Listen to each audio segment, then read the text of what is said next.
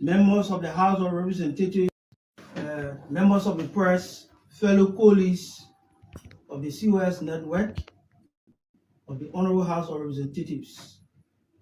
COS network commends members of the House of Representatives for considering vehicle procurement for Chief of Office staff, appeals for salary increment for staff members.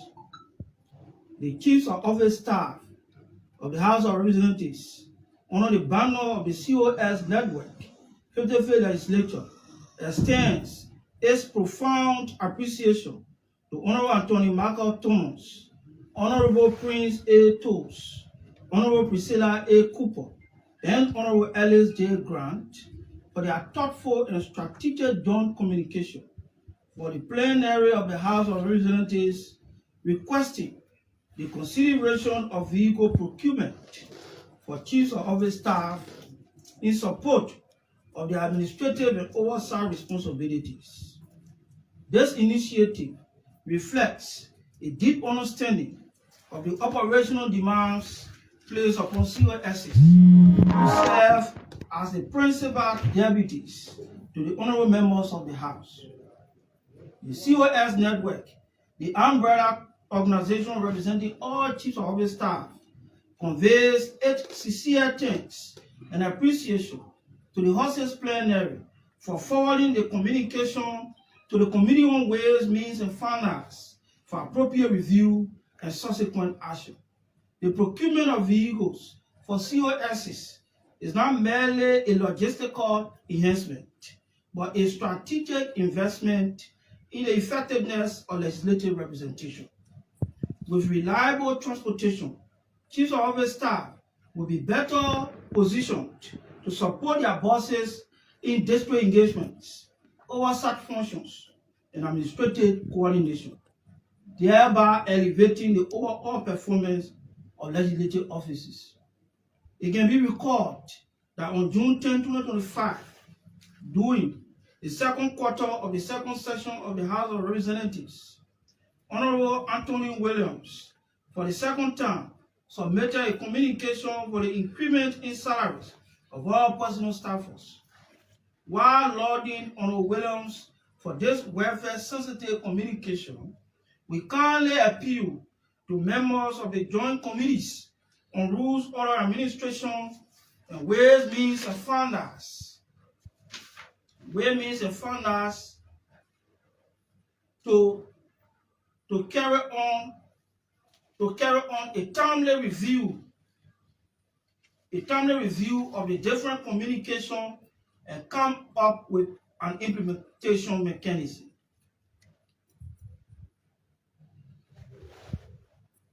The COS network wants to inform the public, especially those who have greeted the news about the procurement of vehicles for COSs, that the position of Chief of Office staff is equivalent to that under the Standardization and Remuneration Act of 2019. As such, it is both appropriate and necessary that the Chief of Office staff to members of the legislature be accorded similar salary, benefits, and entitlements of Chief of Office staff or special assistant to cabinet ministers. In fact, the public should realize that COSs in the offices of representatives and senators have some measure of responsibilities towards constituents of their district and their counties, as compared to COSs or special assistants to cabinet ministers, whose responsibilities are highly limited. Finally, the network commends the leadership of Speaker Richard Nangbe Kun for addressing one of the 5 welfare issues represented to the Horses leadership by the provision of 4 new transport buses for staffers. This gives us a strong belief that the Horses leadership and all of our bosses will address the other 4-star welfare issues, including the increment for staff salaries, the procurement of vehicles for Chief of Office staff, the restoration of Star Gas coupons to 100% and capacity building opportunities for staff. With the procurement of vehicles for COSs and the increment in staff salaries, currently in committee rooms for review and possible implementation, we remain internally optimistic that the remaining issues will be addressed by our bosses in due course. Once again, the COS network expresses its heartfelt gratitude to members of the House of Representatives for their responsiveness, and commitment to improving the welfare of staff. We stand ready to continue the collaborative engagement in pursuit of a more efficient, effective, empowered, and dignified legislative workforce. Thank you very much.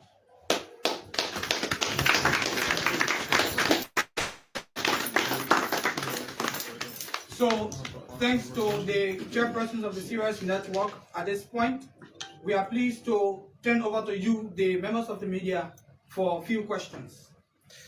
Well, my name is Yanti, I report for OKFN. Well, there are many who think when this pronouncement were made by the lawmakers and the House is viewing the proposal, but there are many think that it is not prudent at the moment for staffers, especially to be given or maybe 15,000 to procure a vehicle for the chief of office staff. They think that the country has a lot of things to focus on in terms of improving the education sector, in terms of improving the health, but they think that it's not prudent. How do you respond to some of these claims that are being raised in the public now that your lawmakers have decided to put your interests first at the moment? So it's good that you asked that question because we keenly followed comments, of responses from the public regarding this announcement of the purchase of cars or vehicles for COSs. But we'd like to clearly state that those positions, those opinions are very biased. It doesn't represent a balanced view of benefits, entitlements that should be given to people in the public service. As you, the journalists, are very much aware, individuals serving in the executive branch of government, specifically at the level of assistant ministers, directors, are given, they are identified by being given vehicles. What much more about COSs who are.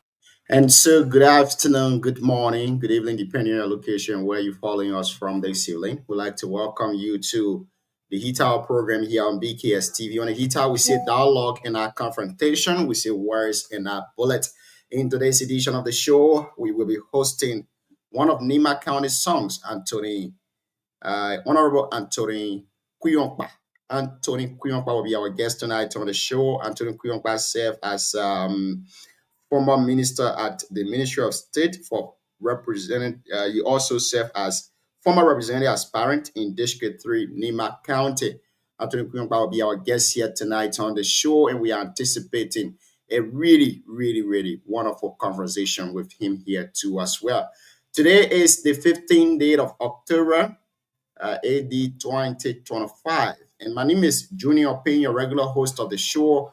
Of course, this show has been really on Voice of BKS in Butu Town, Nima County, and also on Voice of Tapeta in Tapeta City, Nima County. If you're just joining us this evening, we urge you to just drop in a comment section where you're watching us from or where you're following this show here from tonight, and we will be able to recognize all of you. We'd like to say welcome to those of you watching us on YouTube and those of you watching us too on Facebook. Welcome to the show here this evening. Let's bring you some major updates from Liberia today. President Joseph Human Boyka has taken decisive administrative action to strengthen governance, including the dismissal of Dr. Duobe Chris Nya and Dr.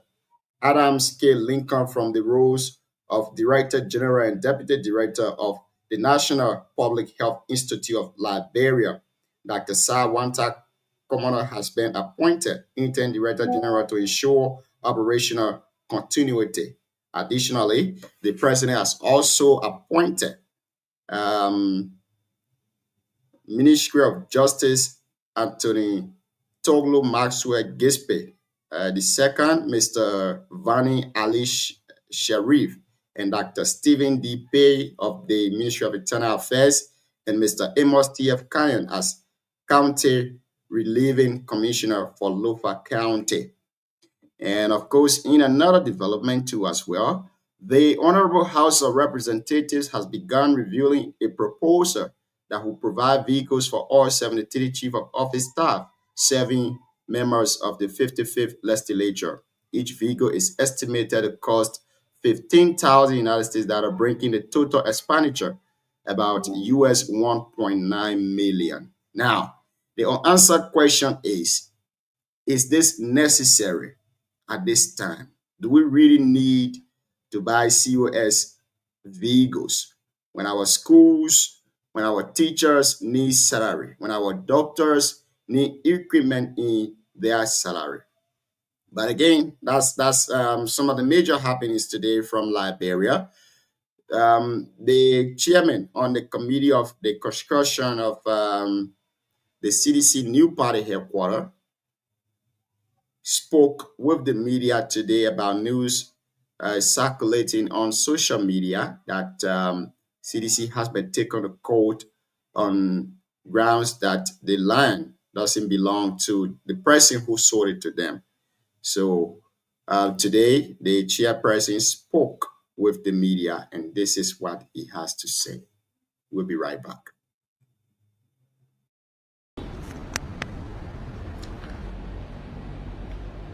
Hello, folks. Good afternoon. Welcome. This is Spoon TV. Kindly just let us know the quality of the audio for this conversation. Please let us know the audio quality. Just leave a comment briefly so that we can, if there is any need to do adjustments, can do those adjustments. But we hear in an exclusive interview with Councillor J. Fonati Kofa. He is the chairman of the committee responsible to construct the modern headquarters of the Congress for Democratic Change. He's been in the news. The CDC has slated the 18th of October as a blue day in Liberia. That day will mark the official groundbreaking ceremony for what will be a very modern headquarters built along the Totman Boulevard, just around the Congo Town area.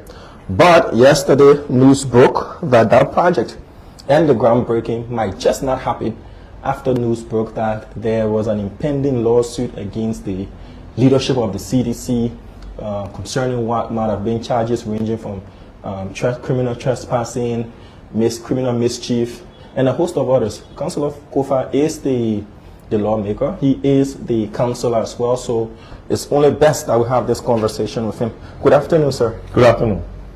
Thank you for affording us this opportunity to have this conversation with you. My pleasure. How is the momentum, Councillor, before we get to everything else, how is the momentum leading up to the 18th of October for your historic groundbreaking ceremony? The momentum is massive. Without any mobilization on our part, the number of partisans that will be out at the groundbreaking is just phenomenal. Between tomorrow and Friday, we start our own mobilization push, but I don't think it will require much effort on our part. A lot of partisans have reached out, sympathizers have reached out, independents have reached out, ruling party members have reached out, and we expect those people to contribute. We expect majority of them to show up. You just mentioned ruling party members. And in a press conference given by your committee, spearheaded by you, Sure. you said, if I'm straight up the numbers, that I think 18% of contributors are from the ruling establishment. Are those people within government or just partisans of the Unity Party? Majority of what we see are mid-level and very few senior level officials of government. Of this current regime? Of this current regime. It's a senior level, Councillor Kofa. I know you're a legal man, you want to... Are they ministers, directors? You want us to know us? Yeah, a because couple it's of crucial deputy information. ministers and one minister. A couple of deputy ministers and one minister. Sure. One would be concerned whether that is not like double dipping or people who've got double alliances, or do you see it as something of a solidarity towards the CDC? I don't know. I can tell you that a lot of people were outraged at the breaking down of our headquarters, the Bernard compound. A lot of people were disgusted, and some of those people have reached out from all across the aisle. Not too Susu.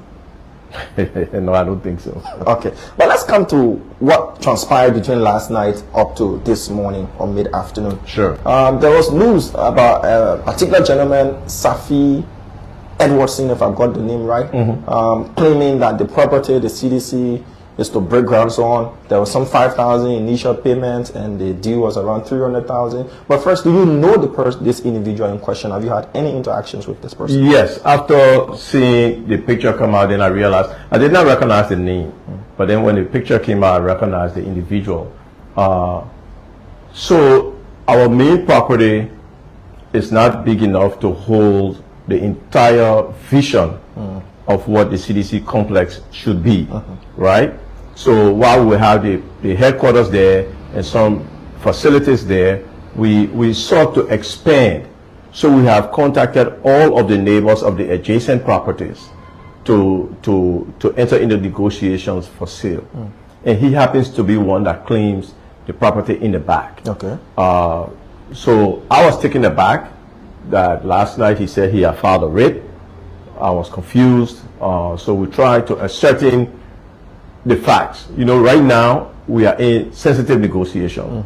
So there are certain things we will not reveal, and there are certain postures we will not take, because you don't want to kill your negotiation over emotionalism. So we had a meeting with him this morning. I believe that some nefarious individuals try to instigate him to distract and disrupt the groundbreaking ceremony.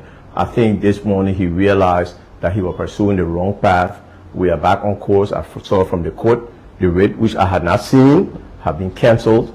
And so I think we're back to the negotiation table for the portions of the lot that he said he owns, which will start again on after the groundbreaking. Let me be clear. There was no payment of $5,000. Okay. There was no negotiation on $300,000. All right. So you positively did say that, yes, you do know the individual. Yes. You had a conversation with him about purchasing to expand your project. Yes. But no payments were made whatsoever, and it doesn't affect where you'll be breaking ground tomorrow. No, it does not. Well, when I say it doesn't affect, all of the neighbors in the area, including himself, have said, to the extent that you need to use my property for parking, for other activities at the groundbreaking site, you're free to do so. Okay. So all of those we are talking to, including the land across the alley, will be using that for parking and for accepting contributions. The land in the back will be using it for cooking and other things, which is not our property. Yeah. It's not the main property, but people have consented that we use it. And so it was important that we get his consent to be able to do those kind of things. Okay. And again, we are in negotiations. We are talking, and people are trying to disrupt. Remember the first thing they said, old CDC property to the overhead bridge. Yeah. Right? When we debunk that, when we killed that, okay, they have now come up and tried to use an individual who realized now he's only trying to be used to disrupt and discourage the attendance for Saturday. But the good thing is, as I said, I was not moved because I knew it couldn't have been coming from that individual. It was coming from people who were trying to influence him to disrupt Saturday's program. Get a writ, and then we'll send the police out there to make sure nobody go on the property, and whether or not it's CDC property or it's your property, we'll say it's all your property, and we can then disrupt and drive. And that has failed because the individual, as I said, we had a meeting this morning because I was confused as to his claims and his posture, and he said he immediately called to withdraw it. I think you see Jones & Jones, Councilor Cyril Jones, has denied, as it was reported, that he has participated in this latest failed attempt to disrupt the CDC. Now, Councilor Kofa, from what I understood, you now do have permission from adjacent property owners to use their properties for parking lot, cooking of food, so nothing of that sort will lead to trespassing because you've got a consent from them. That's correct. Yeah. The project, according to you, it needs to be expanded, and you in negotiations with those who own properties around there.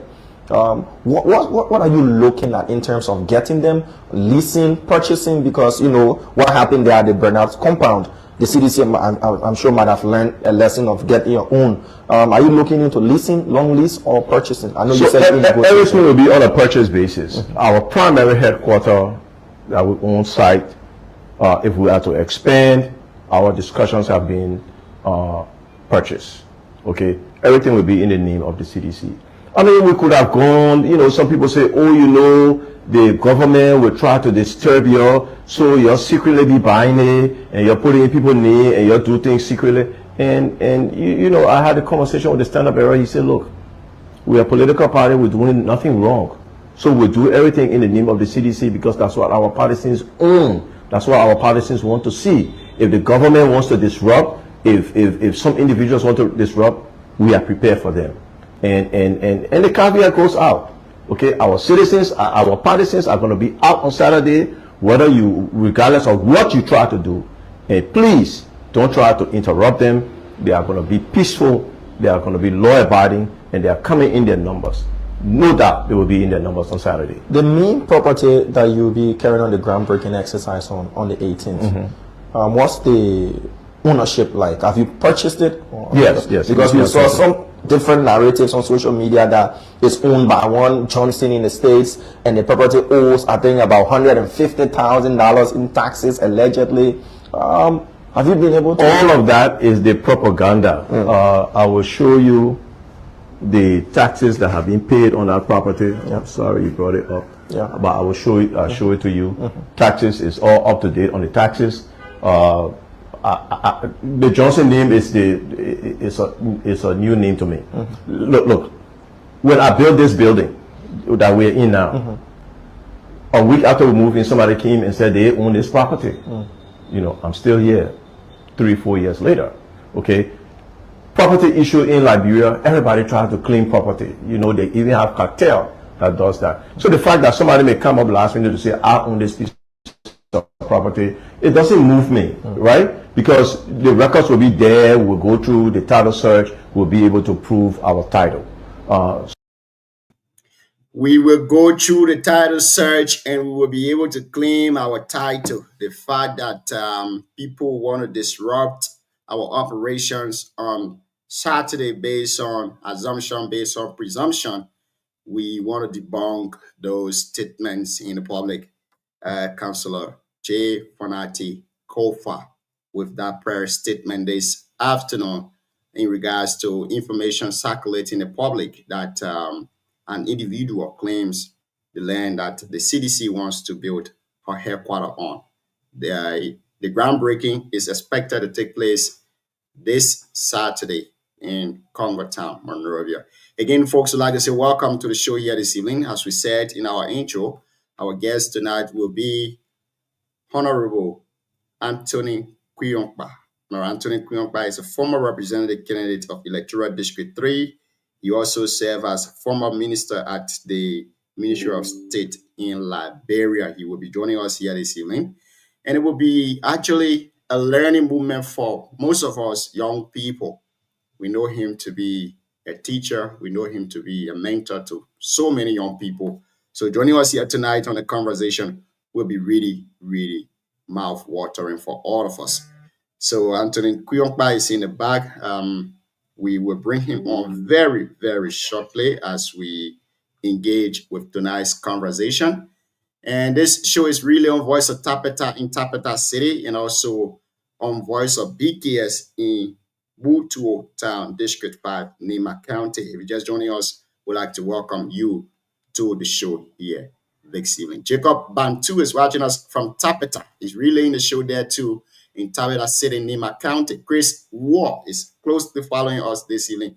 I don't know whether Chris is in Zor or he's in Monrovia doing his legislative duty, but Chris, welcome to the show this evening, my brother. We already have the honorable man with us. Honorable Kuyongba, good evening and welcome to the show. How you doing, Chief? I am doing excellent. Thank you. Thanks for the invitation. It's great having you on here this evening. I don't know, since the 2023 election, is this your first time appearing on NIMA platform?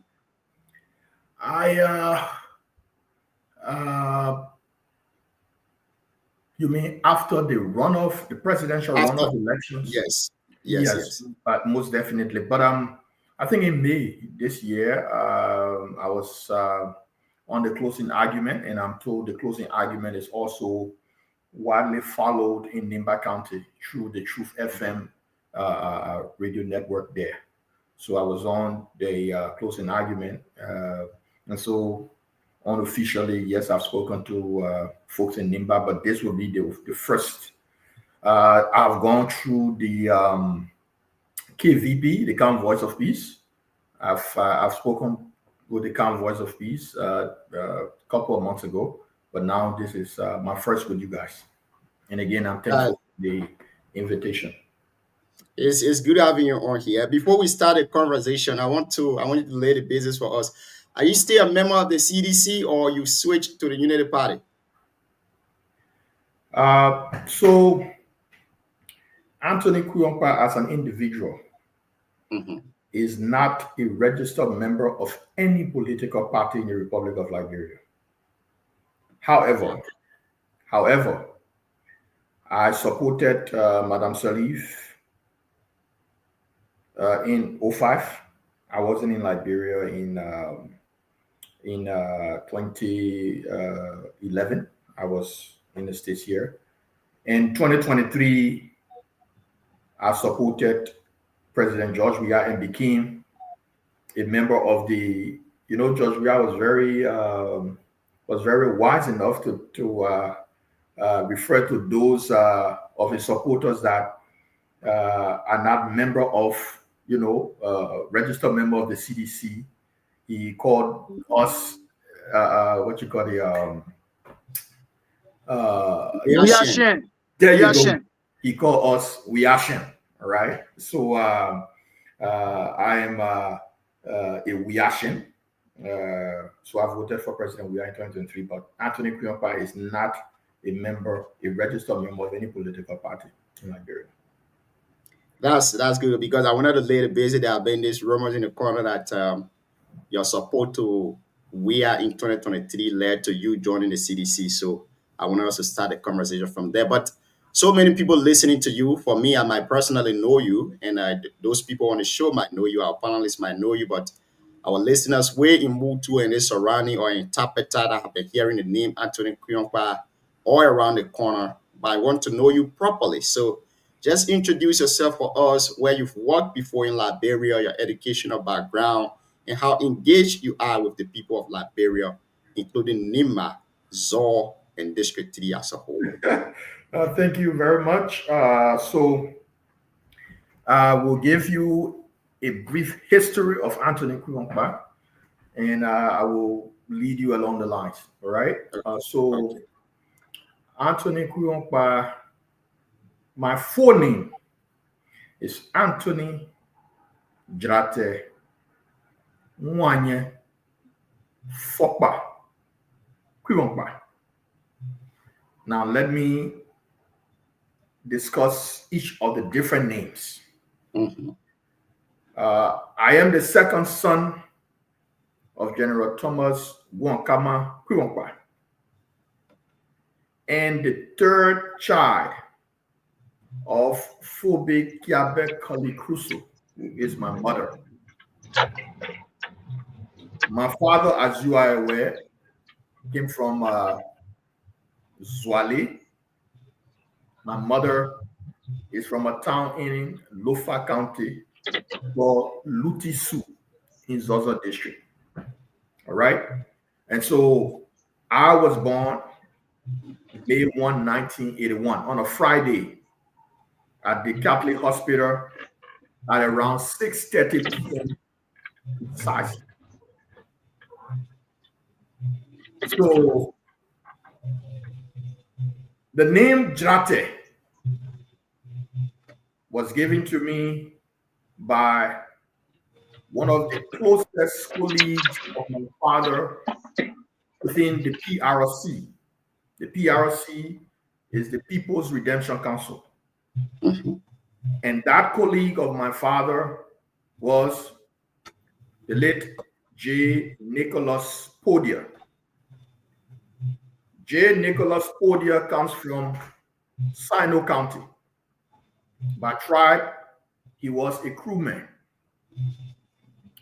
The name Jate in crew means everything finished. My grandmother, my father's mother, who came from Zogowi, also gave me a name on that very day. And the name she gave me is Mwanya. So Mwanya, the meaning of Mwanya is the same in manner as the same in Dan. It means everything finished. Fokpa is the Loma name given to me by my grandfather, the father of my mother, who was an army officer. So that is the little history about all of my names. I am from Nimba County, District number 3, Zwali Town, Zor Chiefdom. But importantly, I am a Liberian, which for me should be the overriding thinking of anybody who comes from Liberia. Because before we identify with our counties, we are first Liberians. So just a summary of Anthony. I'm a father of many children, many girls, many boys. I am a lover of soccer, football. I am married that is soccer. Ain't no ball. Football. I hope you're not Man U fan. I played football at the highest level in Liberia. I played for one of the famous soccer clubs in the Republic of Liberia called Mighty Barrow. And I won a championship with Mighty Barrow. When you cross the Atlantic Ocean, I am a fan, a committed and devoted fan of Arsenal Football Club, to which my membership has been since 1994. I love music. I am a semi-bilingualist because I speak English, I speak French fluently, and I'm learning Spanish as we speak. I was privileged to have worked with 2 presidents of the Republic of Liberia. Firstly, Her Excellency Madam Ellen Johnson Sirleaf, to whom lots of gratitude and appreciation goes to. At an important interval in my life, my father on earth now, Honorable Harry Tagen Yuan, President Sirleaf, and the late Dr. Joseph Koto stepped in. And from that moment, Anthony Kuyonpa never looked back. And I'm grateful to all of these people and a lot of other people who have played a meaningful role in my life today. I have a small master's degree in accounting and finance from Australia University, the United States of America. I was very smart one in school. I don't know if I still smart. So that's just a brief history of Anthony Kuyonpa.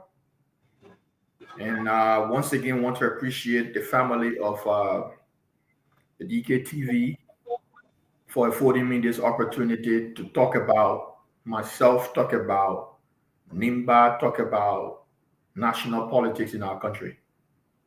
Thank you. Thank you. Thank you so much for being here tonight, Honorable Man. Thank you very much.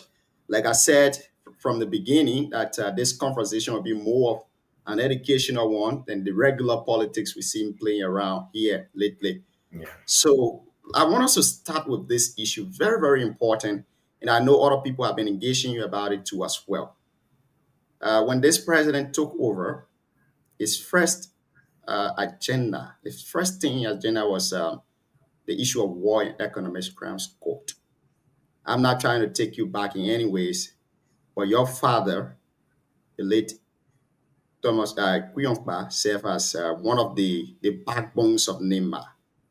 And through that struggle, according to history, he lost his life. Now, what this means to you, the establishment of the War and Economic Crimes Court in this 21st century after nearly 20 years after the Civil War, now trying to establish War and Economic Crimes Court in 2025, that it has been proposed to be established in 2027. What this means to you, Anthony Kuyongba? Well, we have in our country an imperial presidency, which means anyone who is president is seen as the Lord and gospel. Whatever that person wants, 99% of the time, that person gets. As a citizen of the Republic of Liberia, and as a son of Nimba County, do I believe people should be held accountable for their actions? I believe so. However, the Civil War in Liberia did not fall from the blue skies. There were events leading up to and after the Civil War in our country.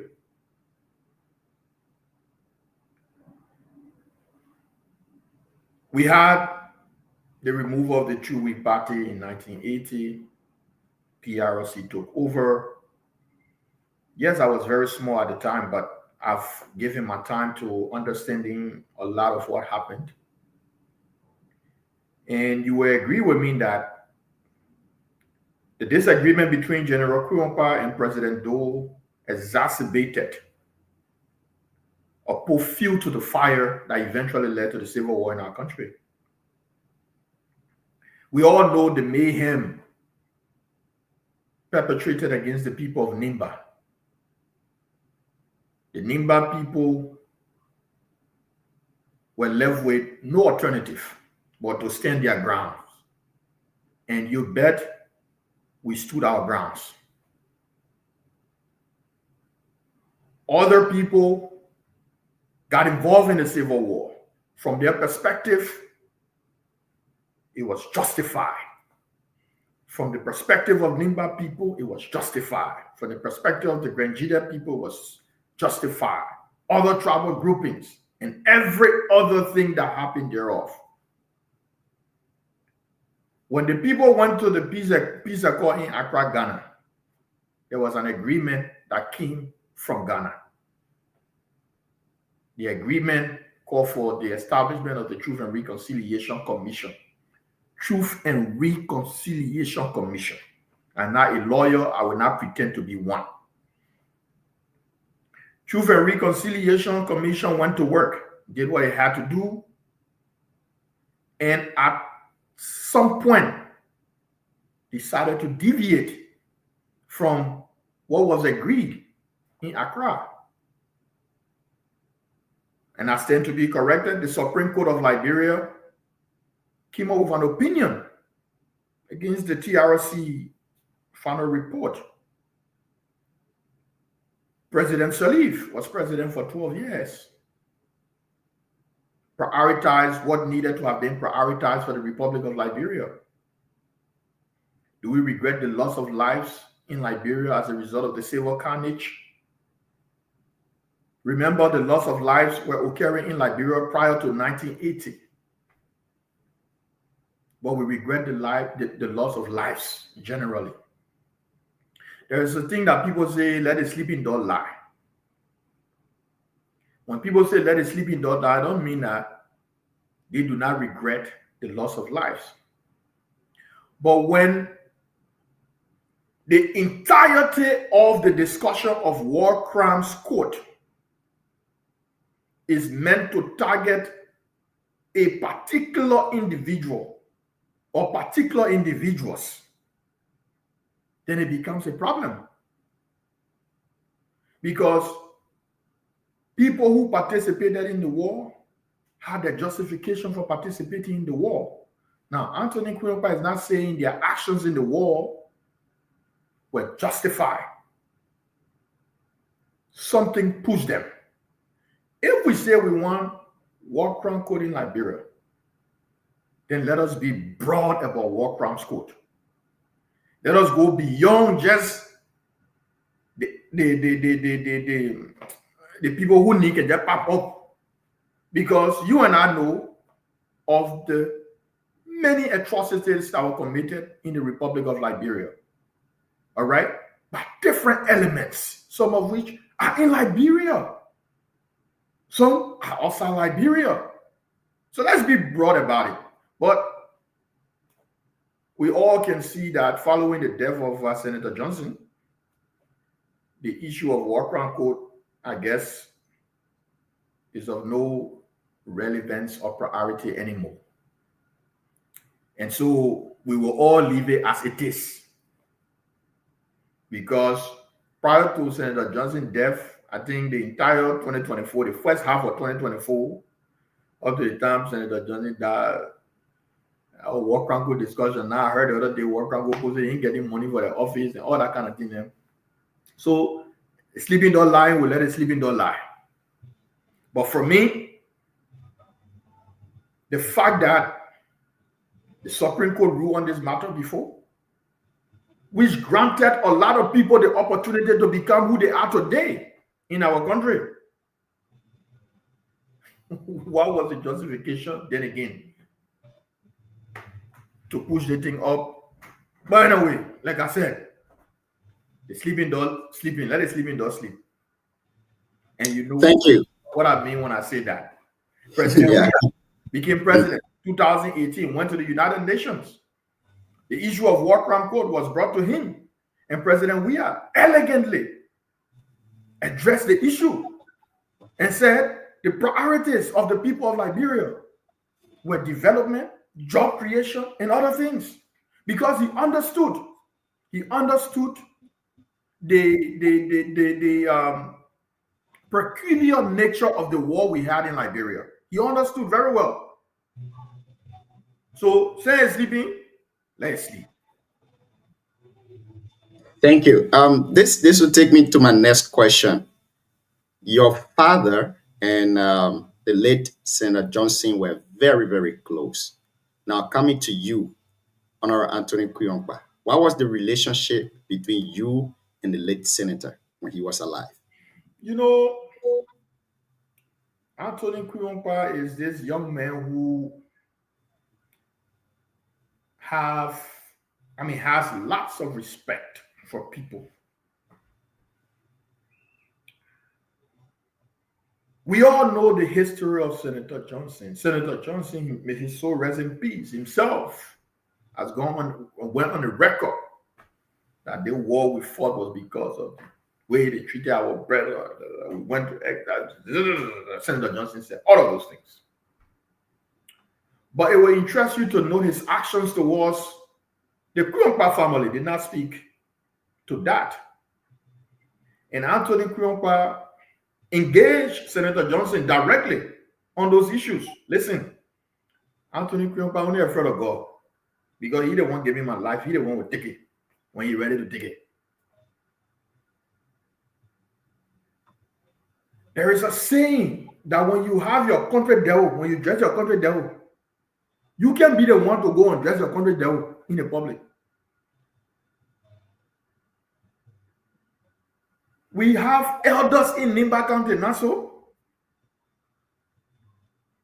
Senator Johnson went on the record trying to denigrate General Kuyonpa. Not once, not twice. Not a single elder in Nimba County, except the elders of Zwale, the town from which General Kuyonpa came from. Is this Nimba solidarity? Senator Johnson, before Senator Johnson, there were noticeable figures from Nimba County. Like today, some of us are involved in discussion about ensuring you, Senator Johnson, legacy lives on in not just Nimba, but Liberia. You fail to do that for General Kuyonpa. And I'm not missing my words today because I'm a truthful person. Senator Johnson prioritized campaigning against General Kuyonpa's son. The 2 elections are contested in Nimba County. Senator Johnson's direct involvement in the elections in District Number 3 cost me my elections, 2017 and 2023, because he prioritized campaigning against me. People say that the papi, anything he does is okay. Oh. When the people of the Republic of Liberia see General Kuyonpa in this manner, you who claim to be the man friend, because the man been a what they call, you could do nothing to protect his legacy, even when his son came back and pay you all the respect in this world. 2015, when I went back to Liberia following my studies, my older sister, my older brother, my cousin, myself, we went to Senator Johnson with white chicken. And I said to him, Papi, are your son? I'm back in the country. I'm at your disposal.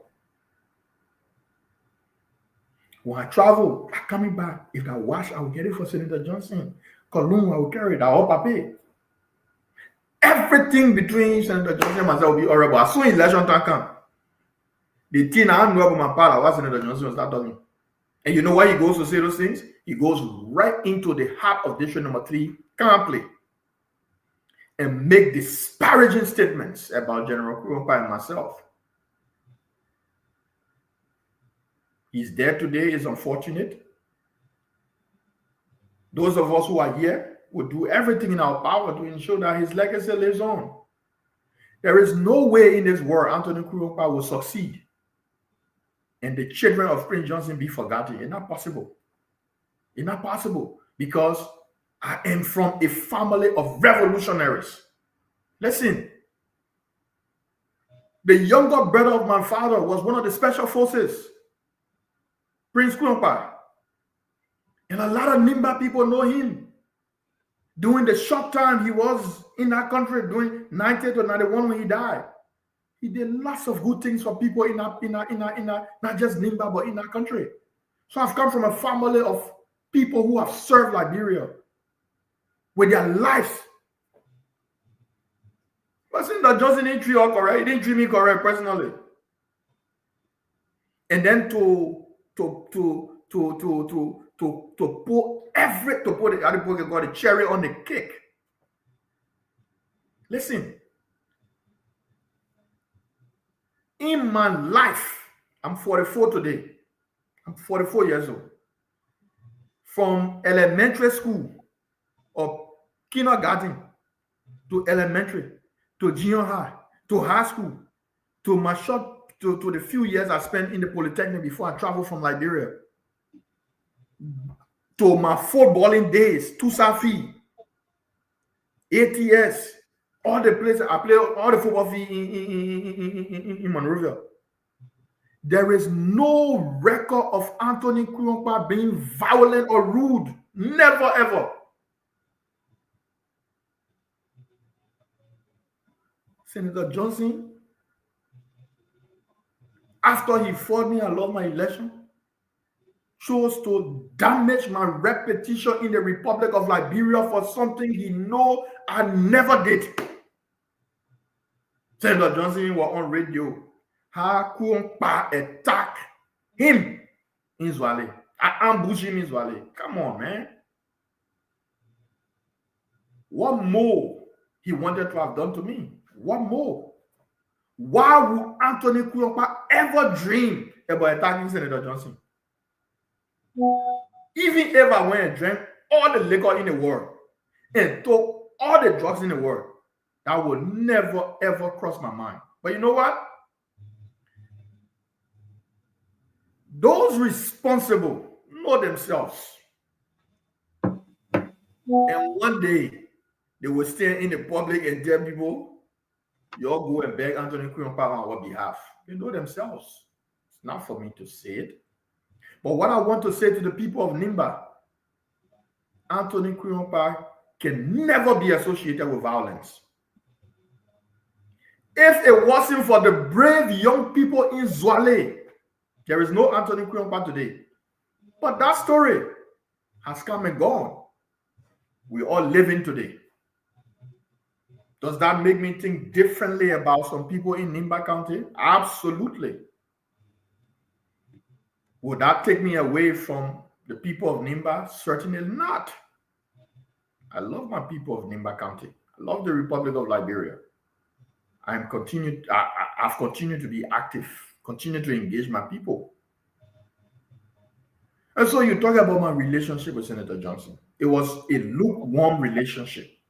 Senator Johnson considered me as General Kuyokpa's son when he needed me to do something for him. But when the time came to stand up behind the son of General Kuyokpa, he called me a Maningo man, he called me Val man, he said all kind of things about me. Jawia gave me $4 million to destabilize the election in Nimba. All kinds of things. Some of our brothers even went to the U.S. embassy to have the people revoke my status in this country. Because why? Jawia gave me money. I bought arms and ammunition from Africa to destabilize the election in Nimba so that Jawia will win. People don't know what I went through in 2023. Right? I went back to Liberia last year. I met the vice president. He was very magnanimous, and I'm thankful to him for that. We had our brotherly discussion that stays with us. And that was fine. But there are a lot of young people in Nimba County who need to look themselves in the mirror. They think what you call governance, government, leadership is not as easy as you see it. It's not as easy as you see it. That maybe you find yourself around one big person today, you feel that's it there, and it means nothing else exists in the world. That's not leadership. That's not leadership. A lot of young people. Let me tell you something. When I made a personal decision in 2020 to support then Representative Jeremiah Kuhn, who was vying for the senatorial seat in Nimba County, when I took him to my home and endorsed him, the very moment I endorsed now vice president, at the time he was representative going for the senatorial seat, when I endorsed him in my home that day, some of the very young people that are passing around today that they really love Jeremiah Kuhn, some of them were on the very Facebook. You know, Facebook, the history place. People keep record. Some of them were insulting my mind because I had gone and endorsed a crewman to become Nimba senator. But some of these young boys, they don't remember. They just go by the flow. You know, most of them think they've arrived. It is not an easy thing to work with two presidents in Liberia. I work as deputy minister at the Ministry of State with two presidents. It says a lot about my person. Right? But when group of young people believe their way to success is insulting and straight up lying on people, you're not going far. You're not going far because your lies will take you but so far. And so a lot of them who may be listening to me, know themselves. You got to calm down. Leadership is not what you see it. Go to D-mail hall, you're getting convoy, you go to your office and come back. That's not it. You got to calm down and understand the Republic of Liberia is way bigger than Nimba County. So I will start Thank you. cutting, Thank you. So this will lead me to another couple of questions, but let me recognize our panelists on the show tonight. Mana Lorena Donke, the Lou female, welcome to the show.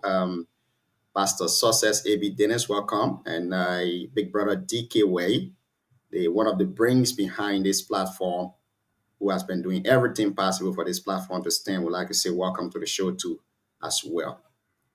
Now, with all of these things you have said, I don't think you are the first president, especially in the political landscape of Liberia, to have said this. NIMA has been considered let's say, one of the electoral colleges of Liberia, if not second, the second electoral college of Liberia. And the late Senator Johnson has been playing a major role of, uplifting people politically and also fighting other people politically. I would say that. Now that Senator Johnson is no more, how do you view the entire political landscape of Nimba County, especially for those who have depended on him to elevate them to where they are today, and other people too who have depended on him that he has led them down? How do you view the political landscape? I mean, it's life. That's why in everything you do, you must understand that life is not just about the moment. All right? You have to prepare yourself for when what you believe should happen today does not happen. All right? There is no lost love between Senator Johnson and myself, and I don't want to mix my words. I'm being straightforward with you today. In 2017, the Nimba Legislative Caucus agreed that they should name the football field in San Equele after General Kruompa. Senator Johnson stood against that. So Nimba people, a lot of things that been going on in Nimba County that we need to be truthful about. When we talk about Nimba solidarity, when we talk about Nimba interests should not be about a particular group of people or a particular person. It should be about the entirety of Nimba County. Before there was a Prince Johnson, Blazo Toe, Jackson Fiado, all of these people, not even want to name my father, Moses Dopu. You can go, Eugene Kidor, you can go ahead and name. Nimba has been blessed with people who have graced the national stage in our country. Respectable people. When it's your time for leadership and you believe the only thing you have to do is to kill everything about those people, you can't be Anthony Kruompa type of leader. You cannot. And I confronted Senator Johnson multiple times on these issues. I asked him, what did General Kruompa do to you to the extent when Nimba Caucus agreed to name just a football field in San Equele after General Kruompa? You, Prince Johnson, you step inside and say it will not happen. And today the fee is named after the businessman there floor, the better floor. It's named after him. How many elders of Nimba do you hear talking about these things? So what that says to me is, if you're from Nimba and you are elevated, just prioritize yourself. Because when you are not here, nothing matters about you anymore. It should not be that way. Senator Johnson brought hurt to a lot of people in Nimba County. He brought hurt to a lot of people in Nimba County. His politicking was not good. It was good for those that it benefited, but it was not good. You can be the father of a county and you intentionally and willfully create fake stories about other people simply because you know for some reason the people believe you. Anything you say about somebody will go, even though you know in your innermost part of your body that was not true. This is not the way good leaders behave. And Anthony Kuyonpa endured all of those things for years under Senator Johnson. But I respected him. Politically, he was not compelled to support me. But he was equally not compelled to get so deeply involved in my election by saying things that would try to denigrate his own brother that he even named his son after. That is the irony about Senator Johnson. I don't like the fact that he's not alive and talking today, but these are things that I confronted him with personally, whether it was text message or verbally. I'm beginning to sense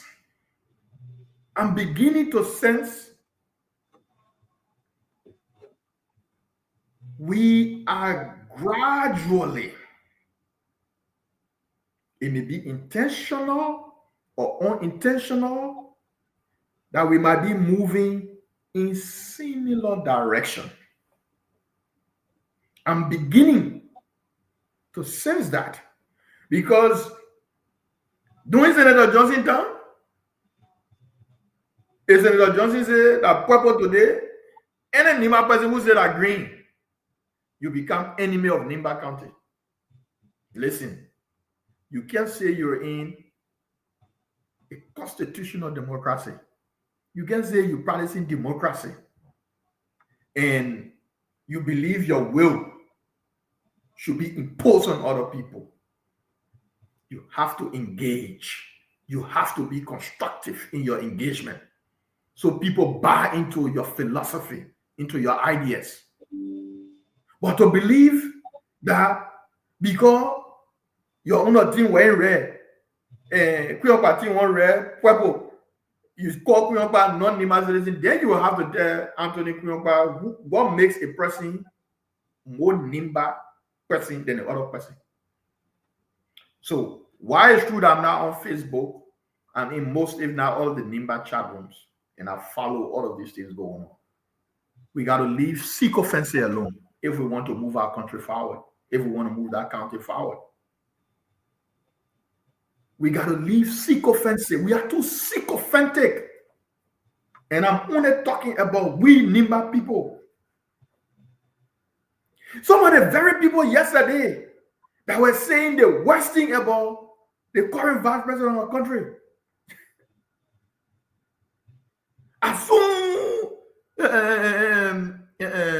the vice president, maybe one day just wake up, just okay, let me just throw one line in the other chat room here. Oh, you see the kind of love that people will be flowering on that particular one little comment the vice president read there, simply because people trying to gain attention from the vice president.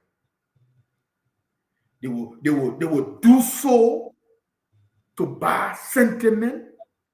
They will carry all the ill advice. They will go and destroy other people because they want to be the closest to the vice president. Listen, Anthony Kuyonpa will never, ever be a sycophant. When I see right, I will tell you that right. They are the one who made Anthony Kuyonpa now win election in Nimba. God will help me out win election somewhere. If we want to fix a society, we have to be truthful to ourselves first. And we have to be truthful to other people. We have to be truthful to other people. Nimba is a melting pot next to Monserrado County. Nimba people are adventurous. Nimba people are educated people. Nimba people get big hearts. Even one of the most popular sons of Nimba, Senator Prince Johnson, peace be to his ashes, did not succeed in getting every single vote from Nimba County.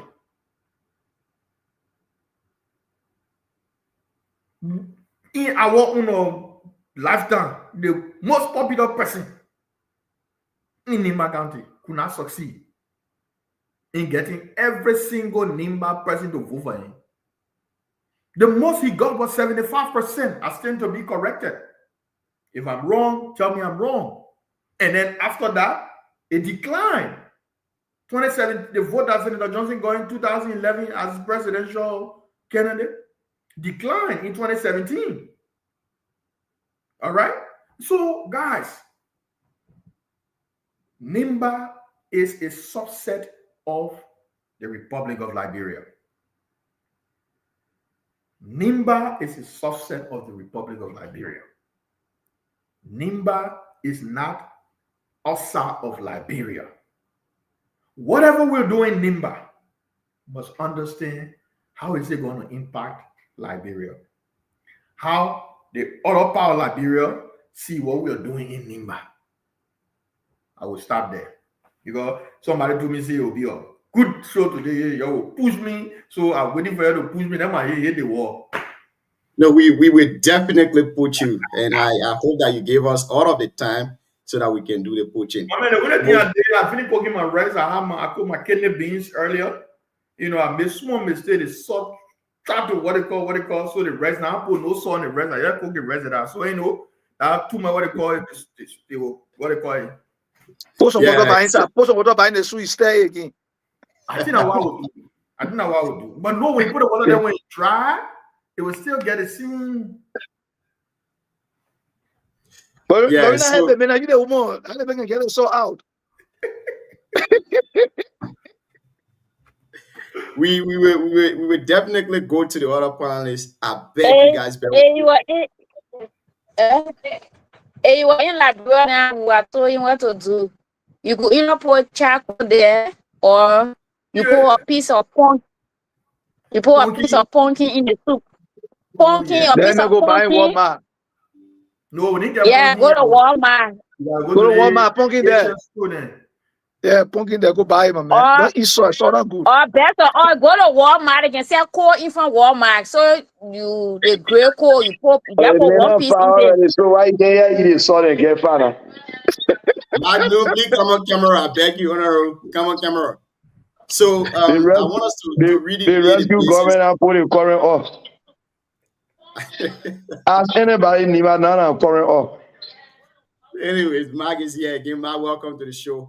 I really want us to lay the basis. Then when the rest of the panelists come in, anyway, they will know where to start from and where to end on. Now, with all of these things that you've explained, ranging from people being attacked politically, these things happen in the past, and you are one of the, let me say, victim of them. Best to my knowledge, others didn't come out to maybe denigrate those people who were attacking fellow Nimbadians at that time. Now, this come around, I will refer to this as quote-unquote one Nima agenda. There have been other songs of Nima who have been complaining that if you do not support the current vice president who hails from Nima, if you do not support him politically, he becomes the enemy of Nima County and the one Nima agenda that they are pushing. And these things, like you said before, it didn't used to happen. Some people went different way. Even the great Senator Johnson, when he said some things, people went differently. But this come around, when you go differently, others will come out to speak. It wasn't happening like that before. What say you? Well, I doubt any elder would do that to Anthony Kuyonpa. And I doubt very much elders are involved in those sort of discussions. Because, listen, the way to get anybody's support is to constructively engage that person. Listen, nobody goes into a voting room with anybody when they go vote. You got to market your idea. I often hear people talk about Nimba agenda. And I want to sit and have an intellectual discussion about Nimba agenda. I want to know what the agenda is.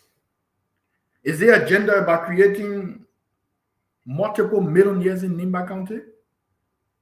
Is that what the agenda is about?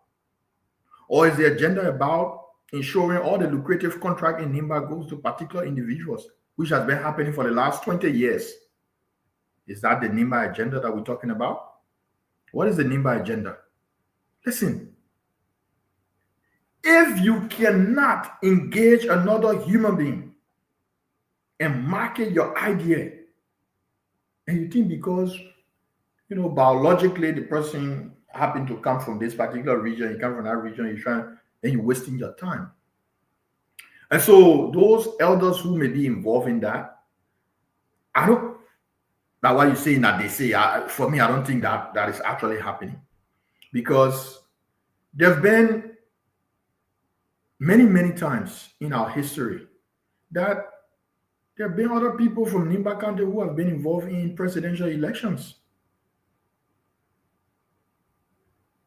When was there a time that we said it should be Nimba agenda? He said that those other people, they're not proper Nimba citizens? Or what?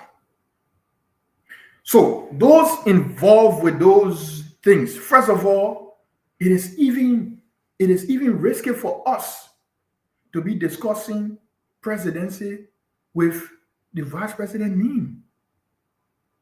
It's even risky when you have a sitting president who has given you zero indication whatsoever. It's risky. And I know the vice president that I know is not involved in those discussions. People who want to show to the vice president that they love him so much. I mean, I've worked with 2 presidents. My offices have been read before President Doden. I know what can happen around people at that level. People would stop at nothing to gain favor from presidents, vice president, people in the country. I don't believe the vice president that I know would tell anybody to go be talking to people that I want to be president in 2029 and tell the people in Nimba, everybody follow me. I don't believe the vice president that I know is involved in that. So because I believe he's not involved in that, all that thing people talking and a story to make themselves feel fine and make themselves happy. I don't pay any mind. And I hope people don't pay any mind, because the vice president that I know is one of the politicians in Liberia who understands how to get people to support him in an election. I know that, because I know what he did to get me to support him in 2020. And because I know that, I'm not going to sit on a platform and go be talking and say, that's not true. I don't believe it. Thank you. This will be my last question to you. Then we'll go to the rest of the panelists now to ask. It has been widely speculated in Nimba and in District 3 that the reason why you lost the 2023 representative election in District 3 was because you supported George Weah. Now, my question to you is, have you in any way regret your support to former President Weah? Listen, prior to President Weah assuming the presidency, there's been a relationship as far back as the 80s. All right? The former president, uncle that he lived with, worked very closely with my father in the army. It's a deep story that a lot of people don't know. But let me take you back a little bit, since we are in our Nimba discussion today.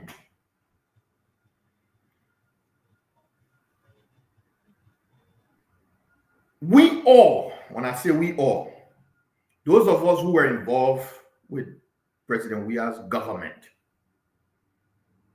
and our 2 senators at the time, after we successfully ensured that my brother became elected as Senator of Nimba, we agreed that we will support President Weah for a re-election. Then this is no secret. It was an open secret, correct? To the extent a movement called the Movement for President Weah re-election was established in Beli. Are you aware that I think in 2021 or maybe the earliest part of 2022, there was a big consultative meeting of quote-unquote NIMBA stakeholders for Weah re-election. I was here at the, what they call it, hotel to Rawafi. That hotel to Rawafi, the big one. Farmington. I don't know if anyone of you people can remember, but most, if not all, of your stakeholders from Nimba County attended our meeting and unanimously endorsed the idea of current President Weah for his re-election. I wasn't part of that meeting. I went back home and sat with my people and gave them the message. This is it. We have agreed we'll support President Weah. I want you to please stand behind me. Let's support President Weah. You in the 2021 kind of part, 2022 kind of part. My brother. In addition to my relationship with this man, and me working as deputy minister in the mayor's office, not a single day, anybody ever slap my ear, ever call my mouth, ever say anything back to me. Having gone and laid the foundation in the area that I'm supposed to be working for the man. In 6 months, anybody expected that Anthony Quionpa supposed to turn his back on the president of Liberia, who now understands that Quionpa is one of his trusted soldiers in Nimba County in 6 months? For me, as a truthful person that I try to be in my life, I could not make that decision. I felt as a young man, I got my children. My children will get their children. I don't want anything of me betraying a president to come behind me or any of my children. And I said to our people, listen, they want Anthony Quionpa cannot be a party. If it means the whole Nimba will vote against Weah, the one vote where you are getting Nimba County, it will be my vote. Because I have given my word to this man. Not only have I given my word to this man, I have gone before my people and done all the things that I'm supposed to do to get their buy-in. In 6 months, I'm not able to make a decision. I will stick with President Weah. For doing so will make me one of the most ungrateful presidents, because President Weah knows me very well. I could not do that. I understood the risks, however. And the risk was I would have lost my elections. But listen, the fact that I'm breathing today, I'm living today, there is endless possibilities for anything in life. But wherever the President Weah is, former President Weah is, he knows, and he will say to anybody, Anthony Quionpa is a trusted human being. When he tells you he will you, go to bed and sleep, he will you. I would like that recommendation. I lost the election. I congratulated the winner of the elections. Life move on. Life move on. We have a new administration. We all here. We all in Liberia. We all living. We will all be involved in politics in Nimba County. But I could not make that decision in 6 months. I felt it wasn't the most appropriate thing to do. I lost my elections, granted. President Weah didn't win. Granted, people went after my life. People went after me to U.S. Embassy to destroy me all over, but I'm still living. I'm breathing. God has blessed me, and I'm being a blessing to other people, which is good for me. Thank you so much. Let me welcome my brother and senior comrade, Ruben Guan Jr., to the show this evening. Ruben, welcome. Let's start the panelist question from Mana Lorena. Don't get a lone female. Each person will be given the opportunity to ask at least 3 questions on the first round. The honorable man is with us here tonight. As you know, he will stay with us at most maybe 3 hours. Yeah, so we will start at least with three questions from Mana Lorena. We go to DK to Pastor Success, AB Dennis. From Pastor Success, we go to Mark Leon, Siawete, and Ruben will come in. Let's hear you, man. Okay, good evening, Junior. Good evening to my fellow panelists. Good evening to Mr. Anthony Kuwampa. Thanks for taking up your time to appear on our show today. We highly appreciate that. And to our listeners in Radio, I want to say thank you as always for listening to the show. Those on Facebook and following via YouTube, we say thanks for listening and following the show. We want to say thank you. We are here because you are there. So on this segment, that a lot of the things were said about, or not about, but has to do with Senator Johnson. As a daughter of Nima, like all of you are, and with the tradition and everything, I don't have a question to ask on this first segment, because asking question and then Brother Kuwampa answer, and the person who those things are, was say about, he's not yet to maybe call or cut my Facebook tomorrow and say what he has to say. Is be like, I'll be wasting my time and wasting all of our time. But what I want to say is that it has to do with the last question Junior asked, that Brother Kuwampa, Honorable Kuwampa, lost his 2023 election because of his support to former President Weah. I would like to comment on Kuwampa and that he stood his ground. And like when people say, oh, we can't waste our resources on Lorena to try to bring her over, is that kind of person I think Kuwampa is. So when you say you for something, stand for that thing until that thing gives you reason not to be for it. That's what I am. So when people on the other side, I don't see them to be like enemy because they believe where they are is the best place. So I want to commend him for that.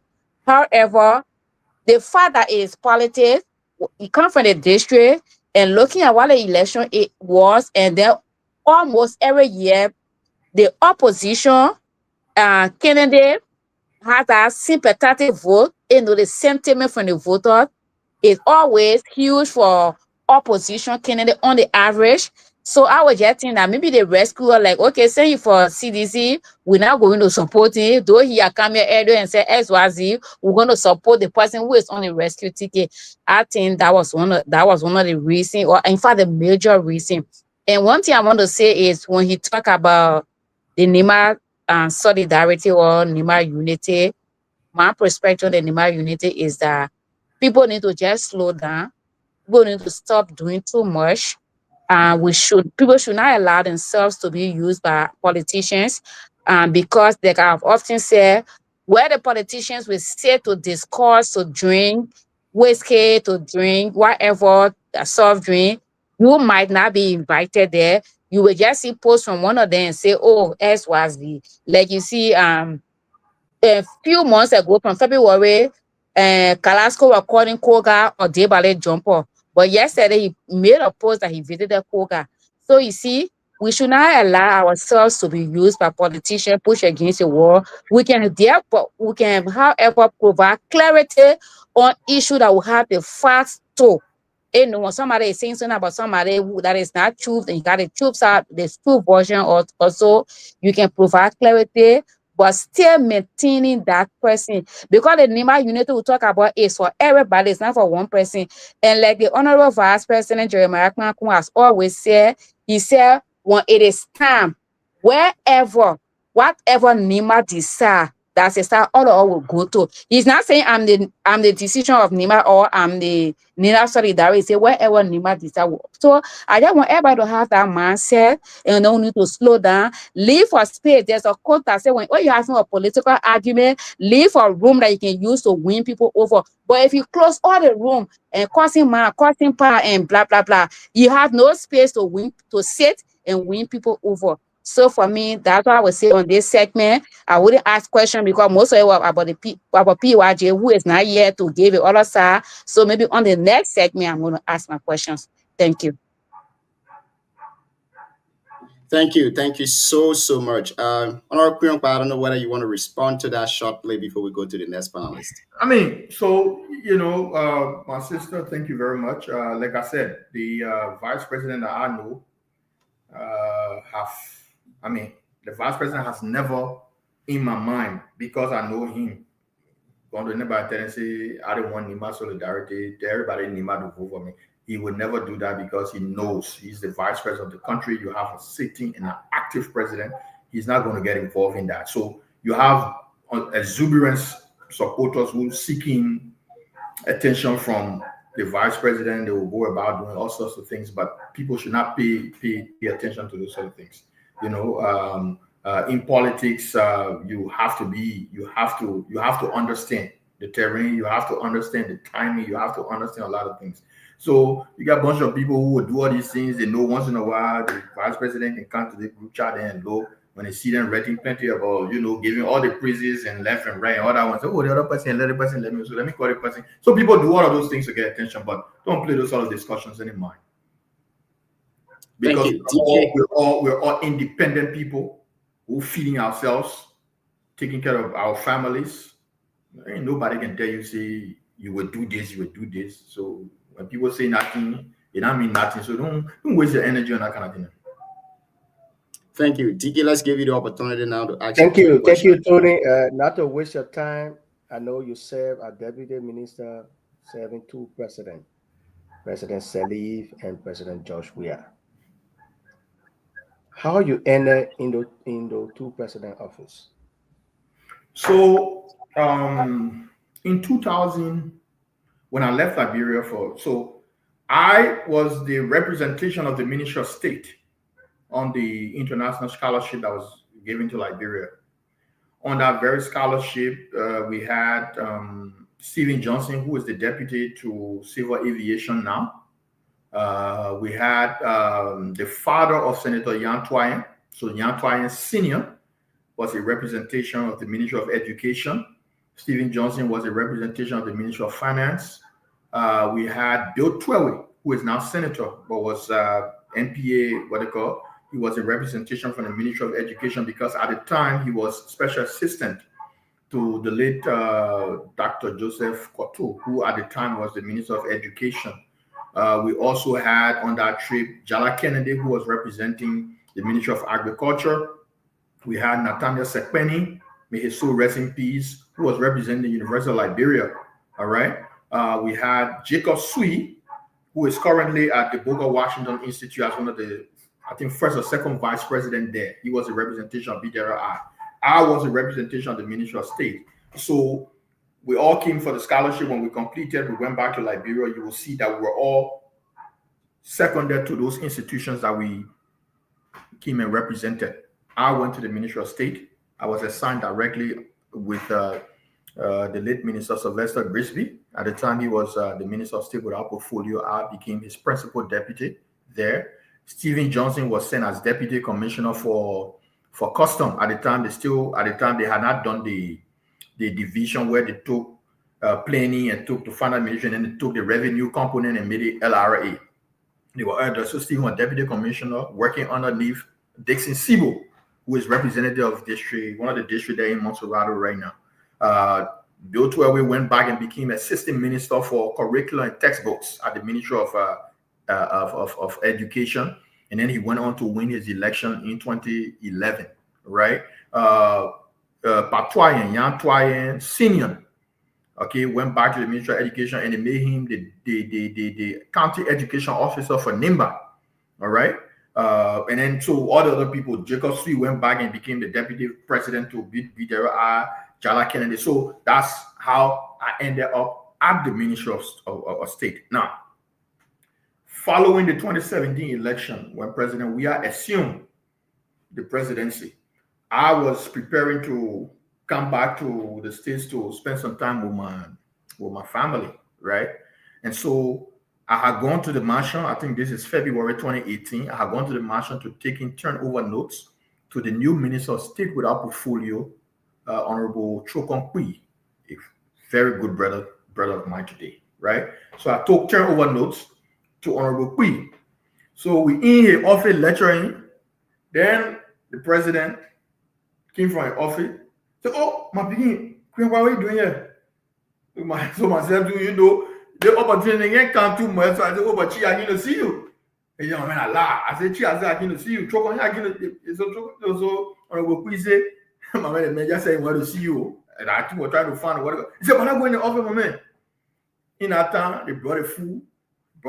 He and myself eating in the same plate. So he said, my man, what's up? I said, I was working in the office here, the same office I took on here. So going back to the state to go relax. He said, he's stupid, eh?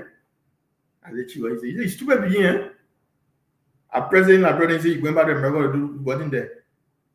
The next thing he said, you're bringing men, you're facing men, letter, bringing men, letter, the men are deputy on the truck on the men staying right in the same office. Now my appointment was with President Weah. Right? So boom, I got my second stint at the Ministry of State, and he allowed me to travel for 1 month, and I went back to Liberia and work with him. So that's how it happened. I think that document you could case that document and say hallelujah prayer on it in both Gio and Mano. No, but eventually I would have worked with the government. Like I said to you, there's a long relationship that a lot of people in Liberia don't know exists. It's a long relationship. A lot of people in Liberia don't know. I have been in Liberia for over a year. So I was normally coming back to spend at least a month or two with the family to go back. I was obviously going back because I'm in one of his meetings, they said I will invoke Costa on the one. Megan talk, oh, attention, Alison.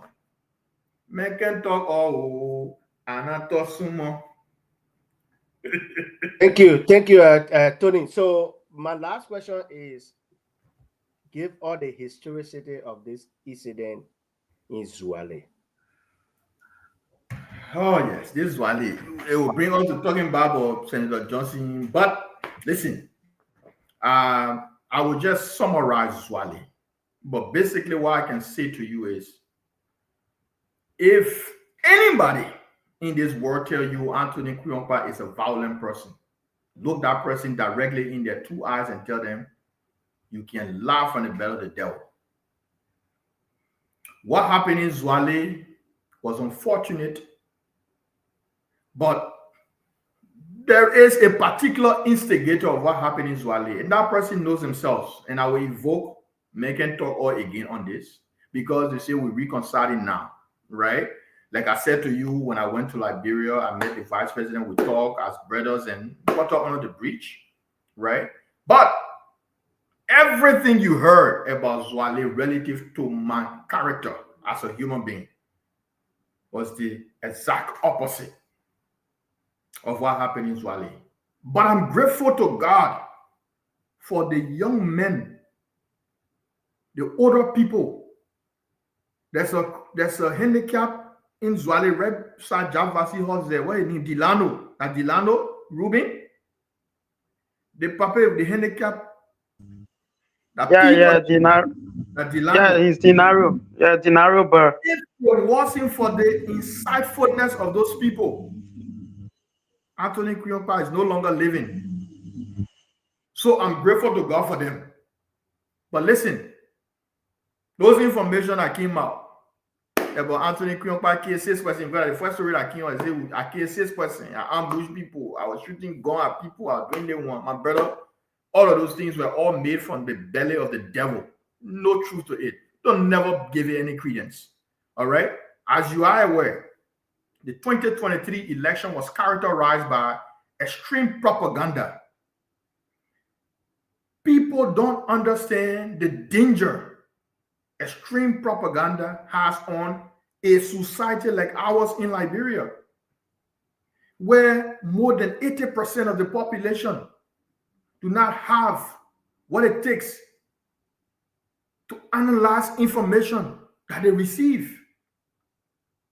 And in today's day, we still get some people believing that is the right thing to do.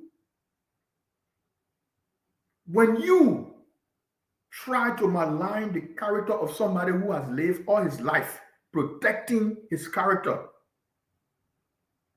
by standing and creating stories that did not exist, you got to look yourself in the mirror. For what? Power? Will you have power till you die? No. Power is temporary. It's temporary. There are other people who can force themselves to stay there for long, and we all know how it can end. All right? So, Zwale was something that if you play the tape back,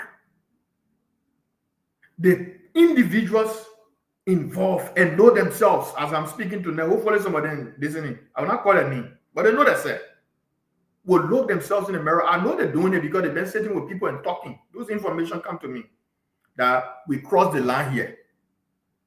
We really crossed the line. Because all the other information you're hearing from people, the people that who are talking about this, they not even enter Zwale. Some of them were not even in Zwale.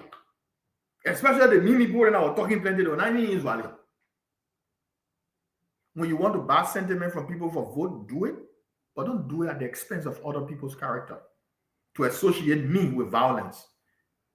Joe, we are giving 4 million to buy gun and arms and ammunition from Africa to destabilize Nima. How can I destabilize Nima when our whole run of election, our only intention number 3? How can I destabilize Nima? But my brother Wade, these are the kind of things that we have to deal with in our society because people use propaganda and they succeeded and they believe the way to proceed is to continue in that same vein. Tony, I'm not cutting you. Or do you think it would be nice to name and shame people who malign your character? People who even went as far as going to the embassy to call your name in our naked day. You don't think it's necessary to call that? Here we don't win no dress. But listen. You need to call Ernesto Wallo. I hope that he correct me again. Call Wallo. You need to call Emmanuel Zor. Those two individuals. I think Emmanuel Zor to that gender ministry. Labor ministry. It's to labor ministry. Call the two of them, sit down and ask them what happened in Zwale. Those two individuals, I'm not calling other people. Because other people, like I said, people like to make themselves look happy in front of big people. So when they go, they carry story, make people, Alvin, what's up? They go, they like to make people to what they call. But to look at me, Anthony Quionpa, my whole life, if you go from Toussaint Fee, where I grew up, to Jonathan, where I was literally after I was born, taken there to BTC, where I was born, to the America here, to Amagashi, where I live. If one person tell you Anthony Quionpa a violent person or insulted one person before, anyway, you see me, don't respect me. To associate me with arm and ammunition. When you came in my hometown and authorized your pickup foot with men to brutalize me because according to you, I have disobeyed the God. But these are young people that are passing around. But listen, I'm a Christian, and if I decide to take you to the altar and fast on you, trust me, God will always visit you. People know God visiting them. And it left with them to muster the courage to come to the public and tell the public, we wrong Anthony Quionpa. We lie on him. The sooner they do it, better for them. Because Ernesto Wallo is living today. He's in Liberia. He was the #1 instigator of what happened in Zwale, and he needs to muster the courage to go and apologize to the people in Zwale. All that other thing you is that the God that was dismissed after the funeral of PYJ to NSA? Well, maybe the wrath of God continuing to go after people, because They say, touch not my anointed and do my prophet no harm. I almost committed suicide in Liberia after that Zwale incident. People don't know what I went through as a human being. When you look at me and say I killed 6 persons in Zwale in ambush, when you know the only thing that happened to people that were rats, people who came to defend me because I was at the verge of being killed in my hometown. You brave to get on what they call, you came with your guns to Zwale. You took people, children, almost bust them with the elbow, set them down your because you take picture with it going around and you put it on Facebook. You say that they're going to, Joey, I give me the 4 million to buy. You think you're talking about Nimba unity. Can you discuss reconciliation without truth telling? Are you sure about reconciliation when you prepare to say the truth? You're not sure. The scars you left on people in Zwale, do you think because over there they're supposed to just say and say, okay, everything, what they call? No, that's not how you behave. And you still got some young people peddling the lies from 2023 today in Nimba, but the very people that are talking about Nimba unity, they all come together about Nimba. Is everything okay? Are you serious? Do you know how many years some of us spend protecting our character in our country? Our working in president office. Who knew that our working in president office unless somebody told you? Because I don't go around bragging about what God has blessed me with. But that incident in Zwale, God first, brave young boys in Zwale. People were brave to say Anthony Kuyompa brought CDC talks from Monrovia. CDC talk, Aaron Dennis and CDC talks. Aaron Dennis nearly lost his eyes. You come to look.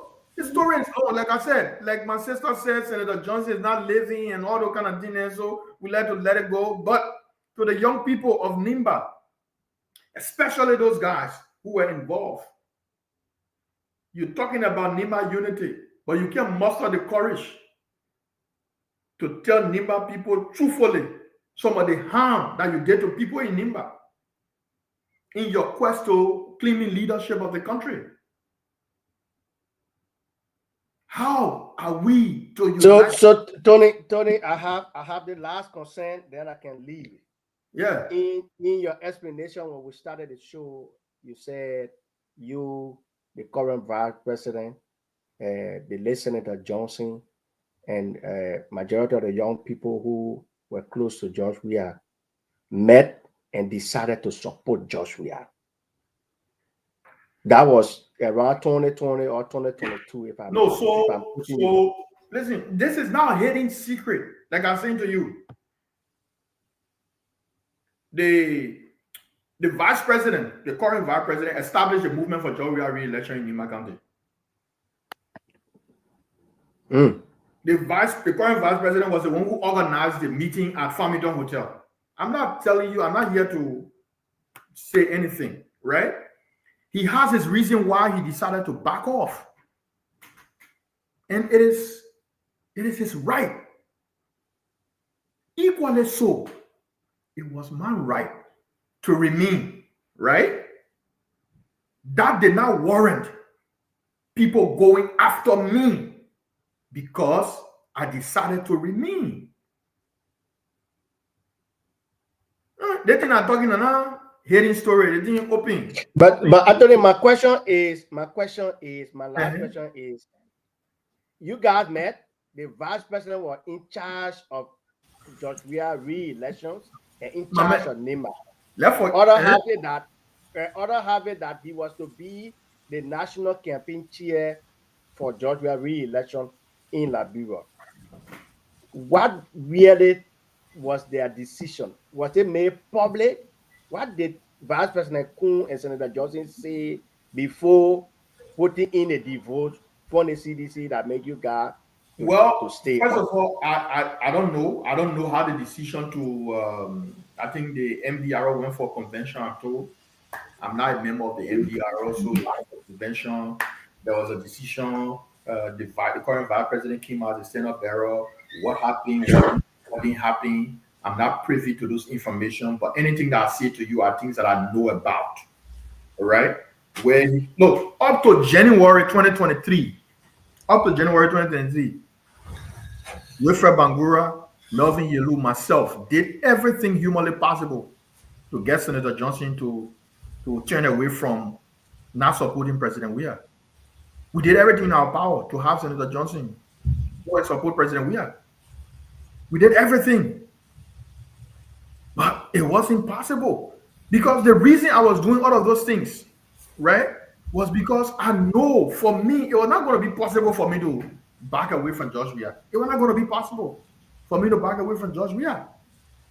I was not going to abandon George Weah because I made the decision and I was okay with the decision moving forward. So as for the other people who left, that's the prerogative. Like I said, it's a politics that is dynamic, right? Today you can be like my sister just talking about Carrasco and Senator Koga. You were calling Senator Koga, you know what she said, and recently Carrasco and Senator Koga are taking pictures. So that politics. That's why I say to our people of Nimba, politics is not war. Mm-hmm. Politics is the exchange of ideology. If today Anthony Quionpa is supporting Kennedy X, doesn't mean tomorrow in another election Anthony Quionpa can support another candidate. It's possible. But the way you will approach Anthony, the way you will market your ideas to Anthony for him to buy it, that will make politics. Anthony, will you support George Weah or you will move to support Kun? Because there was a meeting held between you and Kun. I think it was organized. No. That meeting was purely reconciliatory following 2023 elections. At the time, we had lost Senator Johnson. All right. At the time we had lost Senator Johnson, it was purely a reconciliatory meeting, and everything about the meeting was reconciliatory, and I appreciated that. I appreciate that from the vice president because he's the vice president of the country. He got no right to want to give him that much attention, but he did, and I appreciated that. All right. So it was purely reconciliatory. AJ, I supported President Weah. I'm part of the I call it the reaction, right? If President Weah believes somewhere that Anthony Quionpa is not good enough for him to be with, if Vice President Kun feel that, man, I think I can get him from the person he supported the last time, that two of them business. They put it here when people become president, I would not be riding plane with them to go anywhere. We do our regular hustle to be living. And I don't, because of my understanding of politics, I don't fight about political decisions. I don't make anybody my enemy. That's why when these young people went after me the way they did, they just put sour feeling in my mouth for a lot of them. Why are you doing it for? Why are you doing it? When you're trying to want to destroy somebody, why would you even go break U.S. embassy to tell the person, say, oh, they man, like you're getting your country, the man responsible for armed disturbance. Look at that kind of thing you're talking about. Like called Nimba person, you're doing this to them when you know they're not true. The people even call the BBC journalist in Liberia Moses. They don't even know the relationship with Moses and Moses. That my man first cousin. Moses to give Moses money to publish story on Anthony Quionpa. Wow. Come on, why you do that for? Why you do that? Why you do that? I was forced now to go and do that publication that I did with Front Page Africa and Liberian Observer to combat all the trash that they were talking. Why are you doing that for? Why all that hate in you for somebody because I supported Joe Weah? Why? It was my constitutional right. I didn't live with Prince Johnson, never lived with Prince Johnson. I respected him as the senator of Nimba County. But Prince Johnson don't tell me what to do. He can only tell the people that living with him what to do, not me. So if he said we must vote for A, I say me, I'm voting for B. Am I right? Now all that happened. Hey Jay, welcome to the show, my man. How about they see when somebody call me Jay, and I mean that somebody who know me from way down there. I just say Jay. The last time you must have connected with you, myself, what's his name? George Gontor. Yeah. From France. Yeah, welcome to the show, man. I'm a little busy, but I saw you on here. I say, my brother's on there. I have to show face. Thank you so much for taking up your time. Man, this is our platform. That's one of the messages I wanted to send to you. This is our platform. We hope you are not a stranger.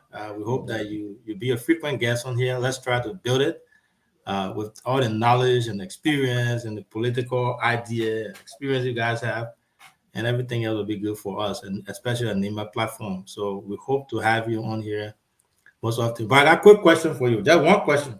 Yes, sir. I caught you talking about NIMBA unity, and then I also caught you talking about. I thought we were going to Cuba, my man. Yeah, let us see. We just chip in there quickly. I just told you I'm busy. I can't. But there are 2 minutes. I'm a man. Y'all forget. All right, go ahead. Okay. So you talk about NIMBA unity, and then you talk about reconciliation.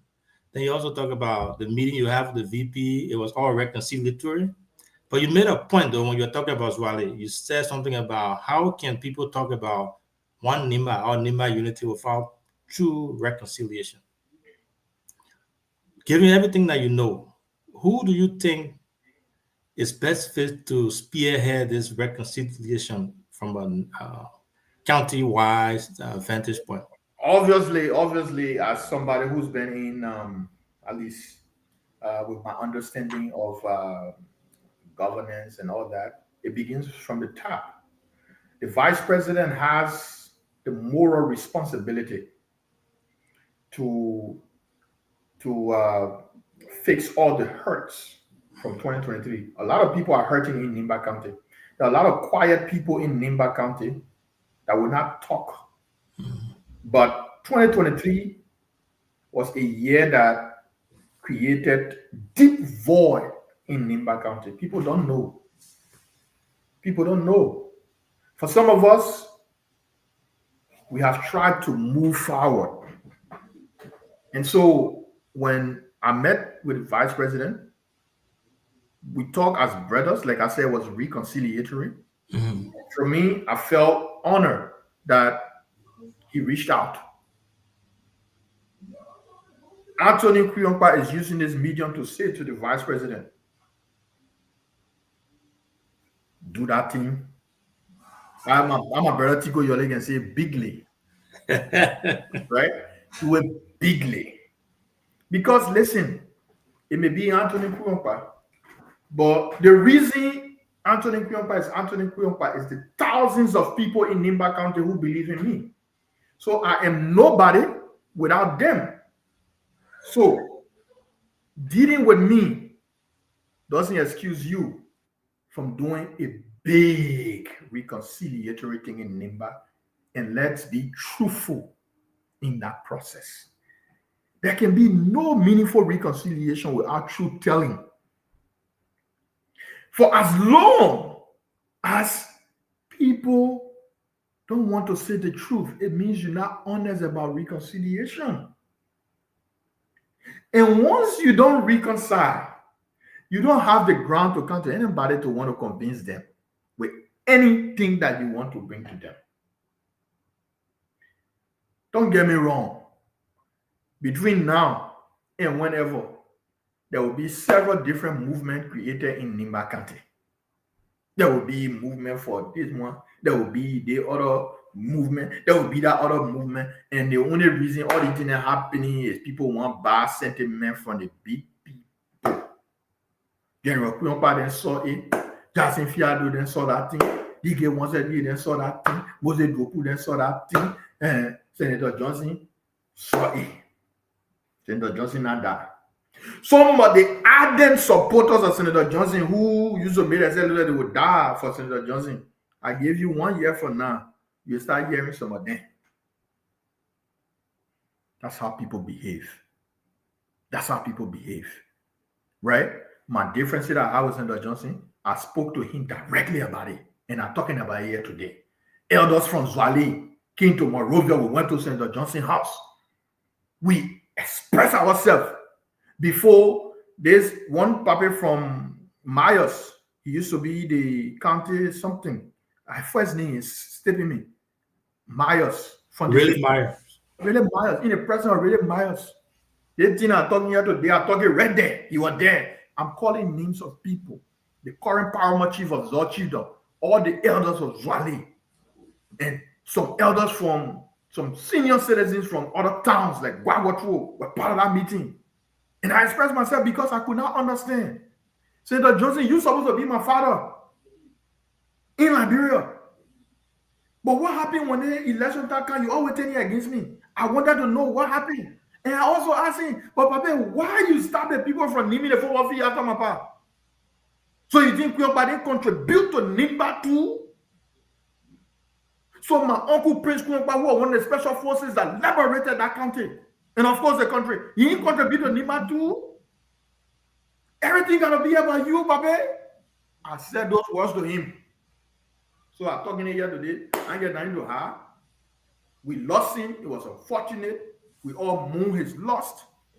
But what will make our leaders good is for us to look them in the face and tell them, the thing that you're doing not correct, chief.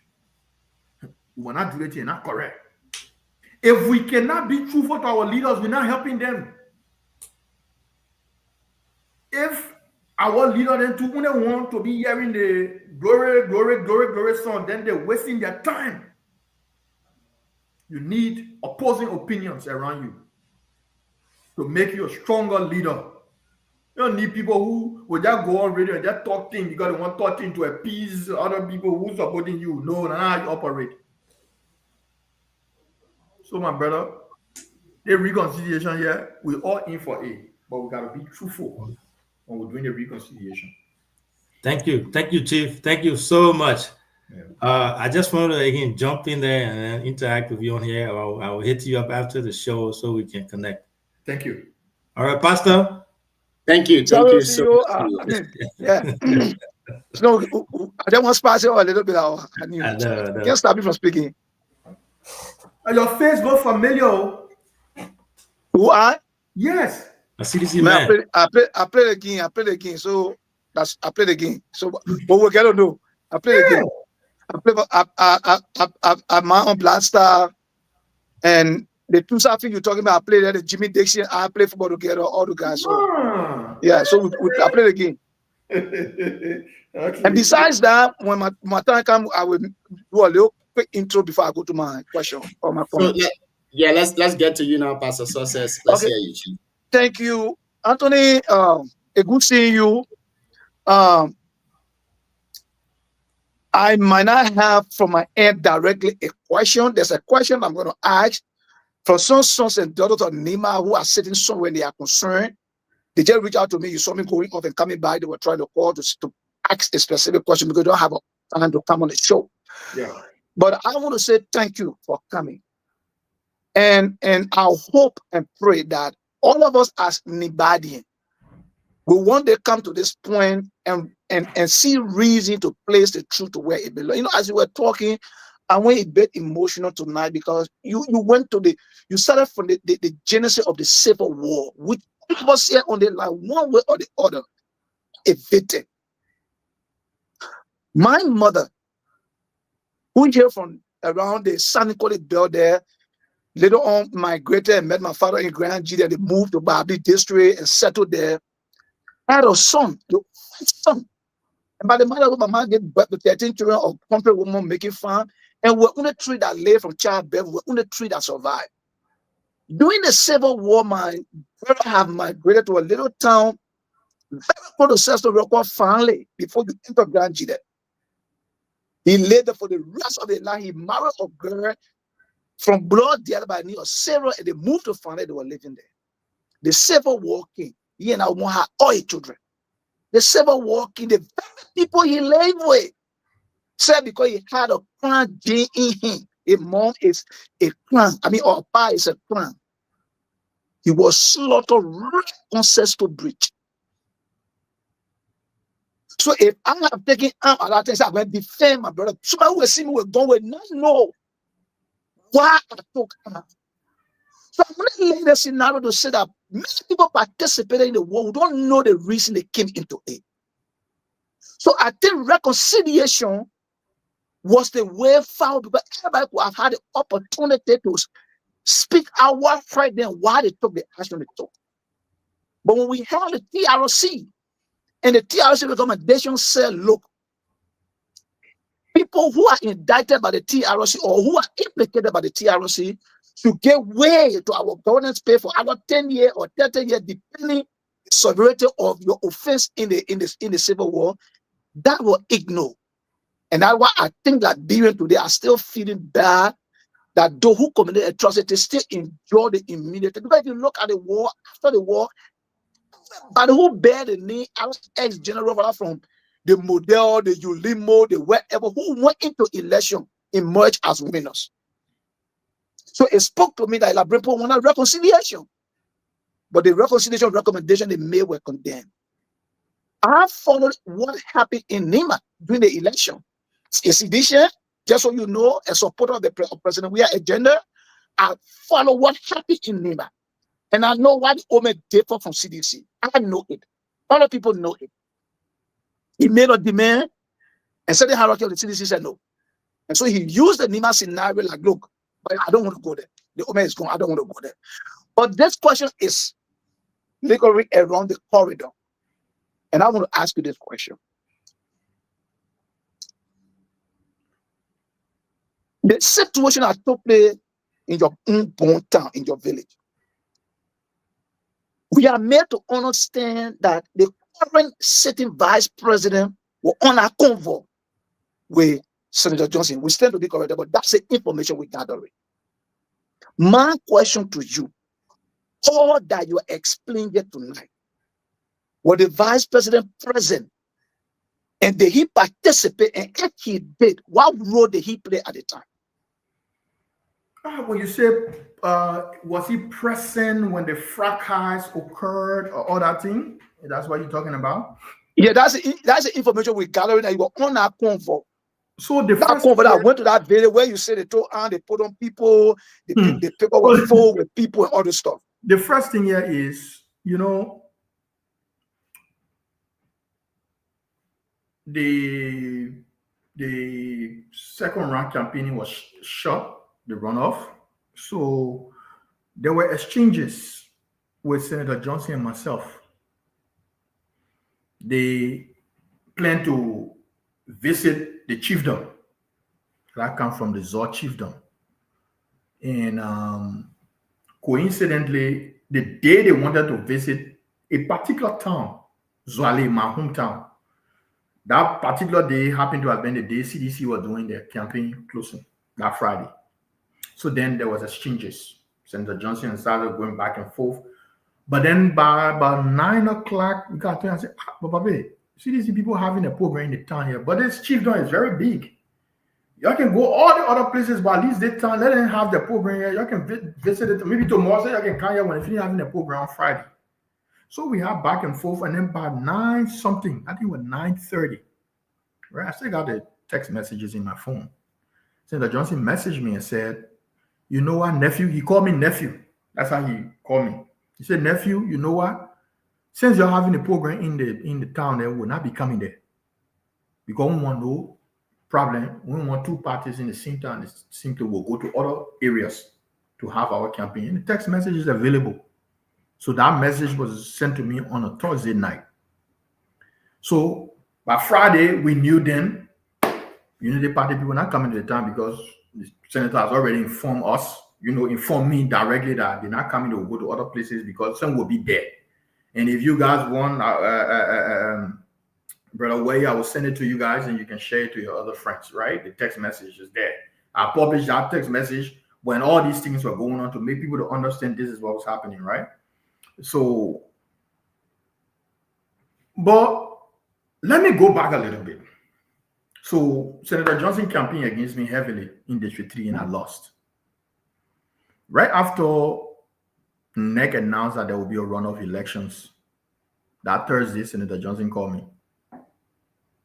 He called me to tell me, oh, nephew, you know the thing is finished now, so we all got to work together now to make the thing happen.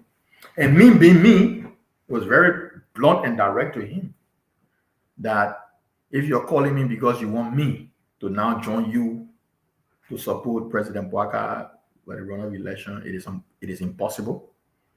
I am extremely committed to President Weah now, so I cannot. But if you're calling to just speak to your nephew, that's fine. But if you're calling me because you want me now to join you after you ensure that I lost my election, it's not possible. So we had those discussions.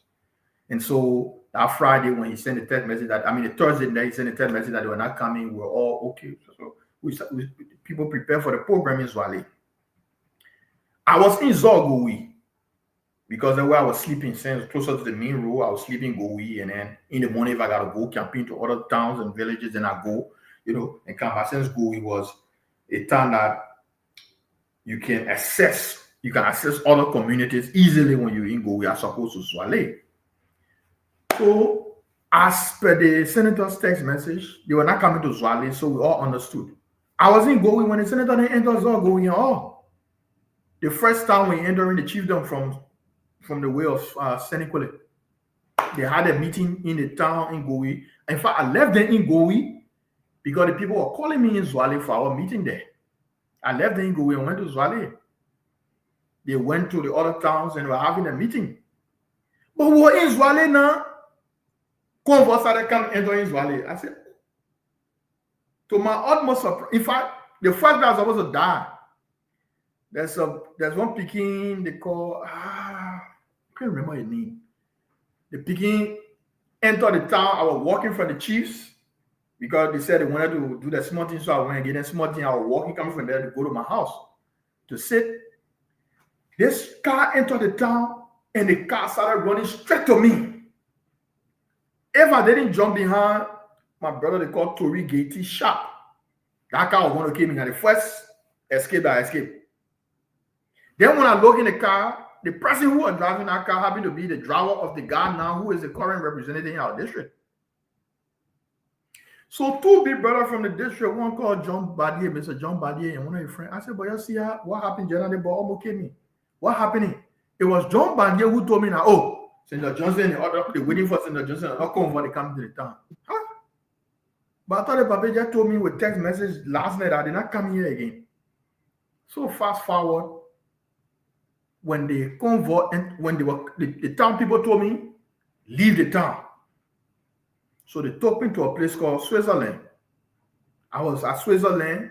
With the Switzerland, we heard the heavy music sound, like something that will indicate to you that there's huge convoy coming. Right? So that noise suddenly went down. So in my mind, the convoy finished passing. So my uncle Gay Kriompa, my uncle Colestin Yomi, my childhood friend Baby Wallo, and one of my picking they called Melvin Lima from Campley are the people that were with me. So we decided to walk and come back in the town. Since the loud noise finished passing, the people finished passing. It turns out there were additional cars coming from another town called Ganagle that were still behind. So while we coming from Switzerland, when we looked across the field, we saw cars coming.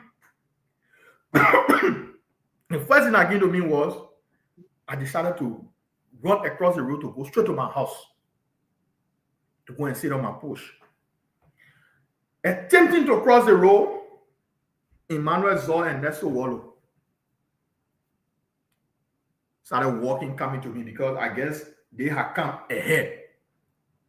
Emmanuel Zor and Wallo started telling me, but man, in your town, we're calling you, get pick up. And for true, they were calling me, but I chose not to answer.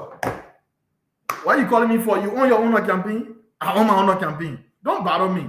They will come and finish, then we can talk. Then Wallo said, we come to the time today for you to pledge your support to the rescue mission. So before that day, we were all friends, I believe. Tony, if I may interrupt you, sorry, if I may interrupt you. I know all. I mean, I think basically all these things you said in from the Genesis. But what I wanted to know, the fact that you met with a sitting vice president, and we are receiving intel that on that identical trip, whether it be the first convoy, the second convoy, but it happening in your town during the election on that day that nearly took your life. The vice president was part of the entourage of Senator Johnson, and he was present when all those things took place. My question to you, if this information is true, what role did he play? So, this is how I will answer that question, right? I was privy to have listened to the vice president on Spoon Network the very day of the incident, like many other Liberians. And you know, you can always go online to listen to the audio, to the what they call, right? The replay. Yeah, you can always listen to that. So it's not Anthony Kuyonpa trying to make up any story. In that, the vice president stated that he wasn't in the town when whatever happened, that they were outside of the town when whatever happened. So they entered the town, they were entering the town after whatever happened. But the reason I was trying to explain that, because that's the only thing I can remember. I don't even know I didn't even see Senator Johnson, and so rest in peace. I didn't see the vice president. All that I can remember happening that day was what I was about to explain to you. Because after it happened, that's when the people rushed me into the forest. All right? When those two guys approached me, and if anybody tell you if the vice president or the so rest in peace, you would never have said that they saw me, I saw any one of them. The people that I saw that I remember that it near according to you. And so when the two guys started to approach me, Wallo said, the reason we're in the time today is for you to pledge your support to the Unity Party. So I said, man, move on them, man. I mess you on here.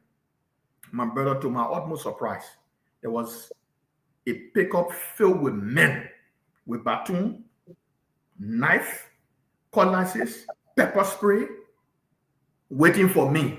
After the fact now that I realized that. Because I'm between Wallo and Emmanuel Zor, 3 of walking.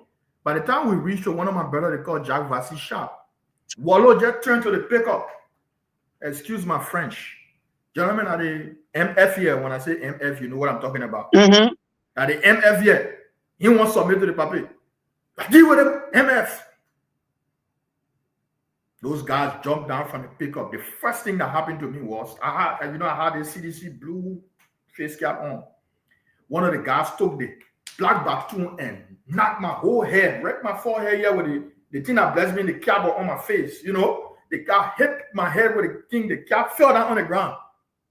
The man said, man, you want to go to man. It was just that particular space, right in that particular space. What I remember of what happened in Zwali, that what I'm telling you so. You got to jump down from the car. What blessed me? I got small strain in my body. Wallo and I even tussle. What they were trying to do was to knock me to the ground and cuff me. One of the guys who were attempting to do that had a handcuff. You know, when you close the handcuff, they get one part of the handcuff that's very sharp, right? Sharp object. Yeah. That thing caught my finger. Blood started pouring. That's when my uncle gave me and said, oh, you can't kill the boy in the time here. We can sit down here. My uncle gave first group of people that joined that fight. My uncle gave me a collecting Yomi. My friend Baby Wallo, one of his hands broken, and he didn't want to have my bag. So he couldn't really join the fight. They just put a hand together, so you're not really what they call. So he really couldn't join the fight. So the only thing he did was he protected my bag because I will have small money in for our operation we're on. Right, buying food for people here and there, gas for people here and there, right? So David managed to protect the bag, and then one of the handicapped people they called Mr. Delano King said, "Oh, you're sending here the killing Pyongba." Most of the youth were all the way up the hill because a school in Zwali were having the how they call it program, Gala Day program. So most of the youth were up on our side. So when the public started yelling now, oh, you're seeing now you're killing crocodile. When they begin to turn and they started rushing to come. 1 second, I'm coming.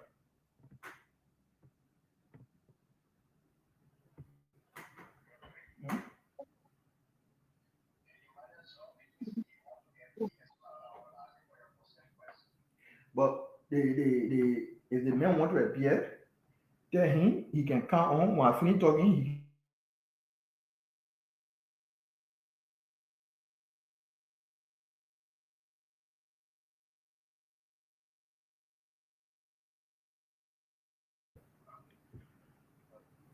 So that the people, when they joined the fight, the first group that came, I began Aki Yankee, then they ran with me in the bush. As I'm entering the bush, the Papa called, oh, you bring people in the town to kill me? I said, Papa, you sent Wallo and Zod to kill me, and you said, I bring people to kill me, but he kill me, you are in the town now. Then the next person, I think somebody notified Abraham William on True FM. Abraham called me. I'm in there. At that moment now, I'm crazy already. What has happened? I mean, the next thing I started hearing, so we are back here, 6 person in Zwali. 6 person died. They shot 6 person. They did that, all kinds of things people said. So basically, I never saw Vice President Kun, but based on what he said on Spoon FM, said to me, he and Senator Johnson were not even in the town when that fracas occurred. I never saw Senator Johnson. Thank you. As I'm about to leave, like normally, Prince, you'll bear with me because normally at this hour that I'm on the working time, they show, oh yeah, I'm always caught in the middle, so I will have to leave. But thank you for your response. And in my closing, as I'm about to leave, let me just make it very emphatic that we got intake that the Vice President was in the town, and we also get intake that he did participate. The only reason why we're not going to emphasize only because those people that say he participated are willing to provide some pictorial and some little evidence that they saw him there, so on. But we're not going to do it on that. But I want to tell you thank you, and I want to say thanks to everybody, because you see, sometimes when we come out to provide the other side of the story, sometimes it helps as a mitigating factor to the existing conflict. Because believe you me, for me, I know people didn't die. And for me, I know what happened in your town is actually took place, because it was not just only in your town. It took place all over the country. We saw it in Lofa. We saw it in other places. So it was not a strange thing, but thank God that you survived it. Thank God that you are alive. And I'm happy. You know, your father used to be a friend to my late father. They were not too close, but being executive government official from Nima, my uncle rather, the late David G. Basho that read me and brought me up, you know, from the Bobby district, that they were all friends. And to see you on here today, I'm happy. I pray and hope that after maybe I can reach one of the guys to give me your number and I will reach out to you. But again, my fellow panelists, colleagues, I beg to live in another America. I ever had to go on the farm. I'm time to go on the farm now. So you have a wonderful day. You can go, Pastor, but before you do that, I don't know whether the things of the Bible is still happening where 10% of proceeds used to be given to church to keep the pastor moving. This time around, pastors are working, you know. I mean, yeah, remember the pastor and working too. So, my man, when you want your theological education, made the platform available for that day, I will come and provide it. The essence of tithing in the Bible was just meant to. Okay, we will talk that. We'll talk that, you know. But in a generation, my man, go learn and women, put your hand to work, do something. Leave the people tithe off, let people in the church. That's it. Yeah. Okay, thank you for being here tonight. The next person. Yeah, 2 days in row now. The guests have been appearing. I disappointed you because so you hear anything about the bad person. You talk about what one of those guys who can say and talk negativity. So you know, they say you will go to work for very frustrated. I went to bed last night frustrated by Roger. Don't come more than water here. Baba, see you. Yeah, I know. I can see the frustration in your face. But the bad person was there, and the bad person gave comment, but you are very frustrated. Okay, I go my frustration. You see you. The fact bye. The fact that I'm talking, it tells you I, as a person, have moved on. the fact that I'm talking, like taking to the public, talking about it, it's good that people know the real story, right? But for me personally, God has blessed me. I'm grateful to God for all He's done and continues to do in my life ever since 2023, right? But when you talk about something, it means you're honest and you're serious about reconciliation.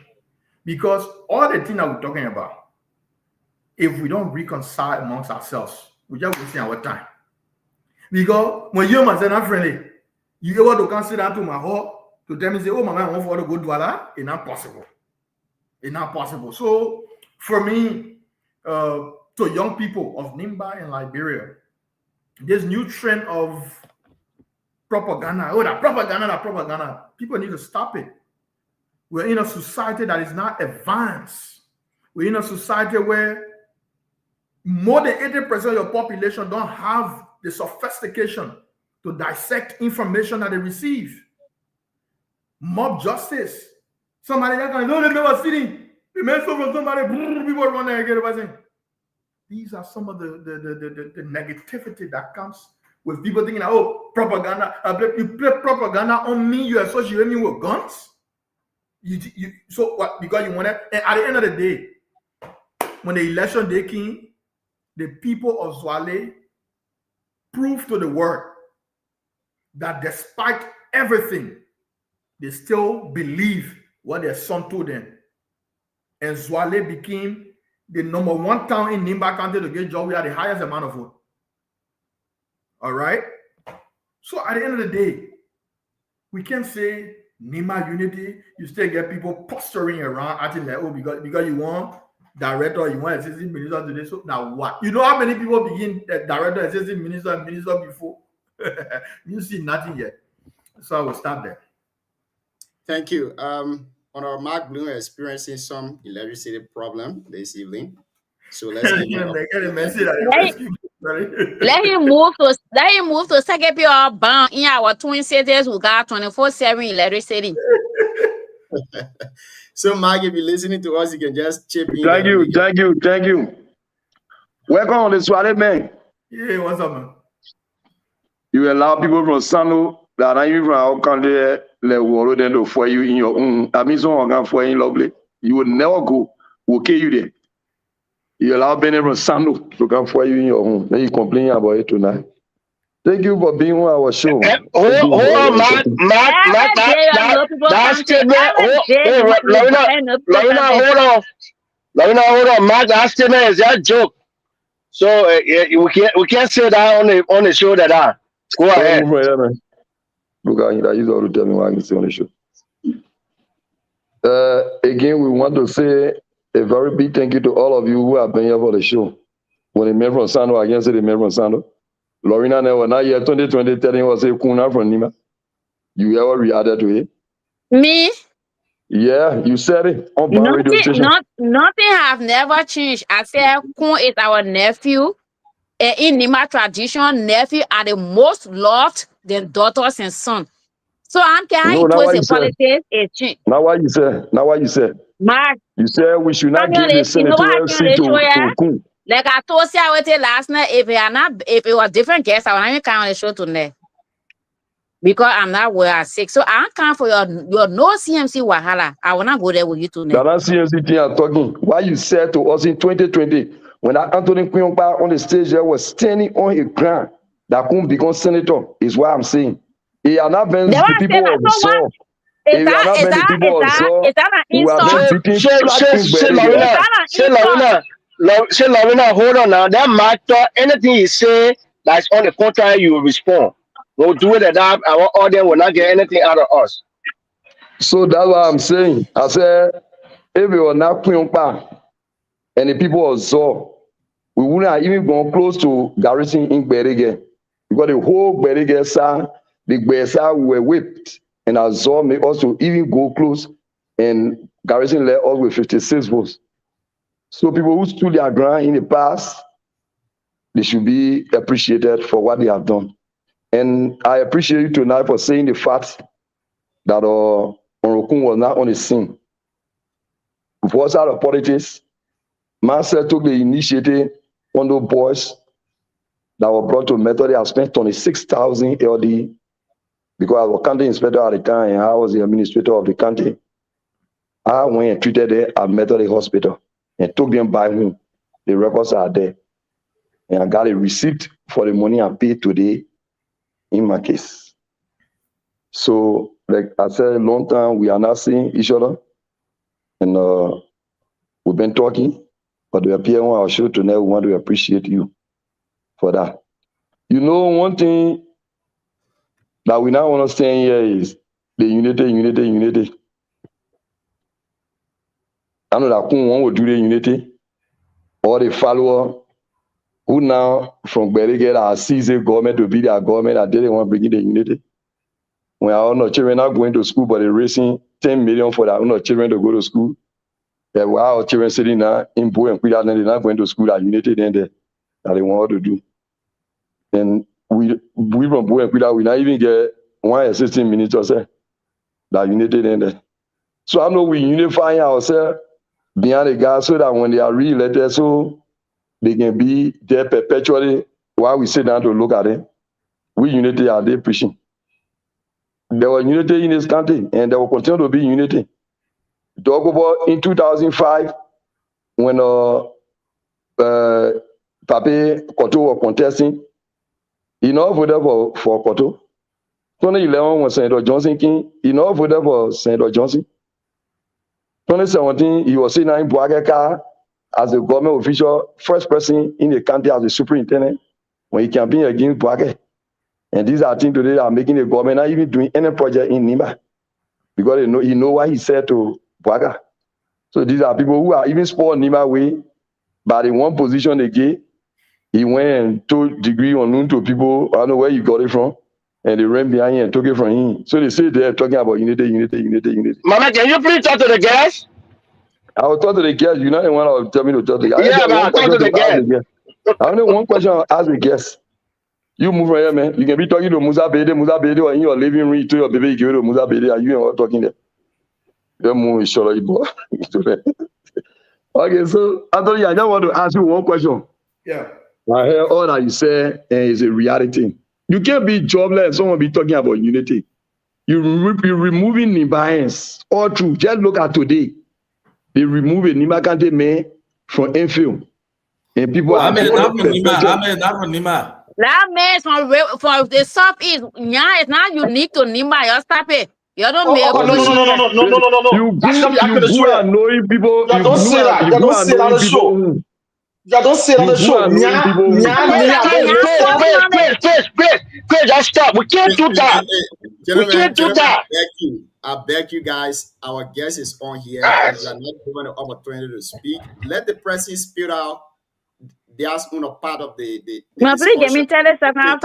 Honorable Mark Blue. Can you 30 seconds? Give me 60 seconds because you don't want to know everybody who. I come in. So you don't want to know everybody who they can do. You don't want to know everybody. Mario, pieces you don't respect me. My big sister, I know Nima can do more than you. We always say on the show. The age is not why you can compare with my wisdom. The age is not why you can compare with my wisdom. Forget about being my big sister. If you can't the age between you and myself is nothing. I got children more than you. So just be like, what got big sister? Let me hold you there. So we disagree on the show to agree. You know, let everyone use his time. It's 5 minutes. Then we will go to the guest to respond. If you got anything contrary to Honorable statement, we will give you the opportunity. Every time we say something here that she has done wrong and she want to come out to report it, will you report it or the show be over with it? So go because ahead. She knows her record in Nima. She knows her record. Me, I'm not responsible for Bouakeka giving job to you and taking it back. So the angle you will not friendship on me. And like I said, are you coming back in Berege, more especially District 3 or so, to contest 2029? If yes, what are you doing? Because we from the background of the CNC, we have brought different dimensions into the political ballgame by working before the day goes to an end. And at the end of the day, the people will look in your direction. Zoe is being marginalized. Nothing is going on in the country. I mean, in the country, and nothing is going on for the people of Zoe. If you are coming back to contest 2029, what are you doing for the people so that they can feel your impact? Thank you. Thank you. Thank you very much for the question. So, as you are aware, I have not been back to NIMBA since November 14. Another information I didn't give you people.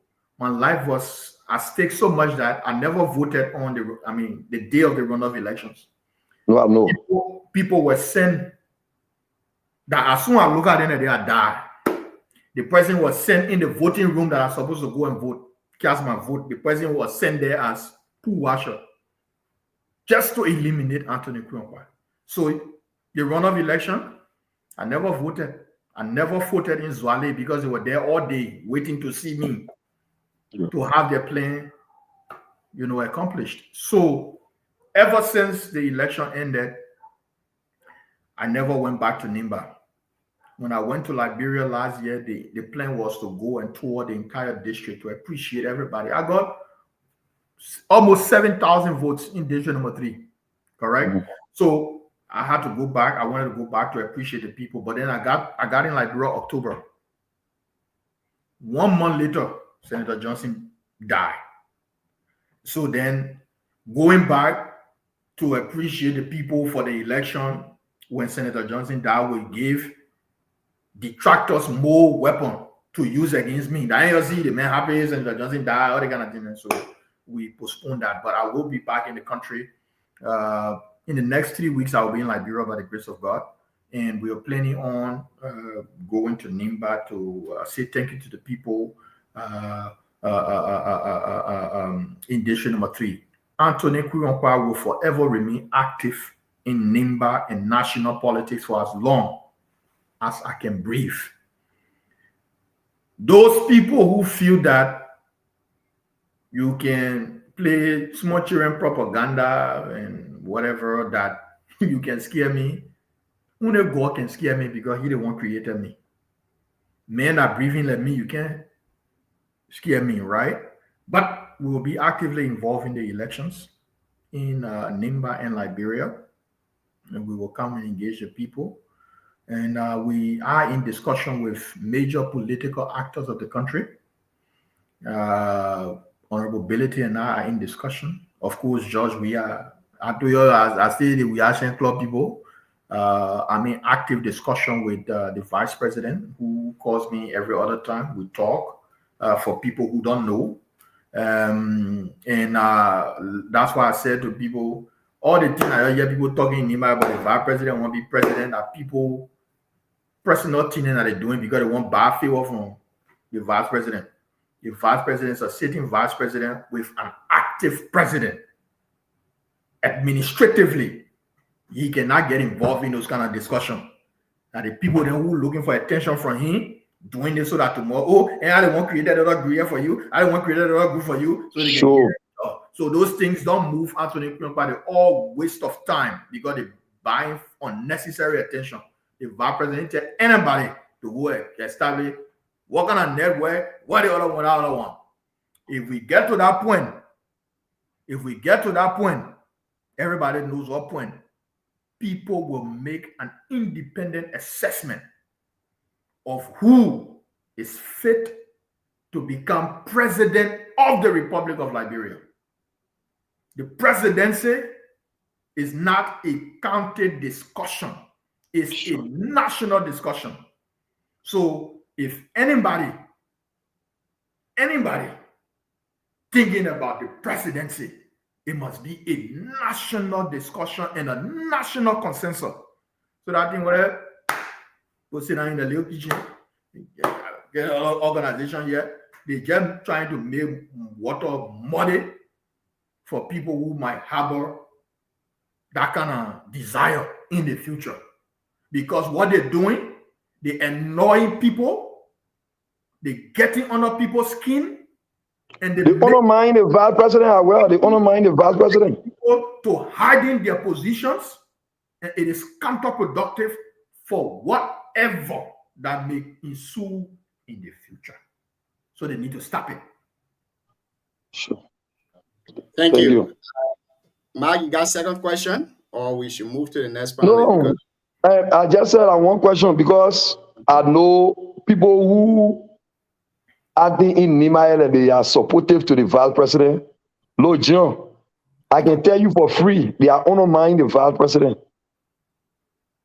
I know we established a movement in 2009, and we were in a struggle throughout with Okun. Like you'll see some photos. The last time, I think, go Okun profile. He will never forget us. We own a profile. Look at the cover page. You'll see maybe, you'll see Mike Blue, you'll see Gompu Kagon, and you go down again, you'll see Kuyongba, Mike Blue, Okun, and Senator Johnson in the pickup. That's my county inspector pickup was sending in there. He knows our effort.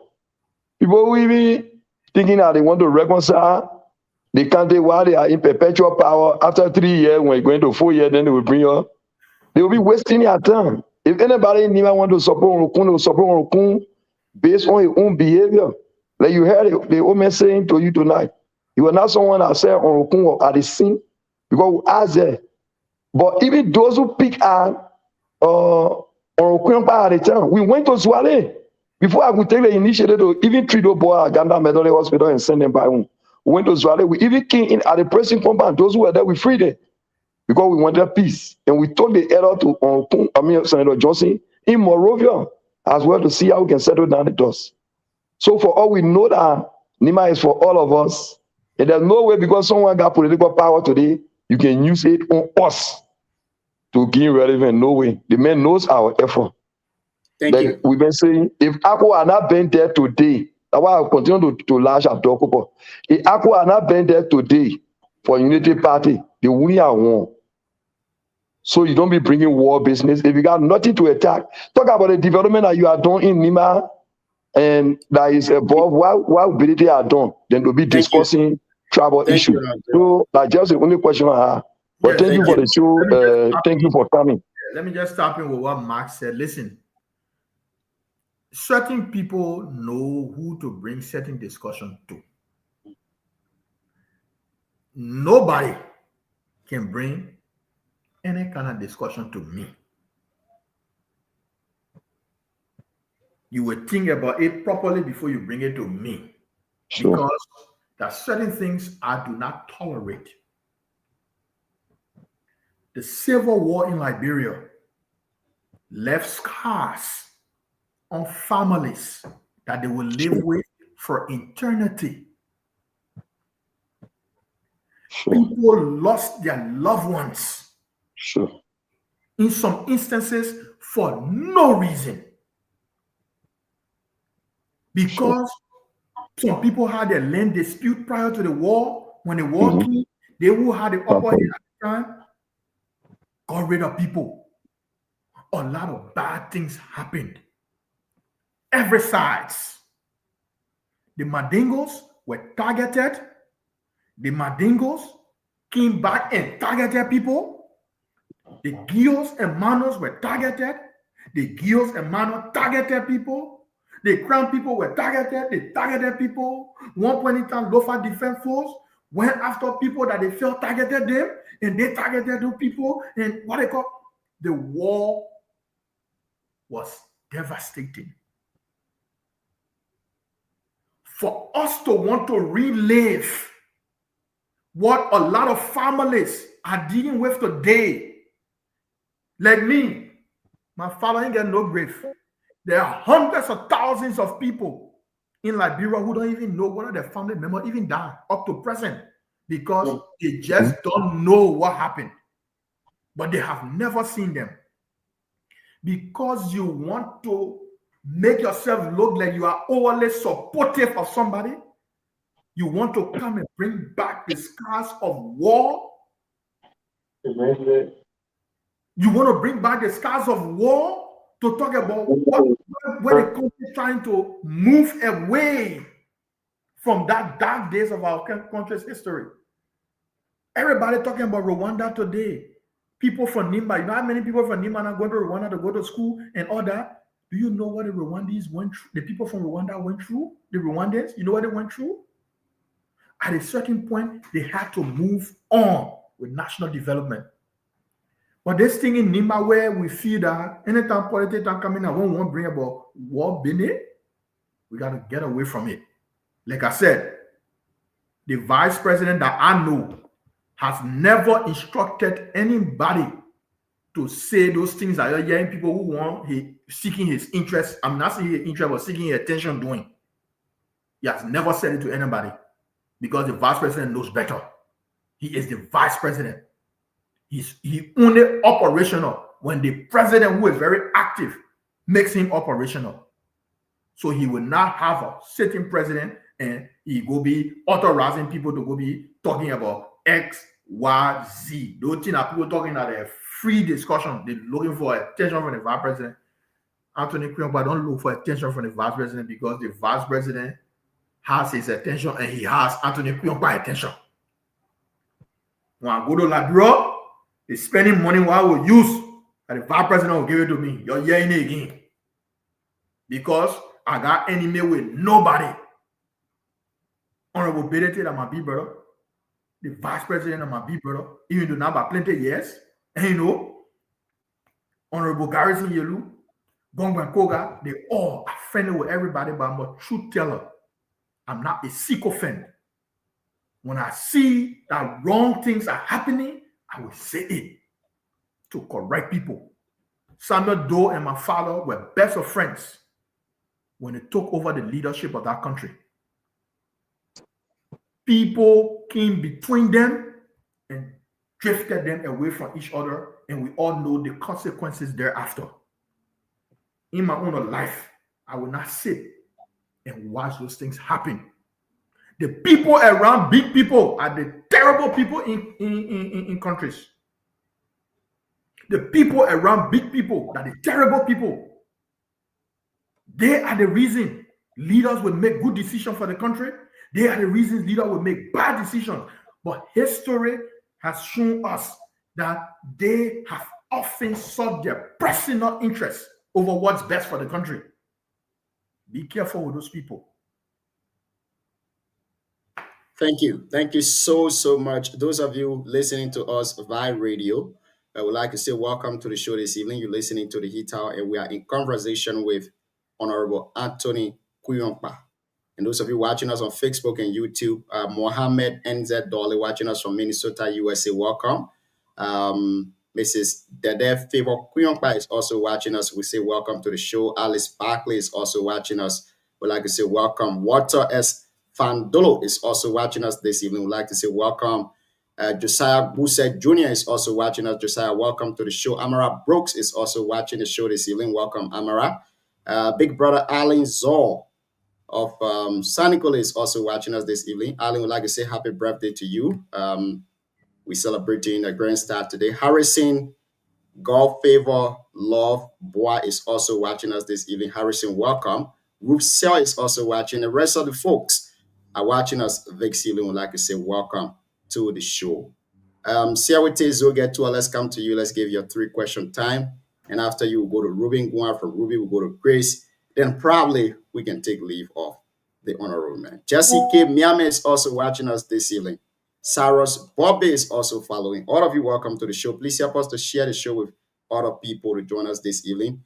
Like we said, it's more of an educational conversation tonight. We started from this entire thing of the War in Economics Crimes Code, now to incident that happened in District 3, to NEMA politics, one NEMA agenda, and we still continue with a lot more conversation here this evening.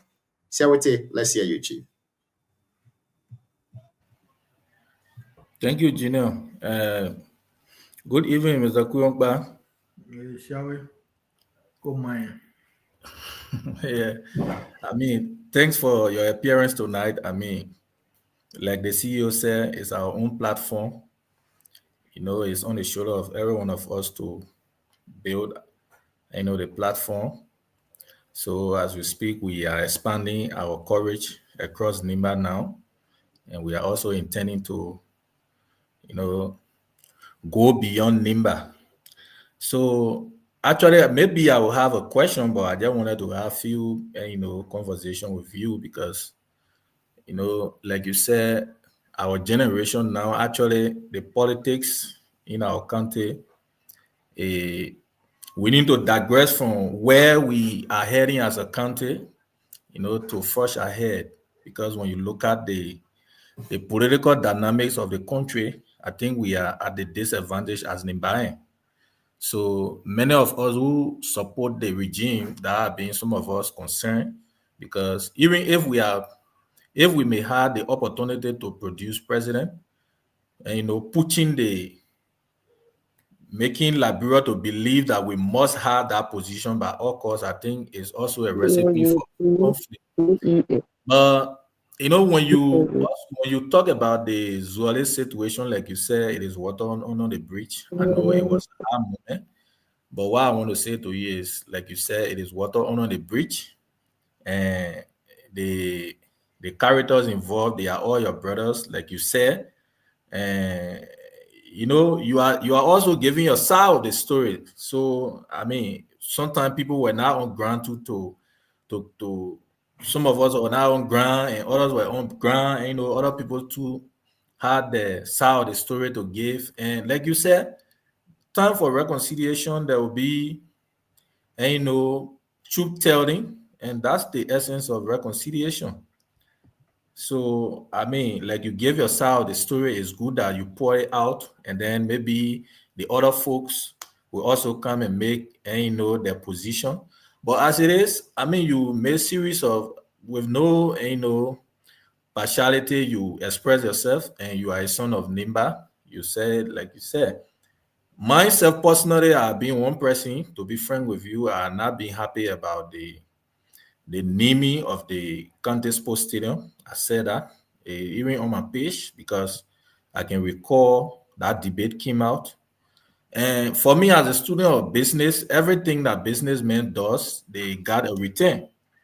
Nothing, Jungle Water or Mr. Thomas doing Nima that you're not getting return for. So in my mind, I don't see nothing different that you are awarded that.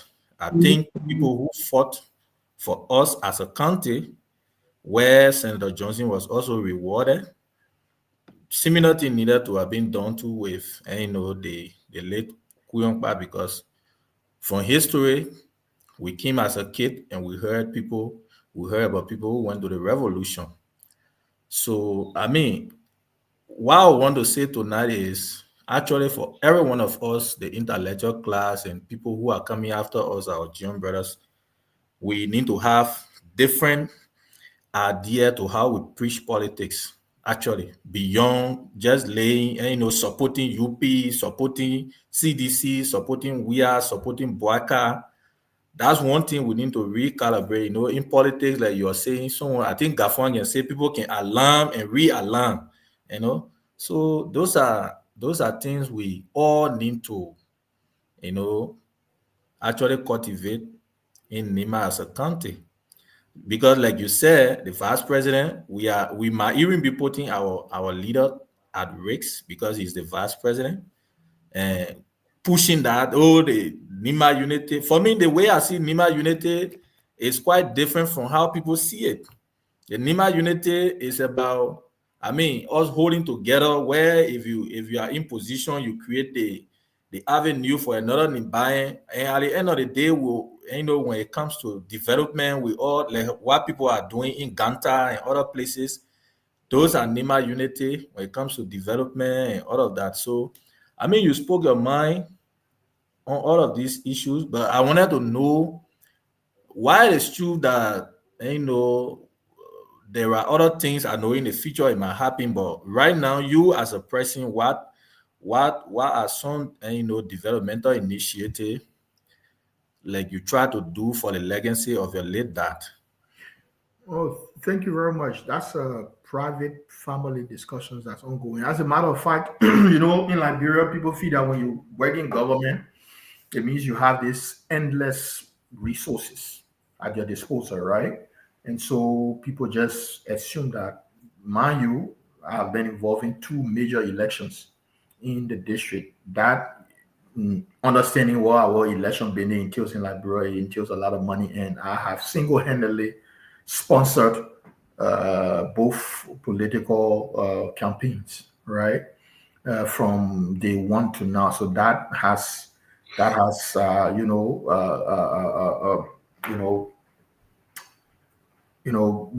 putting out a lot of resources. But the Kuyonpa Foundation will soon be launched. We are strongly considering a monument for our father, even though that was one of the things Senator Johnson promised that he never fulfilled, and we all feel was just a bluff. I personally confronted Senator Johnson about the football stadium, and I asked him if my father did anything to him. I did that. All right. I said, Senator Johnson, did my father do anything to you? I said, why will you prevent the naming of a soccer stadium? When you talk about big people from Nima who really love football, the number one person is General Kuyonpa. All right. When the entirety of the legislative caucus makes a decision, why you who tell the whole world that men are your brother, you even name your son after him? We name it after Mr. Thomas. Why? What did General Kuyonpa do to you? Nimba unity must be about the entirety of Nimba. Nimba unity must be about business people across Nimba County, not just Ganta base or Sanipole base, if you may. How many Nimba business people are benefiting contracts from ArcelorMittal? Nimba unity. How many Nimba business people getting contracts from national government? Nimba unity. Those are the relevant discussions we should be having about Nimba unity. What is the plan to create 10 million years in Nimba County across Nimba through major contracts? What is Nimba unity? Is Nimba unity about a clique? Is Nimba unity about me, myself, and I? Let's have this discussion. Envy is too much in young Nimba people. We envy people. Young boy, Melvin Yelu, people envy that young man, that young boy. They envy him. Because what? Hey, Melvin Yelu, your assistant minister. If it's not Melvin, it's supposed to be me. If it's not me, it can't be Melvin. Why you envy a young man? Why? Everyone has blessings from God. All the big politics we talk in 2023. The Nimba unity you're talking about. Those are all working in government, we're not working again. So the Nimba unity came and took Nimba people from job to make them jobless, and then the family perish. But our Nimba people, the Nimba unity brought all of Nimba people for them and the family to live. That Nimba unity. What are we talking about here? What are we talking about? We need to be honest with ourselves. And as a vice president listening to me, you need to begin stopping these sycophants from hanging around you too much. You need to begin stopping them. They did it to other BB people. They did it to other BB people in Labrador. We not see it. Let's begin discussing Nimba district by district. In the next 2 years, we want 2 million here from Zoge. We want 2 million here from Sanipole. We want 2 million here from Belege. We want 2 million here from the other district, from the other statutory. Let's start discussing that. That's what Nimba unity is about. But if you think you will ostracize Anthony Kuyonpa, I'm not being ostracized, but I'm just giving an example. If you will ostracize Anthony Kuyonpa, you say nothing associated with Anthony Kuyonpa should breathe in Nimba County, then you call it for Nimba unity. There's a lady who supported me in the 2020 election, got her high school. when you enter in Zogowe. That high school was the only high school that produced the highest passing rate in the West. Your new DEO reduced the school to junior high because the woman supported me and I supported him. I mean, the woman was my supporter because she supported Jowia. Is that what we call Nima Unity? Nima Unity goes to depriving children getting proper education from a particular school because the woman supported Jowia and was supporting Anthony Quionpa. Is that Nima Unity we're talking about? Are you kidding me? And all of these things are happening. The vice president may not even have one idea about these things are happening. That bunch of people who are around him doing all of these things, portraying themselves as powerful people because he doesn't know he's busy with other things when they are not. That's the kind of thing we're talking about. That's the kind of thing we're talking about.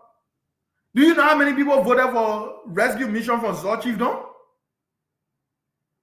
And because Anthony Quionpa was Zor Chiefdom. And he support Joseph Boaga. He support Jowia. So that Nima Unity you're talking about? So we have to be honest to ourselves first as people from Nimba before we talk about Nimba Unity. And so when I come in, bro, I'll tell you, all that thing you're talking, somebody call the other person to talk about Nima solidarity, Nima unity, Nima they want. Nobody will come in to tell me about that because they already know what my position will be. I don't tolerate sycophancy. I don't like it. It brought great leaders down. It's bringing great leaders down. I don't want to be associated with it. Thank you. Siawate, do you still have a question? Yeah, thank you, big brother. I mean, for me, like I said, I think the conversation for me it will be, it's on a different footing because for me personally, my intent is regardless of where you come from, I think we need to coexist as Nimbai. Of recent, I don't know whether any of the panelists have asked this question. We have had some rigmarole, like, in the country of recent regarding leaders. One way, on the other side with honorability, Honorable Koga, and the superintendent. I don't know whether you've been following the social media.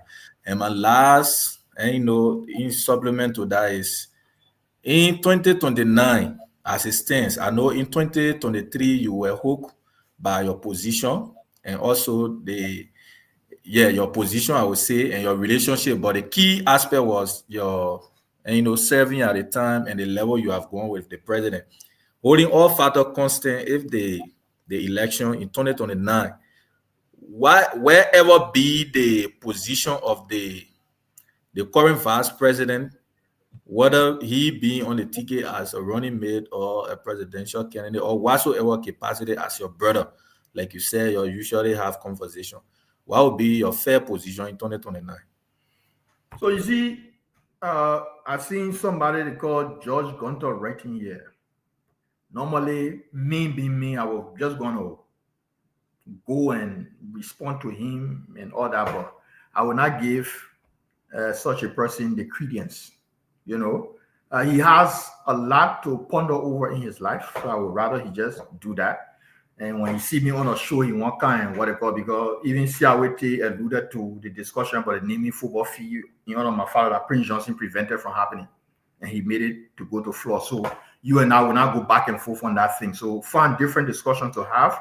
As you can see, I don't even mention you. I don't talk about you. So you don't exist in my mind. So I beg you, when you see me somewhere, don't kind around there. Go somewhere else, my man. Yeah, thank you, my brother. So 2029 is too far for me to begin talking 2029. I want to gauge the government. That's a political feature. I want to gauge the government on her performances leading up to 2029. I'm not going to give the government carte blanche. No, you have 4+ years to govern our country, right? Let's focus on the governance of our country. Let's focus on the governance of our country and see what this administration that promised so much would do in this period. Because for me, I don't like to get into 2029 discussion because doing that will be unfair to the people of Liberia. The people of Liberia did not vote this current administration in to say anything you want to do it. We're waiting for 2029. No. There were promises made to the people of Liberia for these 6 years that we're in, right? So let the government demonstrate its ability to doing. We know not all, but at least 60-70% of what they promised the people of Liberia to do. At that point, we'll have the discussion about 2029, because I see most of the different social media or media platforms today preoccupying themselves with 2029. But how can you leave 4.5 years of an administration? 4.5 years, that's a lot of time. There are a lot of things supposed to happen for the people. Let the government focus on social services. Let the government focus on job creation. Let the government focus on other things and leave 2029 alone. Because if Anthony Kuyonpa said he will support the vice president, I don't want to mention the vice president in presidential election. Please, it's not good for him at this moment as we speak. So no, if Anthony Kuyonpa said he will vote for X in 2029, and X did not perform leading up to 2029, of course the people are going to vote against X. So my vote will mean 0 in that regard. So I would think we should focus on which sort of advice we can give to the administration if our advice are sought to make things work for the Liberian people. Because at the end of the day, all the noise that we're making, all the discussions we're having is about making Liberia a better place. That tomorrow, day after tomorrow, Sawete don't have to go trying to befriend someone or be main government or somebody, but there can be opportunities in and everywhere. Like you see this country, Sawete, you can you can find joy in you. My brother, when you get your clock to run, your hours day dinner to go do, you think you will leave your daily bread at bringing you food for you and your family to be having all day plenty what they call? It will not happen. So we look forward to seeing Liberia, a country where there will be endless of opportunities for young people to not waste their time, because all that's happening, the reason you see everybody taking interest in politics is because politics is the only way to success. It's the only way to survival in our country. All right? And until we change this dynamic, nothing good's going to happen in Liberia. Nothing good will happen. Everybody will want to hold their, everybody will want to, and it's not supposed to be like that. My brother, Liberia is one of the countries where the richer people in the country are people in government. It's not supposed to be like that. It's not supposed to be like that. So how can we all put our ideas together to help the government to make sure, employment opportunities become available for people who go to work and be busy? That's why I would say 2029 is too far. Let's leave it. So with the issue of reconciliation, with all of the looming, hot and pull in the country, what would be your earnest opinion, and how do we move forward? Say that again. I didn't get you. No, I said with all of what you have said, and you being a son of Nimba, my last question was, with the looming, pressure or tension in the country, from various stakeholders in the country, and even including you as a son of Nimba, what different approach can we take as Nimbaing? First of all, this is me talking now, right? And I'm being honest. The thing was, like I said, this is not a unanimous thing. That's a few handful of people who trying to buy attention doing these things. Because if you understand national politics, then you will know that for any one country to make the presidency a must for them, every other country then has the right to demand the presidency. Okay? For you to go and say, this is Nimba time. Oh, so when is the Bani people time? When is the Va people time? When is the Basa people time? When is the Pele people time? When is the Loma people time? Okay? So when you do that, you're setting yourself up for failure. Take, for example, the county meet. Do you observe that whenever Nimba County goes to the final, it's like Nimba is playing against the entire country? It's because of this very attitude of few people from Nimba. Not everybody, like I said, few people who buys. They want the people to look at them. Oh, they're a manufacturer. No, don't do it. The presidency of a country is about an individual who will garner the support across the 15 political subdivisions in our country.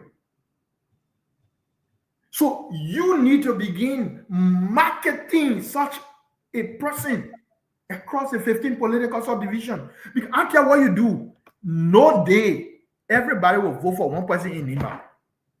It will never happen. Forget about it. It can't happen. Forget about it. But you're talking about a whole nation. Are you kidding me? And you dreaming about Nimba? Senator Johnson won Nimba with 75% plus of the vote 2011. It ended him in which position? You were in Labrador. He didn't go to runoff. Am I lying? He didn't go to runoff. Right? So that thing about Nimba, what they call that leader thing. If Nimba people will decide to identify a particular candidate that they want to support in 2029, when I can know the person. But the primary focus now is how this government must work in the interest of the people of Liberia to fulfill the many promises they made. For example, 2023, come on. The people were promising, for example, just the city mayor position in Campley, they promised 6 different persons to make city mayor. You know how many people didn't buy? Because they didn't make the city mayor in Campley today. You go to Loguatro, they promised 4 different persons in one little small community for one, simply because you're just trying to do everything to buy people's support.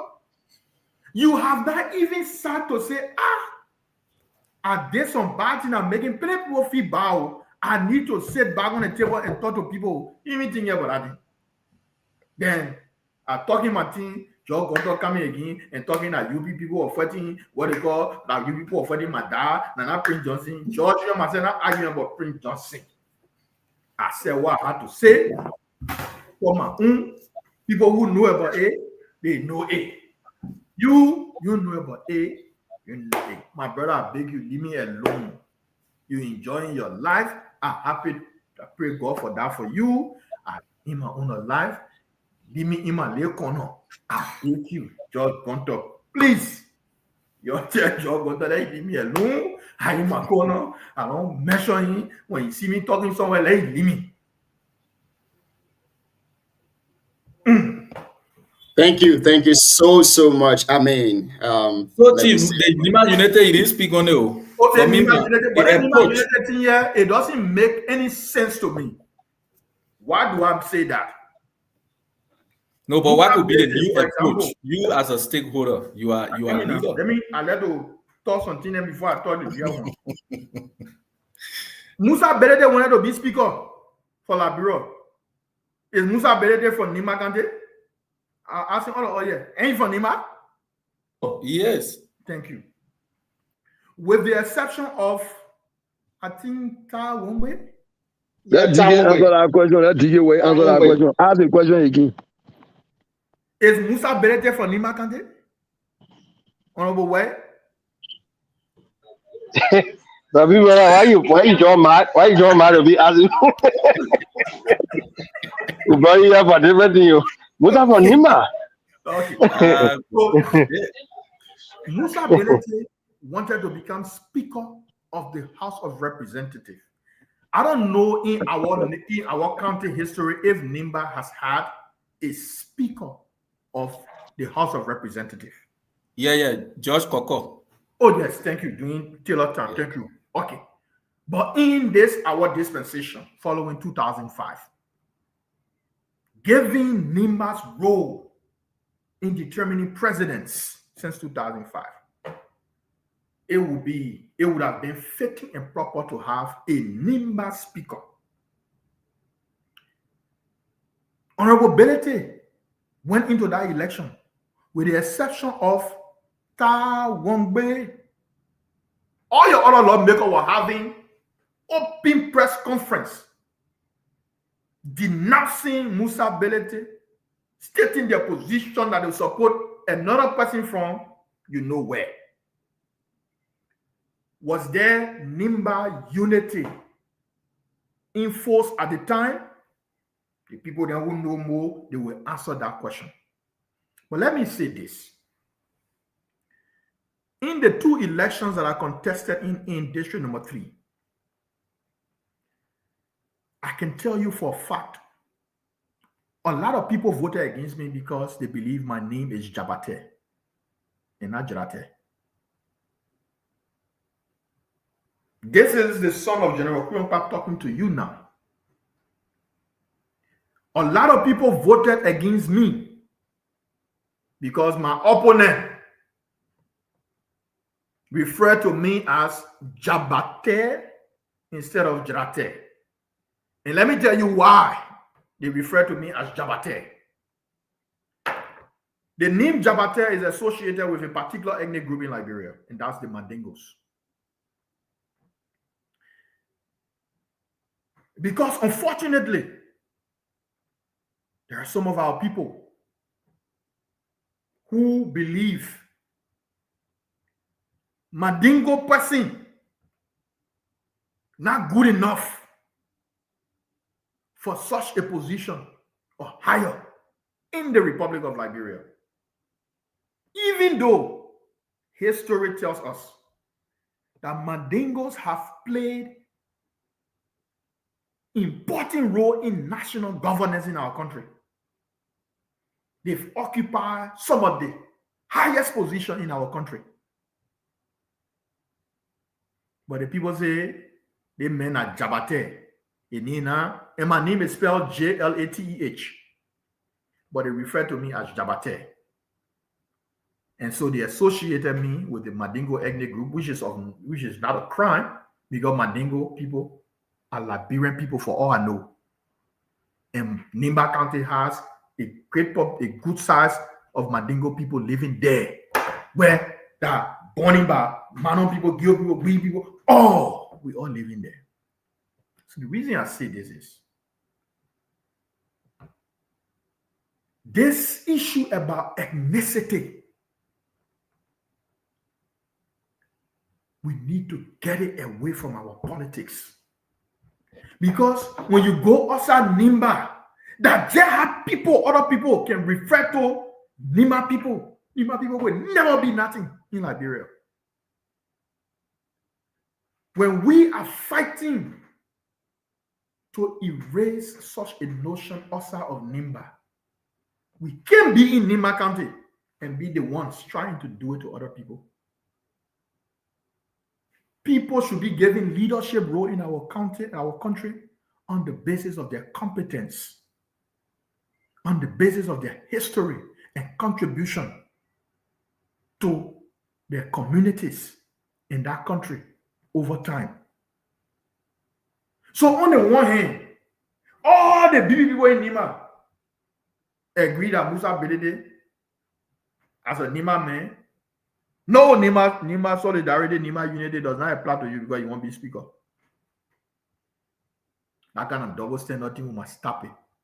Musa Belete is an important son of Nimba County who is contributing more than Gio people, some Gio people, plenty Gio people, plenty Mano people. The last time I checked, nobody was putting free checking anybody account to be Gio man or Mano man. You gotta say Gio man. See how they can send your 500 every 2 weeks?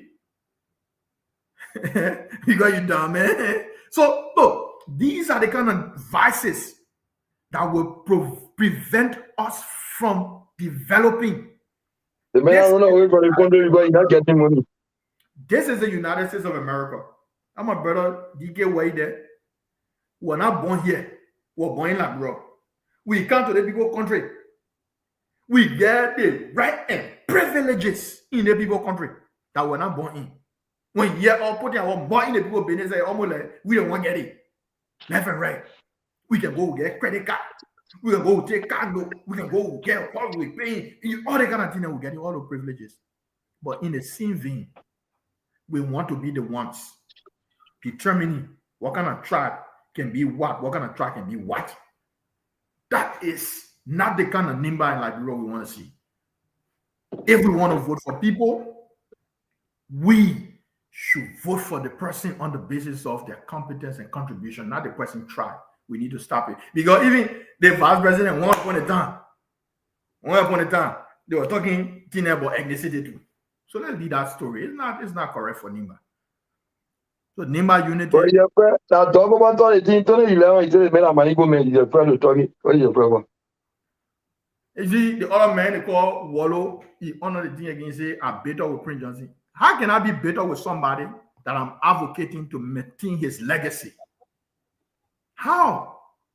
The fact that I'm talking Wallow, it means I have moved on. But you and your likes, you fail to go to the public and apologize for your actions in Zwale. That is the reality.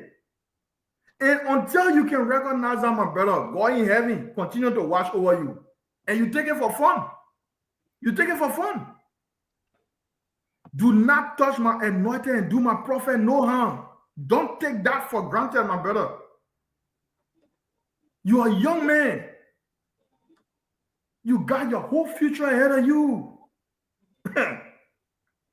To want to destroy another man on lies.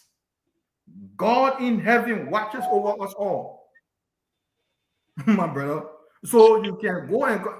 Now you talking about your Prince Johnson Benny. I'm only talking about what I know about Prince Johnson. You can go and you go. Like I said, there's no lost love. Understand that. There's no lost love between Senator Johnson and myself. Senator Johnson had a position about me, and I question it because why? It was the very Senator Johnson who told the world General Kuyonpa was a brother, to the extent he named his son after General Kuyonpa. It is one thing to say this. On the other hand, you do the exact opposite of what you're saying. That's all I say. So I will stop. Thank you. Thank you so much. We got less than 20 minutes to be with the honorable man. He has been here now for almost 3 hours plus. So we need to be very, very brief about our question. And honorable, if you want to go, you need to be very brief too with your answer, But I think it's really a wonderful conversation tonight. Really, really a good one. Let me welcome my brother Ruben Guan Jr. to the show. Madam Deba Toze is watching us this evening. Deba would like to say welcome to the show here too as well. Ruben, the floor is yours. Let's give you the opportunity to ask your 2 questions. And after you, one of our panelists on the show, Mr. Kidabo, lost his relative, and he really wants to make a contribution to the show, but he cannot appear in person. So we'll place a call to him to make his input right after Ruben. Ruben, let's hear you, Chief. Okay, so thank you so much, Junior. Thank you very much to the management of PKS.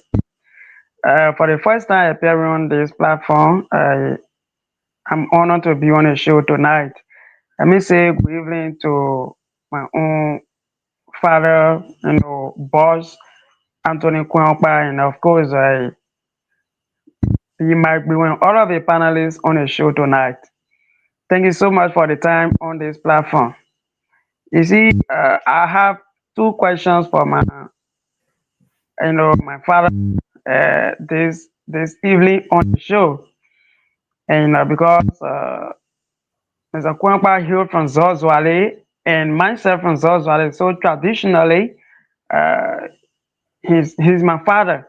So yeah, you see, most of the things he talked about all reality. But I will be, before I go to my question, I will deeply look at the angle of the young people. When he said young people should look at politics in a different dimension, it speaks volume because most of the things happening in our country right now is actually deriving from those young folks who are fighting to seek attention from the top government officials from the country. Even though there are some elderly people that don't need attention, that they have access to some of those top government officials, more especially the vice president, and yet they thought things to seek attention because sometimes the protocols that they attach to the vice president, some of them in a month time, they find it difficult to sit with the vice president than when he was senator or representative.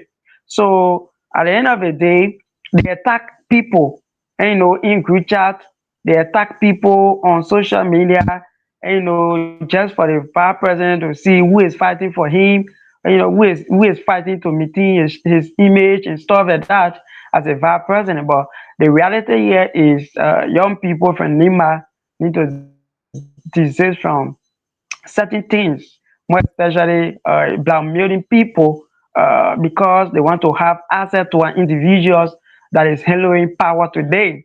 That is very bad for our country because most often people, the elders will say the young people are the future's leader, and so the young people need to do the rightful things to see how best they can maintain the legacies of the old folks. Likewise, the elderly ones too, they are also there undermining the process in the name of maybe seeking favor or something like that. It is like if you follow the vice president record 2011, there are some people that are enjoying the comfort of the VP in 2011. They did not support him.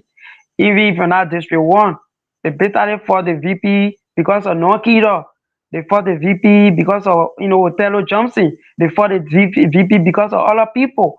Even when the VP became a senator in 2020, I can remember my own old man, Dokobo. I can remember when I gave Dokobo platform where he was defending the difference between investment and that of development. He said to the people of Nima that the VP was doing investment to benefit. One of the instances, he said, look, in a community, when somebody build pump, he said, they pump your joy, your give me father, all people collect money. That investment, he said, the VP, whatever the VP was doing, by then in Nima, it was investment. Today, my own elder, Dokoba, is the one defending the vice president all over, in a country, because of 2023 election. And most of the thing, like Mr. Kwangpa said, the VP cannot be seen most of the thing. He's busy. Most of the thing can be behind closed door. Before he reach to him, maybe he on social media. How many times you see the man, on social media in a day? So people do a lot of things to spark on us. At the end of the day, they will put it on a VP, like VP followers doing this one, like VP followers doing that. But then let me go to my question strictly. I appreciate you for your output this evening. There are a lot of things that you talk about that make sense to those that believe it makes sense, and it also hurting the ears of those that believe is not making sense to them. My first question here is that, like you said, the vice president is in communication with you. He's your brother. I love the way you place it. But upon your return to Liberia, if this government, as one of the patriotic sons of Nimba, if this government offer you a job, will you accept to work with the Unity Party-led government? So, following 2023, I made a personal decision to. Can you people hear me now? Okay. Yeah. Following you need to mute. Okay. Yeah. Following 2023, I made a decision that I needed my sabbatical.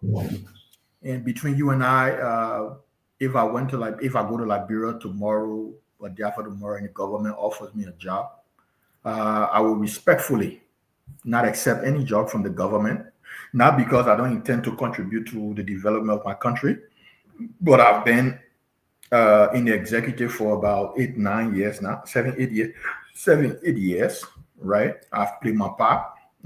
I can still offer my services to my country not being an appointed official. Okay, and so unlike a lot of other people who go behind people because they want to benefit something, call the current vice president. When we braved the storm to get him elected in 2020, I never went to him to ask him for anything to say, oh, I need you to give me job for that person, give me job for that person. No, that's not how Anthony operates. All right. And so there are a lot of people from Nimba who had high expectation with this government. I would rather the government identifying those individuals and giving them appointed position than Anthony Kuyonpa. I'm okay where I am. Like I said to you, if I need money, I can't lie, bro, I need money. I will go to the vice president house and tell him, say, I need money. And I will get money to do whatever I want to do in Labro. So there are other people who are best placed for employment opportunity with the government. Let them prioritize those people. Not me. Other people can get it, but for me, no, I'm okay. All right. So it's not about that. Not at all. Thank you. Ruben, you can ask your last question, then I will go to the next person. We need to take Thank you so much for that wonderful response.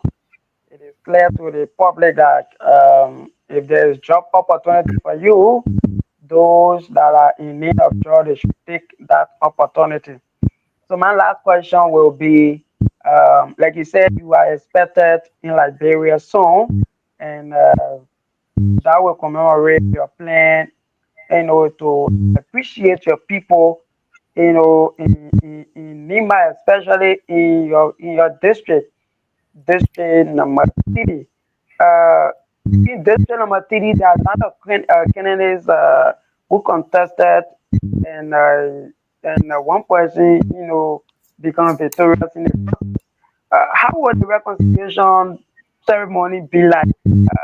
Are you squarely going to appreciate your supporters, or you are going to include all of the candidates? Because since the 2023 elections, we have not seen any of those candidates, packing, those who contested in the elections to do a general, let's say, appreciation or a general reconciliatory program.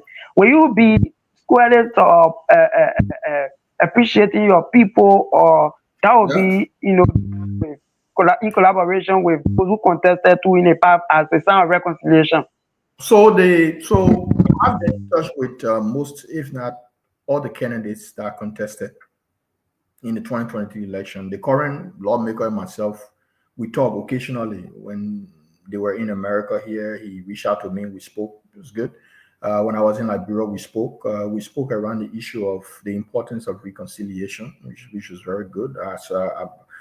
I also reached out to Maurice Dabo some time ago after the elections. We met and all that. The other big brother who contested, what's his name? JJ Brother.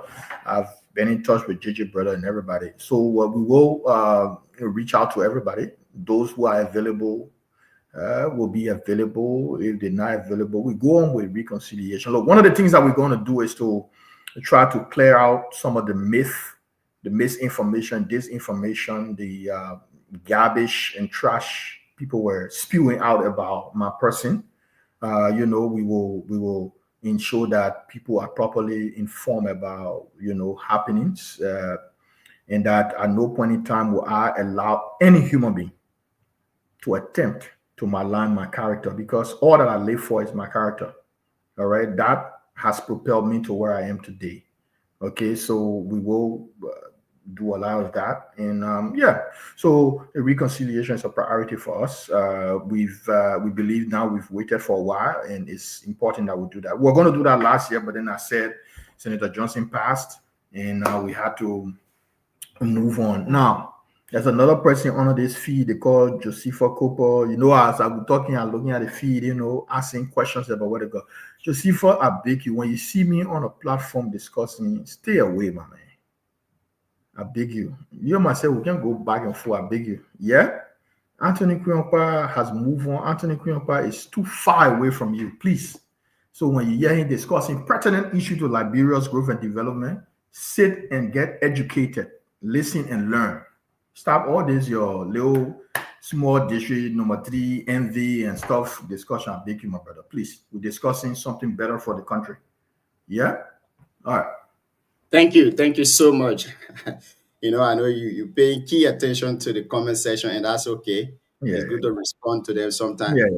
One of our panelists on the show, Mr. Kilabo Gonglo, wants to make his import, but then he cannot appear here tonight because he has some family issue that he's going through. But Mr. Kilabo is on the phone now. Let's give him at least 2 or 3 minutes to make his import. Yeah. Good evening, Mr. Kilabo. Welcome.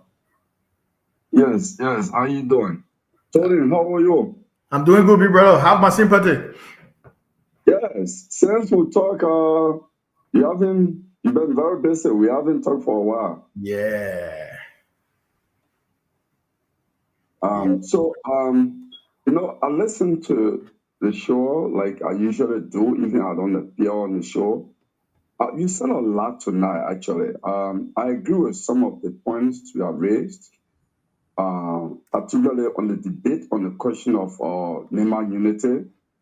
I mean, I have raised this issue many times. I've extended an invitation to anyone as far back as 2005 that I was prepared.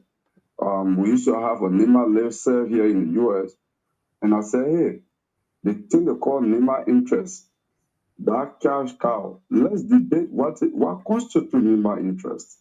Let's look at what is NEMA unity. And no one wants to take the challenge because the proponents of this debate, they do not have a definition of what is NEMA interest. And sometimes it's just personal interest.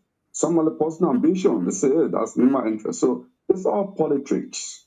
People want to get ahead of the game. So they take their interest and project it as a group interest, So we can look at the sociological profile of what a group interest is versus individual interest, community interest versus individual interest. We can debate all that. But no one is willing to debate the so-called like cow debated NEMA interest and NEMA unity. So I agree with most of the position you espouse this evening on those issues, right? But I will take you back to the Zwale issue. The Zwale issue is of interest to me because if we're a nation like South Africa, where people are publishing, or Kenya, where scholars are publishing books almost every month after every event, and maybe we publish a book of political violence in history. History book in Liberia, Zwale will be in the annals of that history. So the account on what actually took place in Zwale is important. It piqued my interest because when I listened to you, you sounded convincing because you cited, even called names, that thing that PYJ and others said about you, it never happened. You're never part of it, right? But if you look at the video, because I watched that video, I was involved in 2023 election because my brother was taking part. So I watched that video. The convoy that PYJ was in, it's the same convoy that Jeremiah was in. They were at the outskirts. I don't want to say outskirts of the town per se, because in that video we could see some houses. So one cannot say, I don't know what constitutes the outskirts of the town or the lateral part of the town. I don't know whether that's the same. Maybe we need to look at the denotative and connotative meaning of what an outskirt is, what the lateral part of the town is, to see. But that view, you could see some houses in it.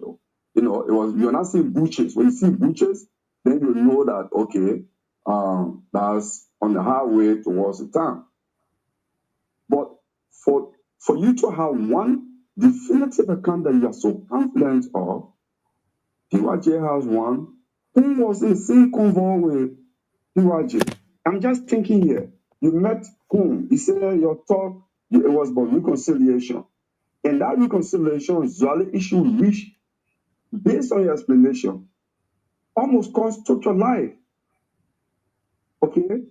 I'm wondering whether you brought the Zwale issue up for him to also set the record straight as to his knowledge and recollection of what happened. But I will also say this, because you mentioned on the Spoon interview, two things can be true, and also there can be a communication strategy on that. We saw that in Liberia. We have seen that in Liberian politics with Charles Taylor and others. Charles Taylor will send his boys to do bad things, and he say, "I don't know about this." And we see even under the UP government, other things happen. Even like the case of Harold Greaves, when Harold Greaves' death occurred, President Salih flew from the country and went to South Africa. I think she went to South Africa, that so out of the country, either Ethiopia or South Africa, one of the things, and happened behind her. We don't know. There are different rumors, different accounts, but no one has written a book on that yet to know what is it true, what really happened to Harold Greaves.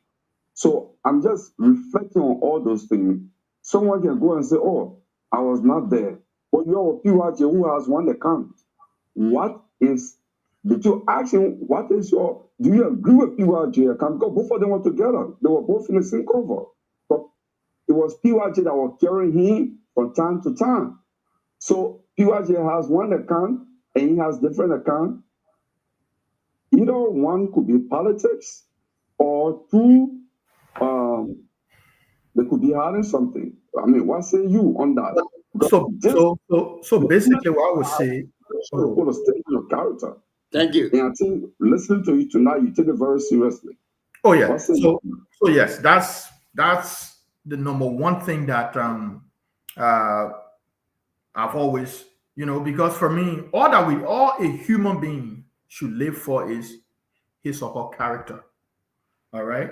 And so when I saw that Senator Johnson was doing everything to destroy me as a human being, because not only did I lose my election, President Weah lost his election, now Senator Johnson was going after me directly. One, to the extent that President Bouakai did a press conference on the Zwale thing. I mean, at the time he was Senator Barrow Bouakai. Senator Johnson, how we bought ammunition from Africos and we ambushed him in Zwale, Ego. Right? We killed 6 people and all that. But the fact of the matter here is, Anthony Kwiyongba, was on the receiving end. And the commander of that brigade that might handle me, Nelson Wallo, Emmanuel Zor, and these 2 young men, they're still taking it for granted. They're still taking it for granted. But God, my God that I serve, will continue to fight them until they will muster the courage to come to the world and say the truth. The day they're ready to do it, they will do it. These are 2 people that, especially Emmanuel Zor, are considered a brother. Emmanuel Zor. I will go to a house, a woman will cook, she will eat, he will come to me, and all that. We were extremely close. Even up to April, May of 2023, Emmanuel Zor visited me to my office at the Executive Mansion. I got pictures to that effect. But for Emmanuel and Wallo to authorize the manhandling of me by pick up 4 men in my hometown, what if I had been killed that day? That's how these brothers are going to pass around with Senator Johnson and his story about this thing, and I'm gone. Why? Because as a good Joey, like I said, I never saw the current vice president. I never saw Senator Johnson. The people that I saw, that I remember, Mr. John Badier, and 2 other big brothers, Mr. David Fier, who entered the town with pickup, with bunch of people inside with chalk all on their face, almost like people going to war front that day. All right? And then my 2 friends, but one that I consider a brother. And when you see me emphasizing, I was not really disappointed by Wallo, because Wallo was not, I knew him, but he was not a booty. Emmanuel Zor was more than a booty to me. And for him to have been part of an enterprise to take away my life, and he sits around and thinking that it is fun, that when they hear me talking this, they will come and won't be commenting on it. Wallo should begin looking in his closet and start praying every day, because when the wrath of God is ready for you, you don't understand what's happening. Okay? All I can say, I have said over and over, even the lawmaker for district number 3 was never even in the town. He told me he was never even in the town. He was never even in the town. But people fabricated, created stories. In fact, the first news that came out, Big Brother Kalebo, 6 persons died. We killed 6 persons. The other story, how people saw me shooting gun. Come on. And what even top it all off was our people were brave to reach out to BBC people to publish story on me, to even go to the US Embassy about me. Is that a county and few people that really talking about reconciliation? Do you know the scars it left on people in Zwale? The people who are beating handicapped people and all. One Delano, handicapped man in Zwale, beating people, pepper spraying people. And you sit and you feel, oh, Anthony Kuyokpa. No, don't mess with my character. Don't do it. And so, those who feel they can still go and create their own stories, continue to do it. I pray God for you. Let God bless you. Where Anthony Kuyokpa is in his life, he's far moved from 2023, as you can see. I'm healthy. I'm grateful to God for life. I'm coming back to go and celebrate with my people, to appreciate them. We move on. But the world knows those were all propaganda meant to dissuade people from voting the person I was supporting. But the people of Zwale spoke on election day. Zwale was that town in Nimba that Unity Party lost with more than 50% vote difference. That says a lot about what the people of Zwale saw and felt and understood. And so to the young people in Zwale, my life today was because of their bravery. And so when another person they call Josepha Kopo, a brother from Barclay, this is somebody that I took from major problem in that republic, but he doesn't know. Because of envy, he believes he's my opponent. I don't see him as an opponent. I see him as a brother who doesn't even understand what he's doing. So Josepha, when you see me in the public that they're discussing serious issue about Liberia, your envy and other things, take it from there. And let's discuss national issue and move on. You have your conscience to live with, and let's move on, my brother. I ain't got nothing against you. You supported your candidate won election. I'm grateful to God for you people. Let God bless you to deliver for the people of district number 3. That should be your priority. Thank you.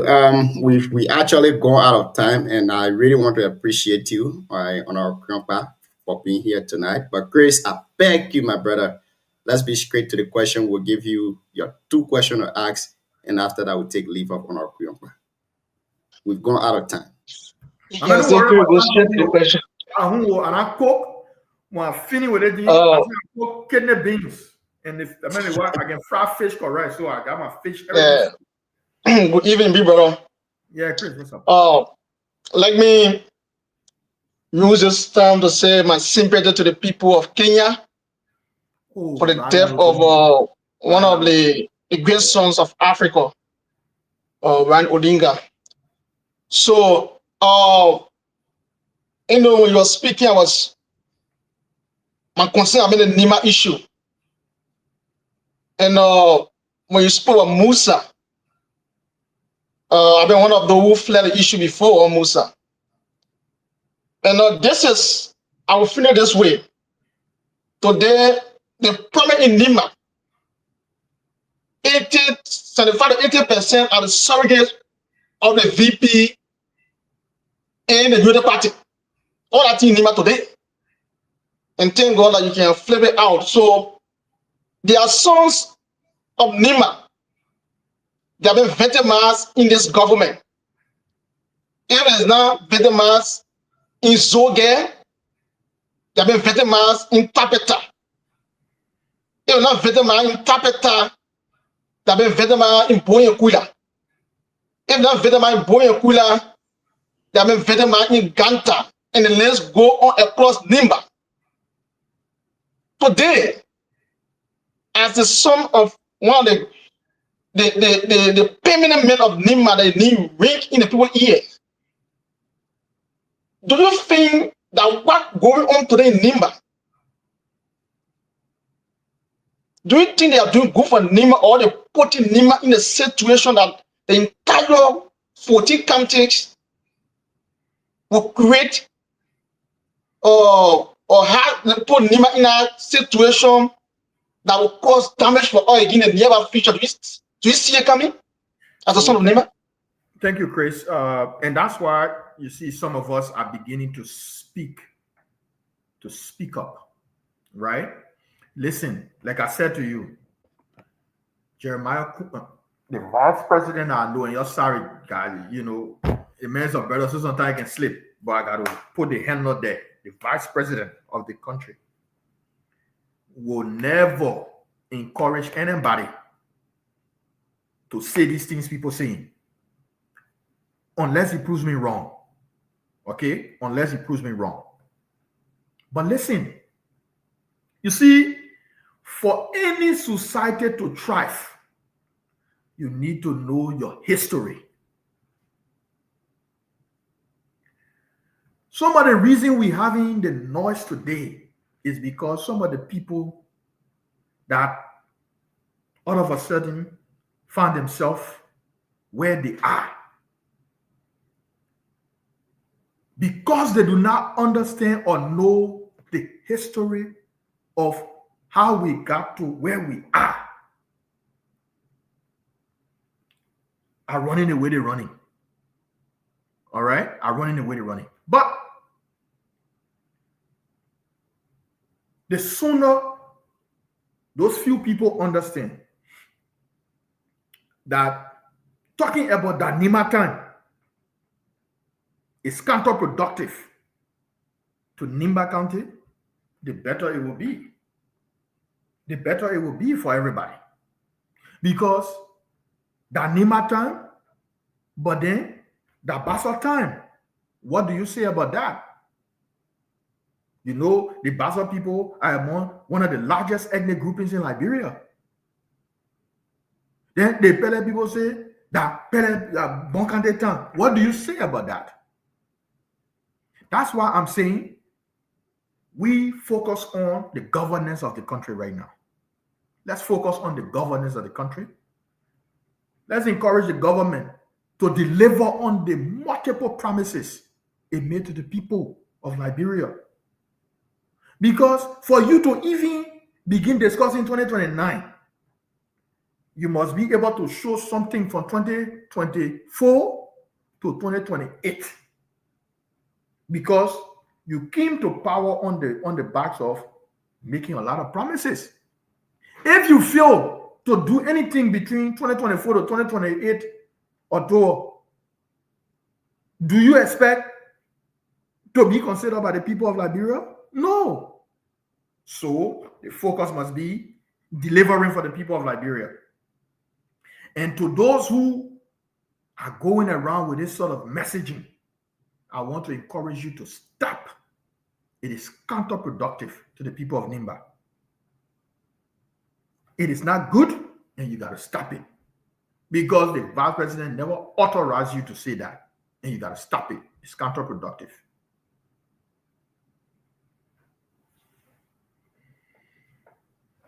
Okay. And my last question will be, you work in the CDC government. I'm a supporter of President Weah. I'm not a citizen now, but I'm a supporter of President Weah. You work in the government. They are acting now in the corridor. Yesterday, they said most of the appointments give the Southeast. That was why they told Senator Johnson, the late Senator Johnson, and our president VP and the rest of the guys in Nimba. They spread that propaganda, that information across the country. That Nimba not benefiting from, in CC government after they weren't benefiting. The entire appointment from the Southeast that has maybe 5 counties. Today, Nimba produced the vice president. Nimba make this government to win, unified government to win. Look at the marching. Lofa has the highest appointment in the government. When a debate comes out, it was said because the president from Lofa. Yesterday, they couldn't say the president from the Southeast. Now they are defending. And you are talking about fake propaganda, people make news of information.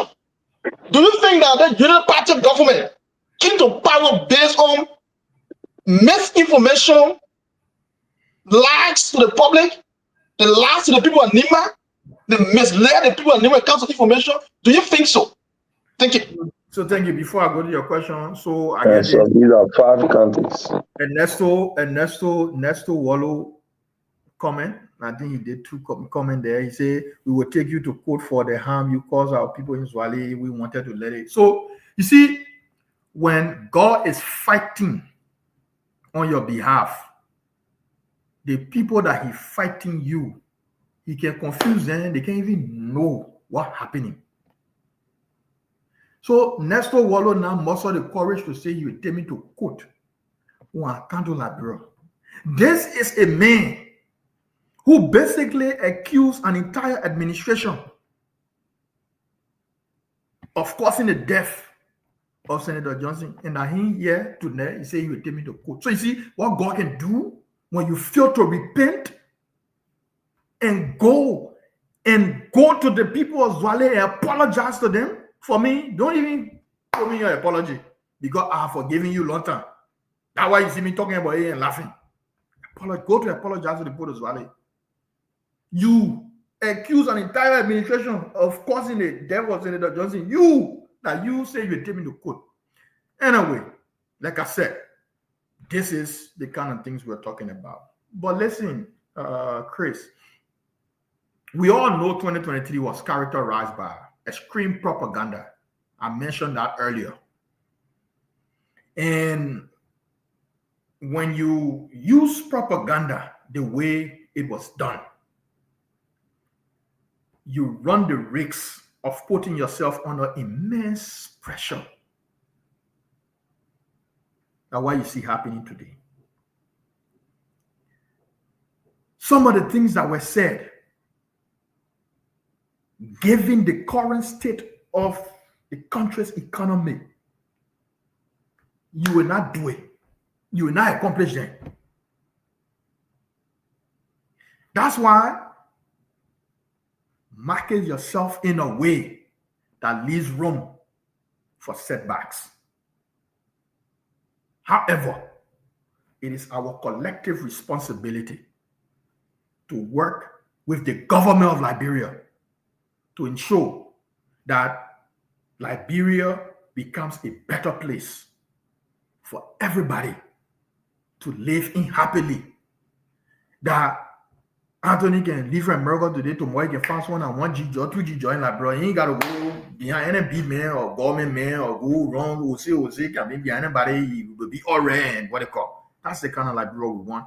Let us all rally around the current administration, because at the end of the day, the current administration is working for the people of Liberia. So if I'm a Liberian, we all put our hands together to see how do we assist for Liberia to be a better place.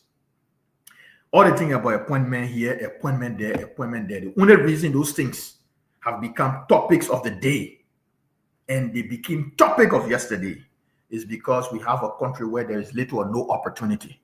The opportunities that we have for employment are solely majority in the public sector through government. The last time I checked, no country progresses when you have a country where the main source of employment are government. How do we work around different concessions? How do we work around other initiatives to create opportunities for people to find job in Liberia is the most important thing. That's why we should all focus on.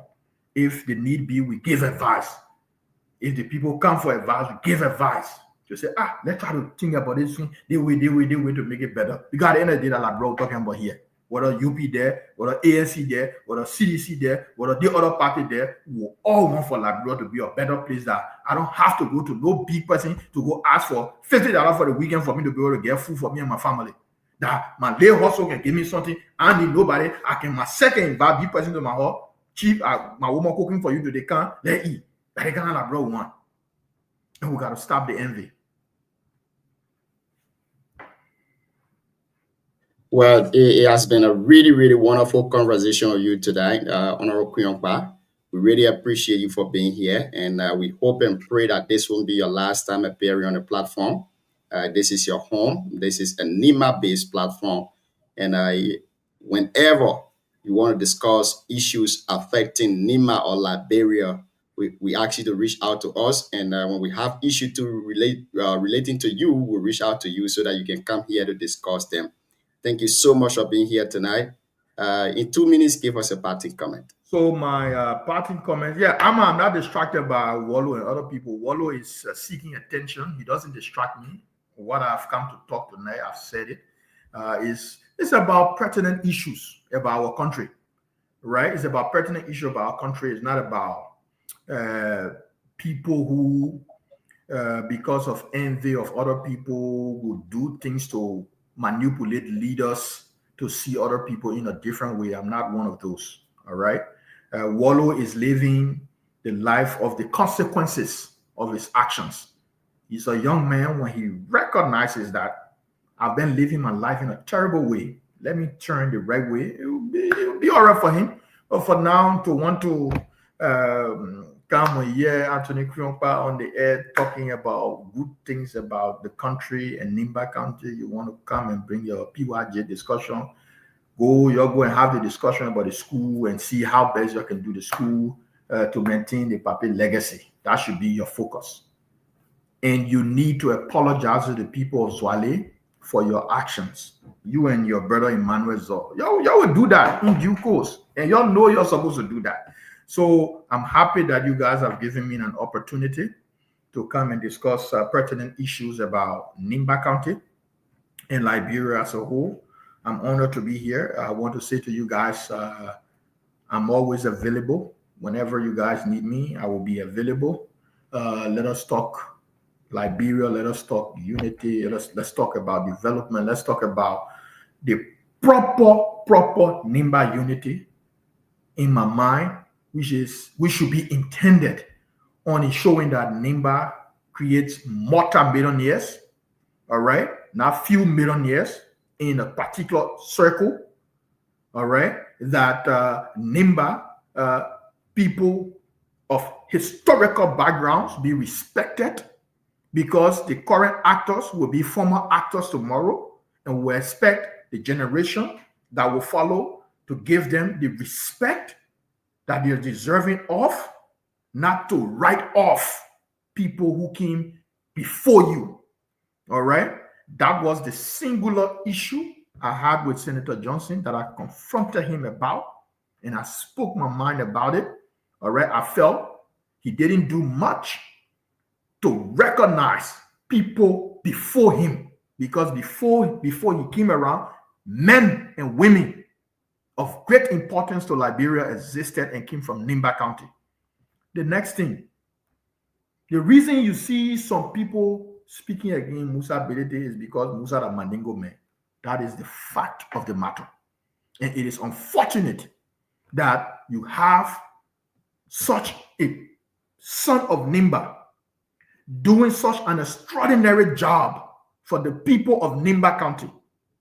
But you have people with small thinking going around telling people, oh, the men are Mandingo men. Hey, the thing that they want to do is for Arab people to can't take over Nimba. Then Nimba have been with off from Charlie King Town. What you doing with it? And I just few group of people that always enjoying it, while the vast majority stay and watch. So unity is the key for Liberia. Unity is the key for Nimba people. To the vice president, there's nothing against him from me, and he knows that. President Weah is a leader that I love and respect, and our relationship predates everything you see in there, and he knows that. Honorable Belete is a big brother that I've grown to respect. A lot of people don't know that Honorable Belete started a business thing from the 90s. From the 90s. That man raising money. He's spending money to bring relief to people. And people say that bad thing he's doing. But the same people who say that bad thing doing, when you come somewhere, they can say, what have you done for me? That other contradiction, I don't understand it. All right? This man is demonstrating his kindness, the sense of humanity to bring relief to people across the country, and people only want to look at his tribe and not look at. Now, when I say people, are a few handful of people, because Nimba people in their numbers appreciate what Honorable Belete and what other people have done in similar kind. So Anthony Kuyonpa is grateful. Will always be here. I will be very active in Nimba politics. Don't get me wrong.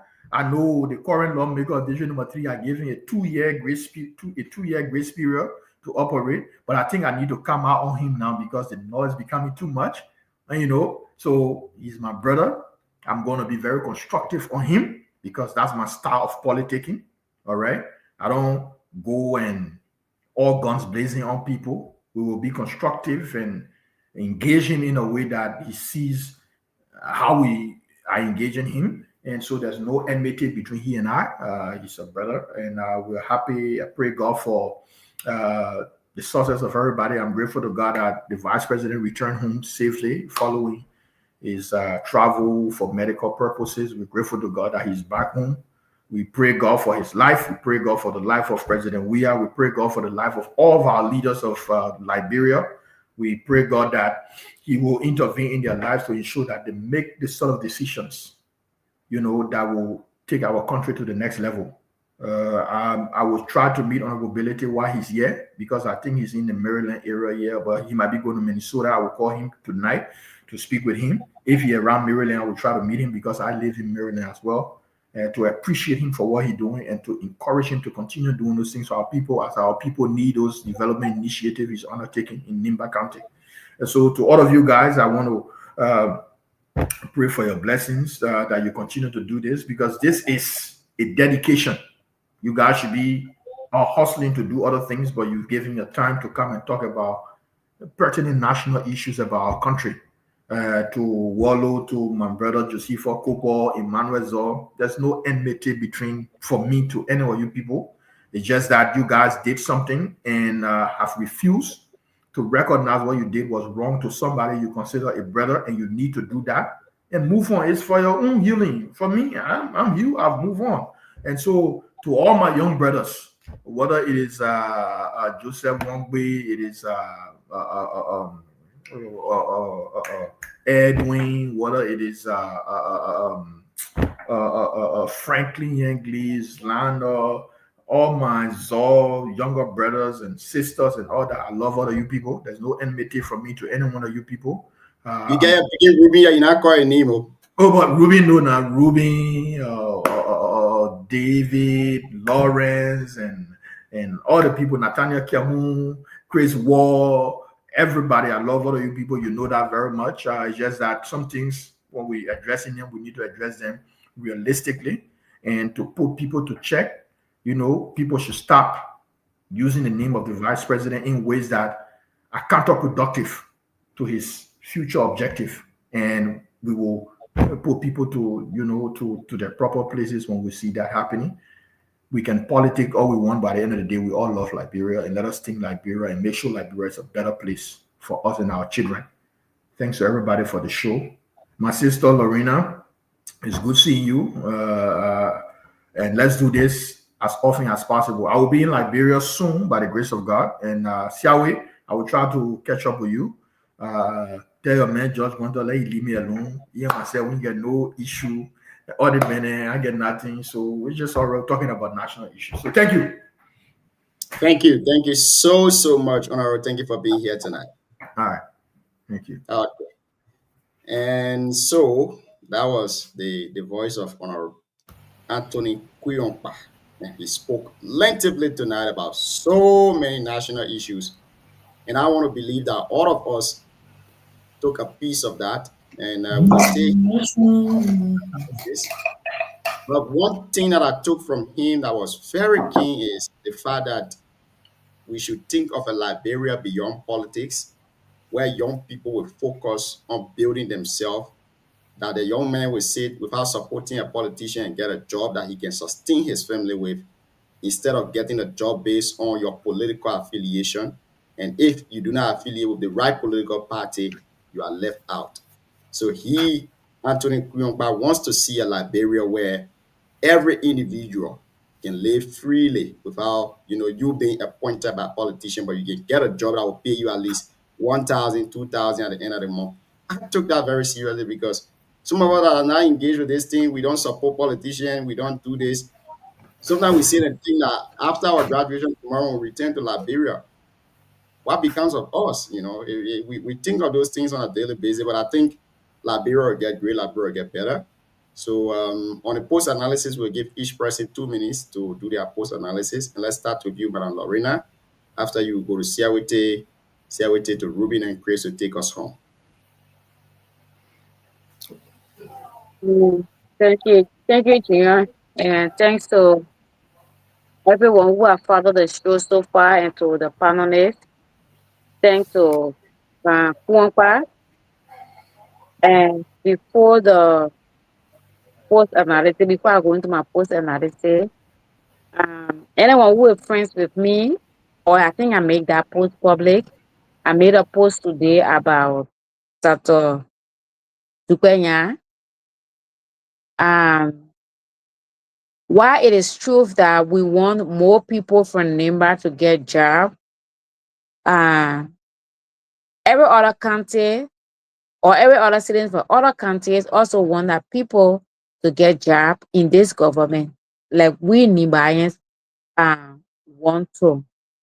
And because the Constitution says people work at the will and pleasure of the government, of the president rather, so it is still a appointed position. So it is clear that it is left with the president to do that appointment. But it doesn't mean if you are appointed from Nimba and if you do wrong, you cannot be suspended. You cannot be dismissed. There are other people from other countries. However, Dr. Chris Dugenya is not from Nimba. I'm not saying this to discriminate against him. I'm saying it because people have said they remove Onibayan and put Olufin. So Dr. Chris Dupenya is not from Nima. I know the name Nima, carry that name. So people think he's from Nima. And I'm one of those people who feel, somehow bad about his removal. I made a post about it and explain what he has done at Enfield, what he has even done that made TDC Africa to have selected Enfield as a center of excellence in the region. So it means that he's somebody professionally that I look up to. And so I wouldn't rejoice when he's removed. But also I wouldn't lie because I want to, frame somebody up. That's one. And then the next thing I want to say has to do with Mark. I hate people who will appear like they are cool with you. You people got a relationship, and so because you got that relationship, so they talk to you, they call you anytime you call them, and then at a certain time they want to also make it seem like maybe you are enemies, and things that they will say to you, they will call you big sister. Then when you say, "Oh, are your big sister?" Then they want to make it like you have said something that is so negative or so. I see it kind of like being trying to provoke people, and people like that when I see them, I just say okay and put them somewhere, and then because I don't want to be insulted for no reason. Since 2017, I have been insulted on Facebook, on radio, and only because I choose another side that other people are not on. While at some point I try to defend myself, but I would never insult back. That I will never do. I disagree with people, but I don't insult people. So on the page before now, it just last year that Siawote, was it last year? Last year, Siawote myself begin close. We started talking. But if anybody on it, even Chris who he myself live in the same city, he's not even as close to me like I consider Mark. The first phone I ever had in my life was Samsung phone. Way back then, we go stand MSF to the fence there to be looking for network. Somebody stole it. It was Mark who redeemed it. We interpret market. So I see him like a brother. So sometimes when we talk things out of, like politics on different side, but it doesn't mean we enemy. And he calls me big sister. So I don't think when I say I was big sister when I thought don't talk, I will ask him when I thought don't talk, and he know it was Joe Boy. Say he has to go the way he was going. So if we cannot be on different side, coexist, disagree, respectfully with each other, and even joke, then all of us doing the same thing. We're talking about Nima Unity, that's the same thing. Nima Unity doesn't mean we should be in the same church. It means we can be on different political sides, but we still respect each other, we still maintain that relationship we have had. I have no Mark since 2000. I know 2 or 3, so on this platform, he's the longest person I know, so, and I see him as that person. So sometimes the way sometimes he say something, I like be pinching myself, I'm not sleeping or, And then I would like to say a big thank you to Honorable Kuwankpa for the way he pulled out things. And like I said, the issue that has to do with PYJ, I decided to ask questions. I said, per the Nima tradition, if PYJ was somewhere to his house, that maybe he will call on the show, he will read tomorrow morning to debunk it. I could ask questions, but I say I didn't want to waste my time asking because he's not here. He's not with us. So I wanted to maintain it, the respect for he and Honorable Kuwankpa, and then for he, the papi. And I also want to thank him the fact that he people wanted him to say and the vice president and now vice president were one of those who were attacking, but he stood the ground and said he did not see him. In fact, he even said he did not see the papi himself. So I also want to say, because no matter how you want to disagree with people, it's also good to be factual. So if he has said different things to know, other than what he been saying on Spoon, people will say, oh, but then I what think Kuwankpa saying is lie. And I want to agree with him that we have been saying it on this show, that we should argue, and leave a space that you can be brave enough to say, okay, let me call this person. They will pick my call, because you didn't insult that person in my empire. You didn't go into that private life to talk what they can do, what they can do. So if you call and say, my man or my girl or my brother, my sister, this thing here, let's do this. They will listen to you, because why? that relationship, maybe a kind of, twisted a bit because of politics, but you are still maintaining that relationship. So I want to tell everybody, young, old, we should stop the idea of going on radio, taking to our Facebook post to insult people. Nobody can make post for me a day. I can make more than 10 posts a day, but I'm careful that I will not insult somebody in my post. I can disagree with you, and I will not want to insult you. So I will also do that because the Nima Unity will always talk about the vice president can always say, he say, you do not govern and at the same time you run campaign. So we now on the other side, even if you are not in government, the fact that you support the administration, you are in the process of governance. So you cannot be running campaign at the same time. And the vice president is a vice president under a certain and active president. So he has no interest in running campaign. Let's stop. Thank you, man. Let's stop insulting people to show our loyalty to the vice president. But what we can do is somebody lie on him or on somebody, you can come out and clearly disagree with that person and provide a clarity and a better information other than insulting that person. That's all I'd like to say. And I'd like to say to our people in Tapetan who are our direct followers and listening, I want to say thank you for tonight. Thank you for following. And we shall see maybe Friday. Thank you. So I 10 minutes giving you to all right. Nah, come we need to go, but man, it's after 2 a.m. AC the product Junior. Let's hear you, Chief. Thank you, Junior. And see, I will take closing. We want to hear about how the 400,000 was spent on Prince Imperial. I hear him myself. I don't know.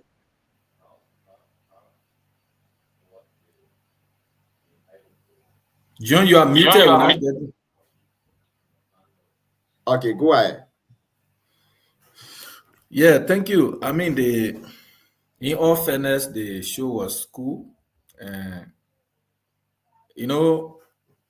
all of what Kuyongba said, like I said, that's a side of the story because since the incident, I think he's the only person that appeared on radio. And in fact, on platform as such, because I'm monitoring the closing argument. And I think maybe I appear on other sister platform. But in my view, he was splendid in his deliberation. And for some of us who, personally for me, from how my school was taught is quite different from how I want to handle politics. Whether it used to be the other way before, but now we need to train on different paths because from the way I see all stakeholders speaking, I don't think they are so bitter, with the current regime or the stewardship of, the president and the vice president. And, to be frank with you, what is happening in Nima, it requires all of us hands, on deck. Tonight we could not take call because we did not have the time. So probably people wanted to make some calls because people were reaching out. They wanted to make calls and what have you, so they could not reach out.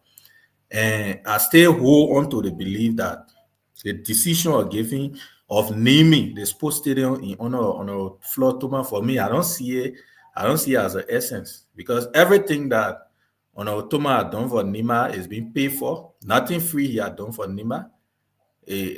Everything he done is being paid for and he has a return. It's an investment. So some of us put out the argument, but it went the way it went. How can you have someone who, over the years, every contract in the country is being given to him and he's being paid for pre-contract, and at the end of the day, you award him with such a huge honor? To me, it was not. And today, I still hold on to it. Whether you carry me anywhere, I still hold on to it. And to conclude, the last statement he made, when somebody asked him about, the Unity Party, what could be his fair analysis at the end of the day, who he could support. That's his own judgment. But in all fairness, he's serving the government. He saw how the economy was in the toilet. You saw how 25 million mop-up exercise at the end of the day, 12, and the folks at the Ministry of Finance, they said to mop up the economy, it was, given to money changer, for which I don't know which economic model is that. At the end of the day, we could not have that, return on the Liberian economy. They trickle down. So, sometimes people will speak, and also, I admire him tonight, but that statement. And today, what we are benefiting as a country today, and as a country, you see that JFD has been refurbished. You see that you have a new facelift. Electricity is now heading everywhere. The Southeast Corridor is in full swing. The road from Ganta to Granjide. That's why it was not a propaganda. It was a policy, statement, and it was professional checkmating that the Unity Party folks were doing. They had the guts to do that. Why are they not doing? The issue is not about just going and protesting. Come with your professional analysis and checkmate the government as to where the weakness and the lapses are. So, we don't have the time. We have spent so many hours here. So thank you for the motivation, and thanks to Chris, Ruben. Thank you for your debate tonight. The CMC mobilization chair. The 400,000, I did not use 400,000. Every report we did, we consummated our report, and we had, if there's any information about 400,000, I don't have any information on that. Like I keep telling you publish a report. You publish a report. You put it on Facebook. The report you send the people email, and that's secret. We pay our money to work with the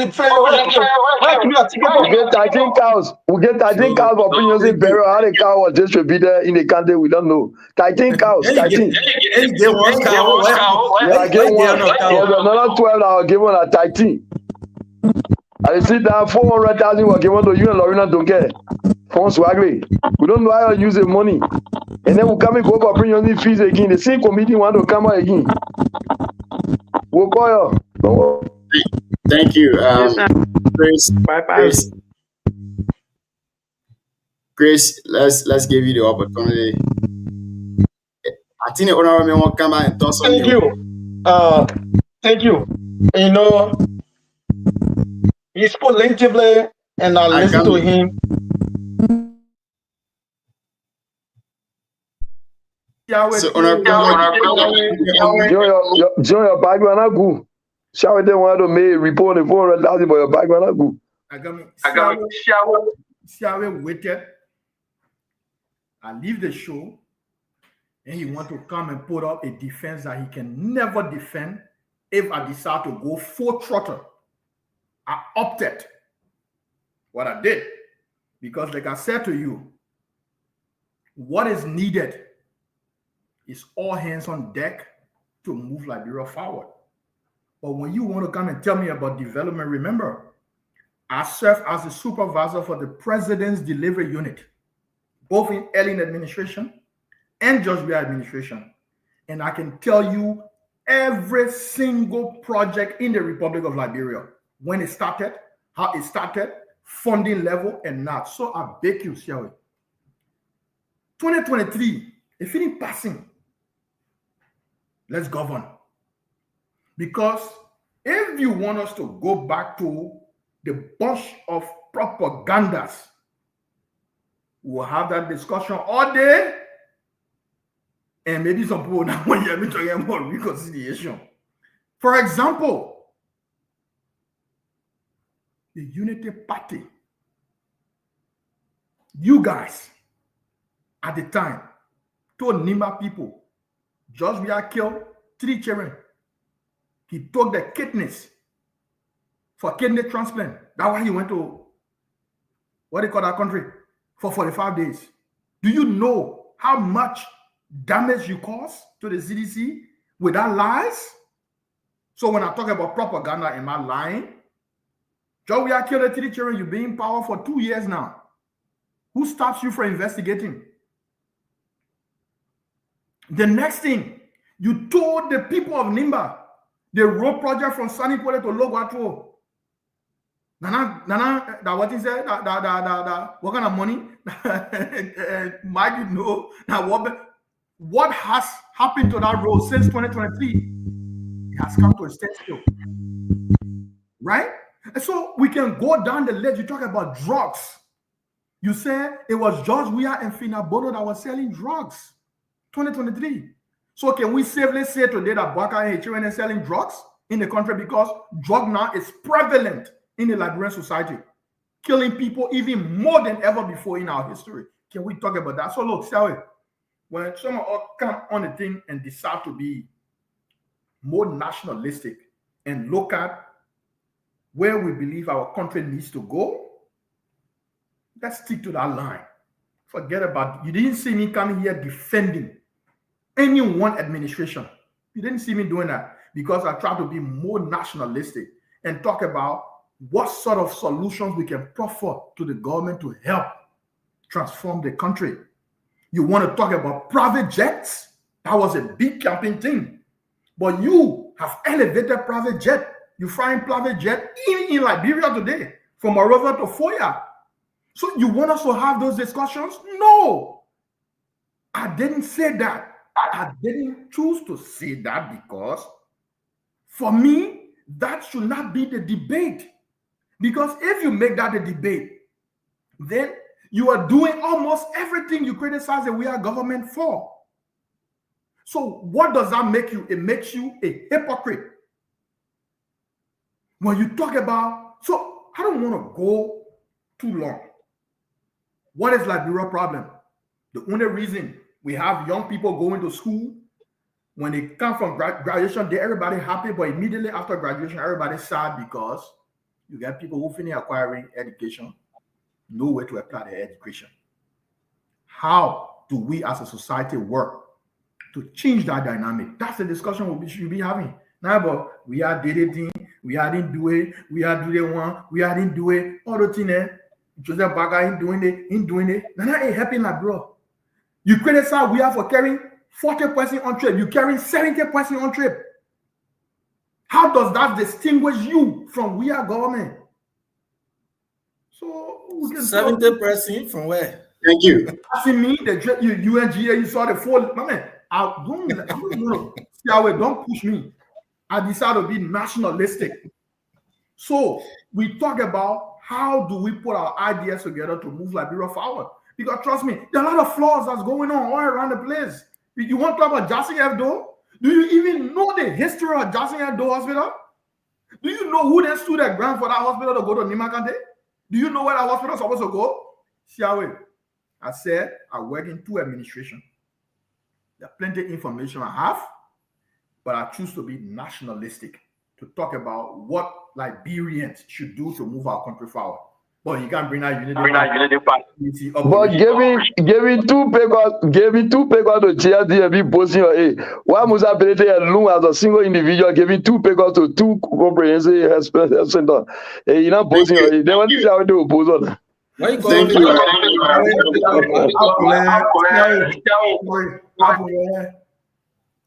That one. Ayasia. Conversation. Thank you, Honorable. Thank you so much. Yeah, so let me. The post analysis can get heated sometimes, and things go out of the contrary some way, somehow. The guests will want to reappear because when you say all the things you're supposed to say on the platform, and we stay with our post analysis, then we hate you. When we hate you, and you be saying, wow, the guy and they were supposed to stay there. I was supposed to stay there, and then they say that I think I will respond to it, but by that time it's late. So on our in the back, we had to just bring him on very shortly to just say that. But Grace, let's hear you after you go to Mark, and our brother Ruby will take us home. Thank you. You know, most of the time I also say the people just said it right. But I will correct on one thing talk about, you know, Samuel on 20-minute issue. Gafwan, why haven't they feeding 10 million? What Gafwan they were feeding a student issue? What's so demanding him feeding? Why do it? Gafwan to over another 1 year. Why 10 million gone? What is student demanding? Are you want to talk about 70? You want to talk about student going to school and Liberia? What Gafwan in the shift in the morning from one era to another era? You want to talk about but it will be another discussion another day, but I will not go there for now. So See Lorena make a point, and she forget, but one thing I want to remind her on it. She said, people work the way and pleasure of the president. Other countries want to be appointed. I agree.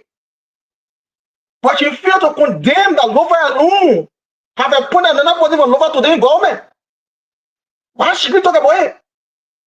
Because the person appointed to the replace D'Artagnan today is a Lofier. So what happened to other candidates who still waiting? What happened to other candidates who still waiting that Nina on the list? Today, Lofier have been appointed again in the government. But should we talk about it? Really? Where are we going? So this unit part of government just for Lofa people. That's a lies, a deception. The food our people in Nima, the food our people in Liberia, that all the appointments from Southeast. Today, look at the Lofa country. In the Nima there on the government, they don't want all the sick down to food our hands. Are you kidding me? However, say Lorena, you know, he spoke on something, but I will not hear from us opening statement. I want to say if I leave the show. I listened to Liberty Party, right? I try to bring that short stuff. Liberty women talking to defend Nyong'li. I wonder, right? When women of Liberia are being insulted by those people from Liberty Party, when the first day, they were insulted in this country. When the late President William Mono was insulted in this country.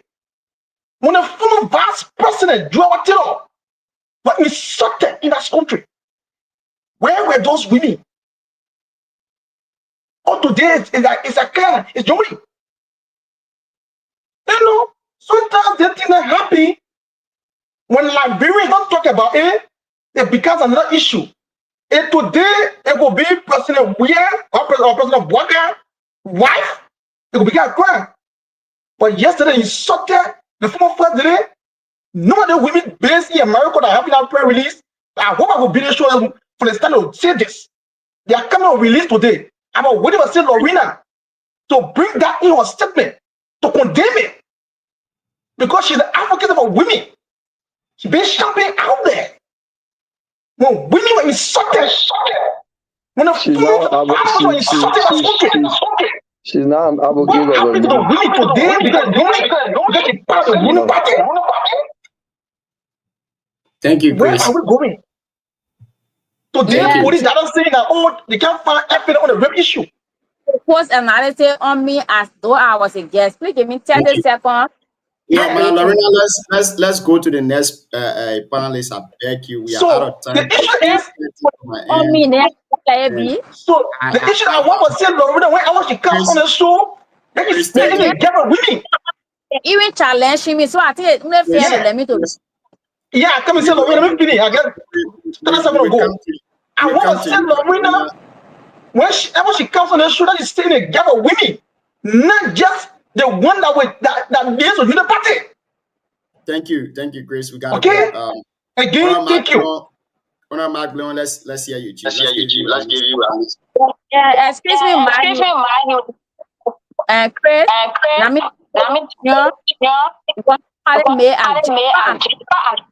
it's different. There was some this be their point of. I think it's just fair to let will respond. You know, we get things so this thing we're talking is fun, right? This thing we're talking people all over the world. And that's how people, if you don't clarify information, people who are against you say that's who you are. And that's about people's character. And this is not the first time. This is it, I think third time on this show. So if you say you cannot give me time, Chris use all the time when I'm on a Rokuwampa, but you use all the time talking to me. When I'm talking about women issue here, but you use all the time on me. So it's fair for me to respond to Chris. So you want to go back to Banner?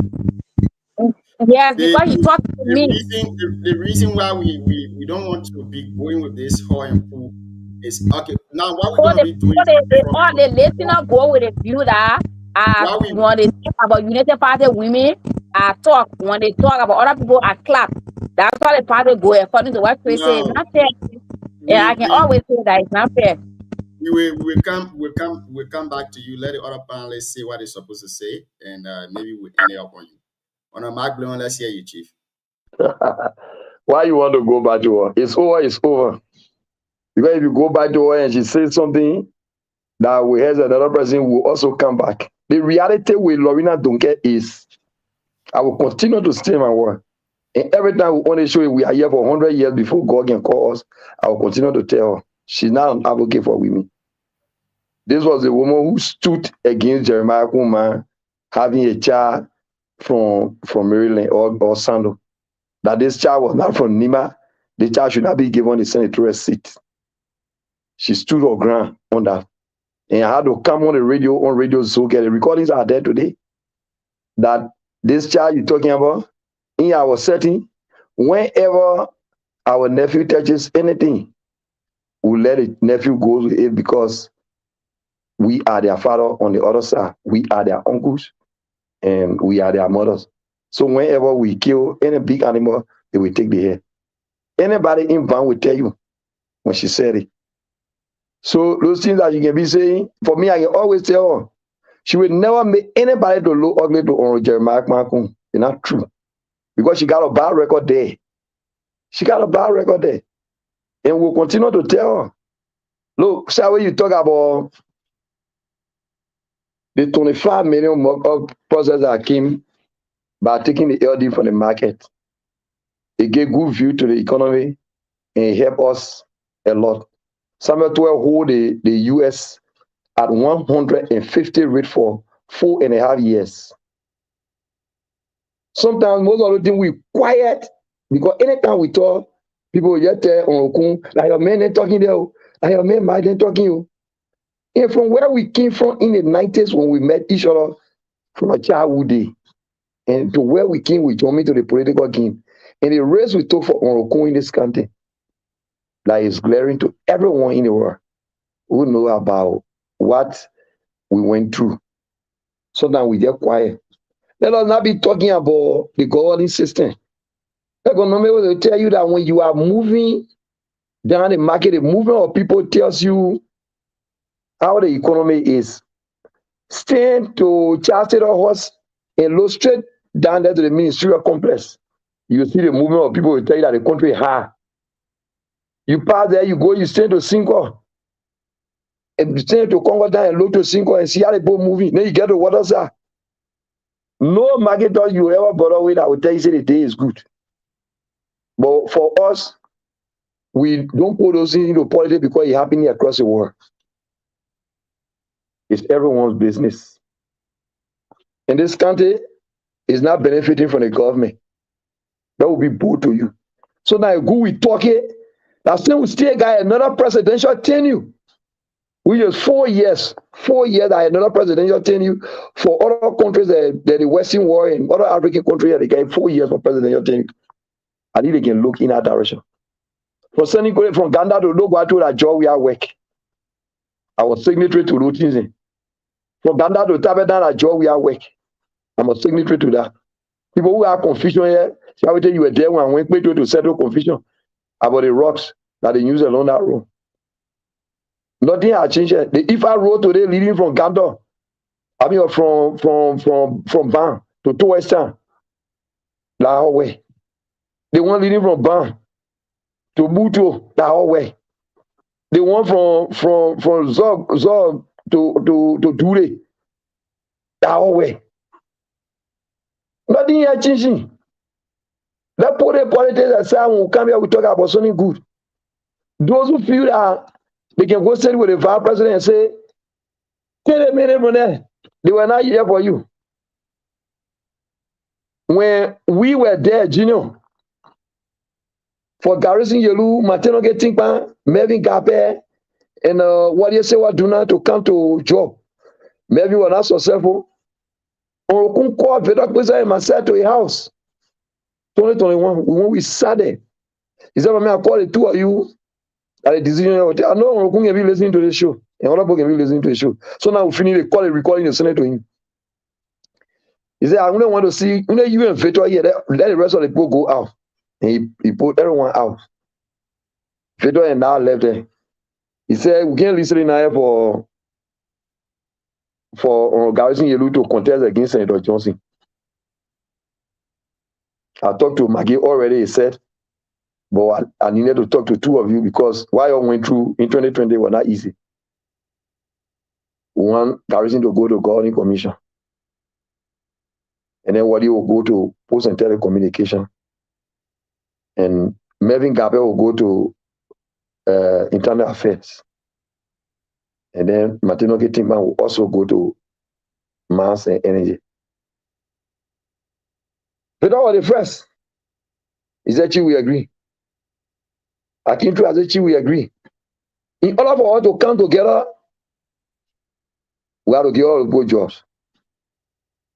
Immediately, even Baise, for Baise to go on the Supreme Court bench today, we couldn't discuss that with all. We did not say any negative thing about the people that we need today. You ask Okun. I always told you guys, if you're invited Okun on the show, he will not deny coming here because I own here. This show is his own. If you can go on Spoon can wake you up, man, while he's sleeping, and you respond to things, and people take it nationally, he can also come here. Or we don't taste anything that. And to bring Nibaya together, one Nibaya, they talking. One who just got me angry, the few times I feel like you only man in the vice president is Dokupo. Who from Nima candidate have been going for presidency? That Dokupo has supported from 2005 up to now. Nothing. Absolutely nobody. Starting with that Okoto in 2005. He was with Vonnie Sherman.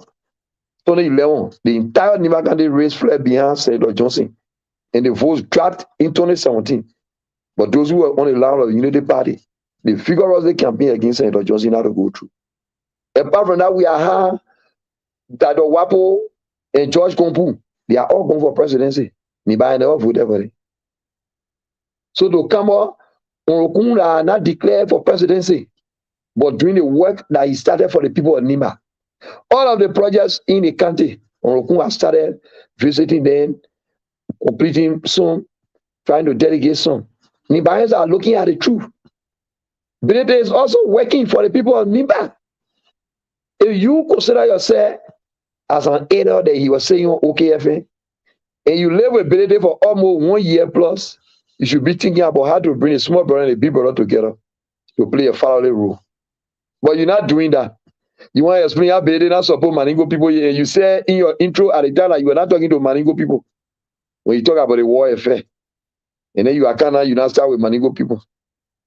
But Orokun will never talk to Maningo people. I use the word never here today because I know how he been liaising with the people. You go in your office, you see people from the Dingo Strap working there.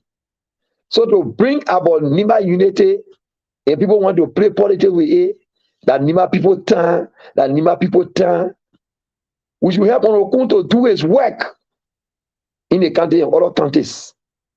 Then to be looking at special countries stand. To say that Nima County people stand. We are grateful that the red flag that is bringing some high-quote position to Nima County was raised by Honorable Jeremiah Makun, the current vice president. And today, most Nibayans survive by that, and they are moving on. That if anything in the future, it might help me the way we will take it, it might not help me the way we will not take it. Orokun will play a part. Internationally, he has been known. Nationally, he has been known. But those who fighting here, what are they doing to help? Is it a confusion?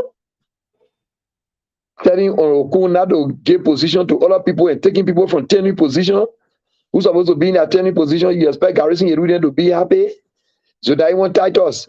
All the guys you took from Nima, from that turning position, are you going to give it back to them? Because these are things that are going to be that demand, you know. Give back a position, you take them, who can support you. Is that position going to be taken from those who have been given to and been placed on payroll to give it back to them? Thank you. And are you voting for those guys perpetually so that they can be in power? So these are things that they're supposed to be calculating to see how they can bring the bias together. I just want to say thank you. It was a good show. Lorena, maybe you will get my side different. Me, I always be speaking truth to you. Like you should look back on what you have said before. Forget about the good I done for you. I don't do good for people to explain it. Apart from retrieving your phone from Tabetha, I done a lot for you when you were working in. And today, most of the people you harm me have been people who are contributed to your success. The people that Garrison Irudi are contributed to your success. But they are being humiliated and none of you talking. Mark. Or you sit on the table and you all discuss Nimba Kante children that you all know that they got a political power. It will not help us. We are not against Orokun because he's our handmaid. And you people are the one that are against us that perpetually don't want to see us doing anything for ourselves. But some of us from the business background, we can stand by our business knowledge and make beam off on anybody that, apart from governmenting, we are not been to governmenting before. But what people are doing to establish themselves, we are doing all of those things. And we'll continue to do it. The fact that we have knowledge in businesses, we'll do that. Thank you. Thank you.